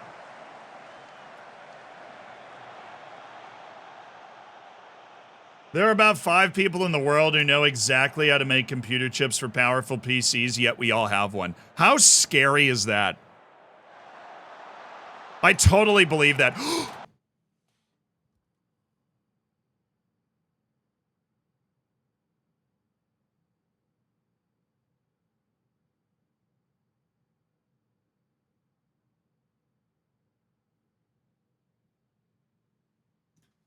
What happened is trusting science and scientific media. The internet's just flooded by alternative science and alternative media, and this is why media literacy is incredibly important, so people can discern what's coming from trusted sources and what's not. Because in the way that it's presented on media, in social media in particular, I have a media studies degree too. I got a double major. I was a nerd. The way it's presented on social media right now makes it difficult for the way that we consume media up to this point for us to be able to discern between what is more trustworthy and what is less trustworthy, or what we would choose to put our trust in. And it's put on an equal footing in the way that it's presented. That's why people trust, official sources less, because their presentation isn't necessarily as good. And they get drowned out in a sea of other yelling stuff. But they are also humans and make mistakes, and part of the reason that trust is not as sound is because has been a wave of exposing certain elements of corruption, and there's a natural cynicism that comes with modern times and so on and so forth. Fun! What are you talking about today? I don't even know, Charlie. We're just going. That doesn't surprise me, though, because, there are only certain countries that know how to make supercomputer chips. And the scientists that know how to make the different parts in the supercomputer chips are incredibly valuable. They can't travel to other countries, and they're always worried about them getting kidnapped and stuff. It's crazy.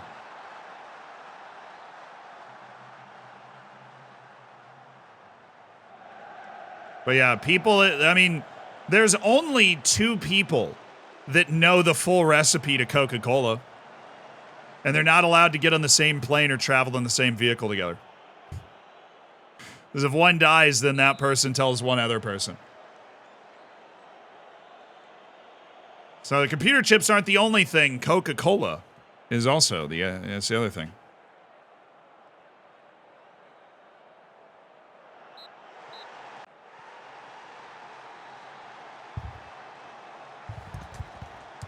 Yeah, so good luck trying to replicate Coca-Cola in your basement. That was a nice victory.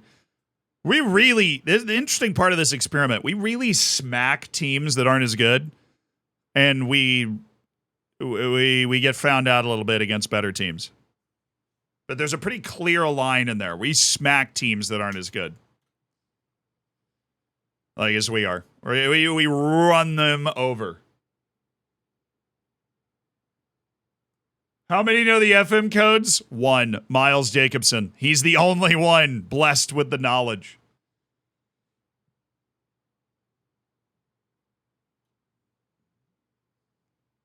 Where did Coca-Cola come from? The U.S. in like the 1890s. I mean, it's not like a crazy story. I think it was a doctor that did it. Created like this extra carbonated drink that kind of tasted good. It was one of those. It was kind of a medicine, kind of a drink thing. He'd serve up at his shop. Yeah, it's called Coca-Cola because it had cocaine in it, which is something everybody loves to talk about. Well, that's where the Coca and Coca-Cola comes from. Wholesome, family-friendly fun.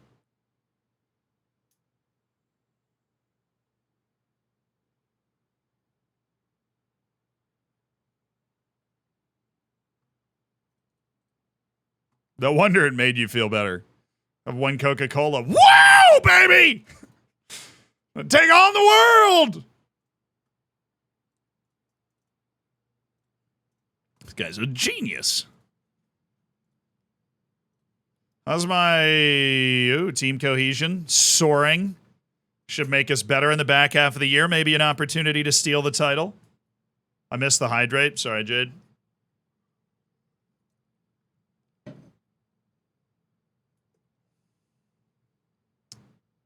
I love that. Hear me out. Since only 2 people know the full recipe, could it still be in it? Now there's a conspiracy theory that I can get behind because that would be the funniest thing ever. That middle-aged mom with a Coca-Cola addiction? Well, I have some news for you, baby. Do, do, do, do, do.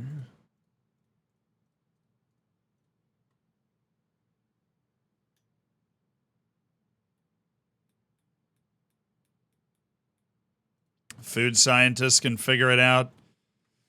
Yeah, but you'll never 100% know you're right, because they won't tell you.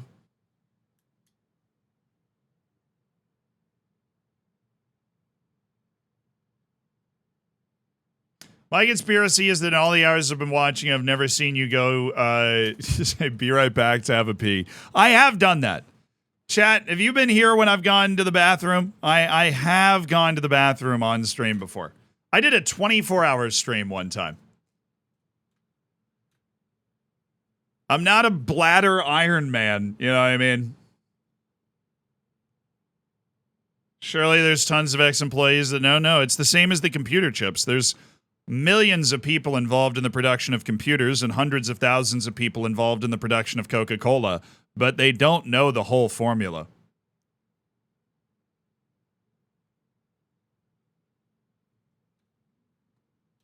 The whole formula, again, for Coca-Cola, it's 2 people, and apparently for the computer chips, it's 5.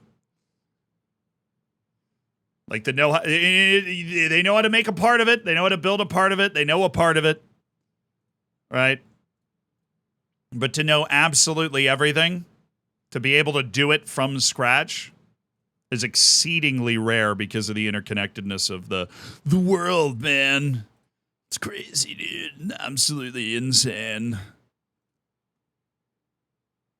New to Twitch? Hey, Wolvie. Well, Wolvely, thank you so much for joining us over here. The scary side of the internet. Live streaming. I don't know. Sounds dangerous. Sounds dangerous.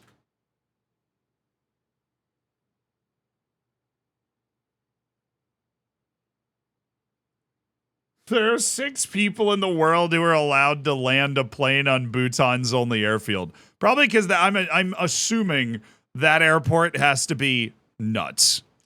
That airport has to be positively insane. Up in the Alps like that? No, thank you.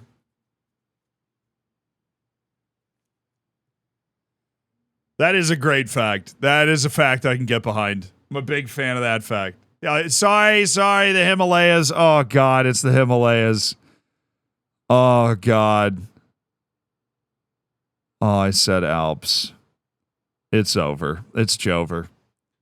I said Alps. It's the Himalayas. Yeah, you know the Pyrenees right up there above India? The Andes. The Appalachian Mountains, where Mount Everest is. You talk for long enough, you say something stupid. 2 years, I think it was 3 years ago now. I was like, yeah, you know, bacon comes from cows, right? And I've never lived that one down. I know bacon comes from pigs. But sometimes you're just talking and words come out and they're not the right words in the right order. Cow bacon. Yeah, there's the clip. Cow bacon. Yeah, all mountains are the same, man. They're all made of rocks. You guys are all pretending like all these different mountain ranges are cool. All made of friggin' rocks. It's ridiculous. They're selling you a lie. Just go stand on a rock pile. You've seen them all. It's basically the Hindu Kush.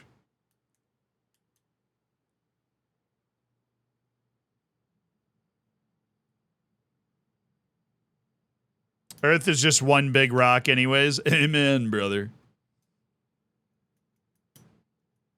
The cow clip is elite. Thanks.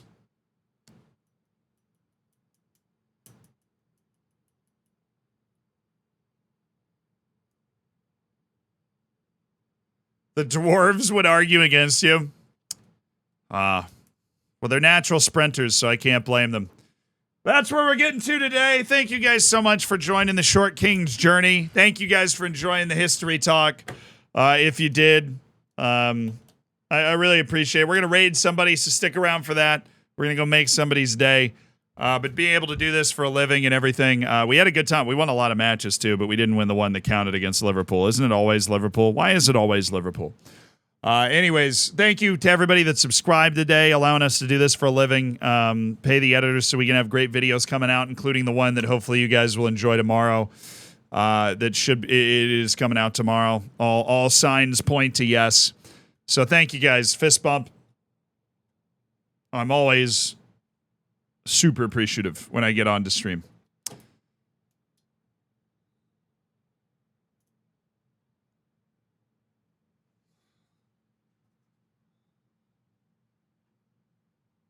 Let's find somebody to raid.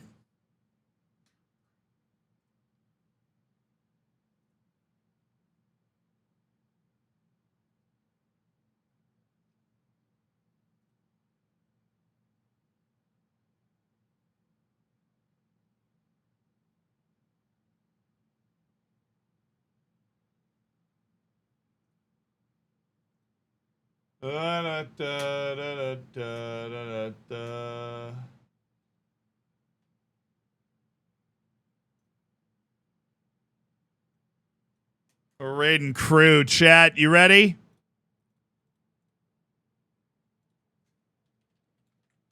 Hope you guys have a great rest of your day. I'll be back tomorrow.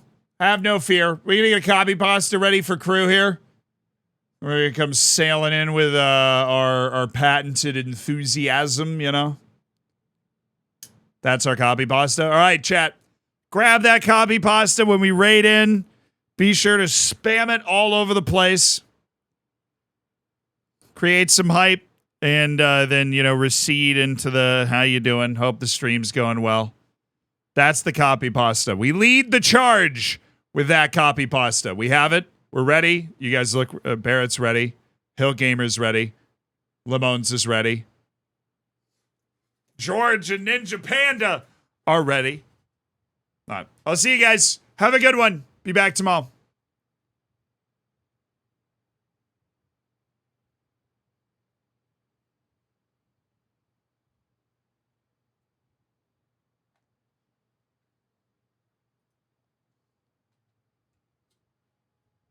All right, word of the day.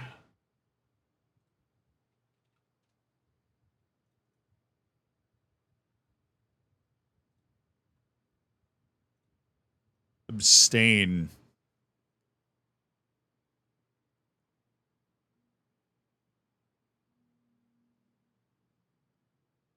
Abstain. Abstain. A-B-S-T-A-I-N. Abstain. To abstain from something is to choose to not do or have that thing. Abstain can also mean specifically to choose not to vote. The doctor insisted that Drew abstain from eating for at least 12 hours before his blood test.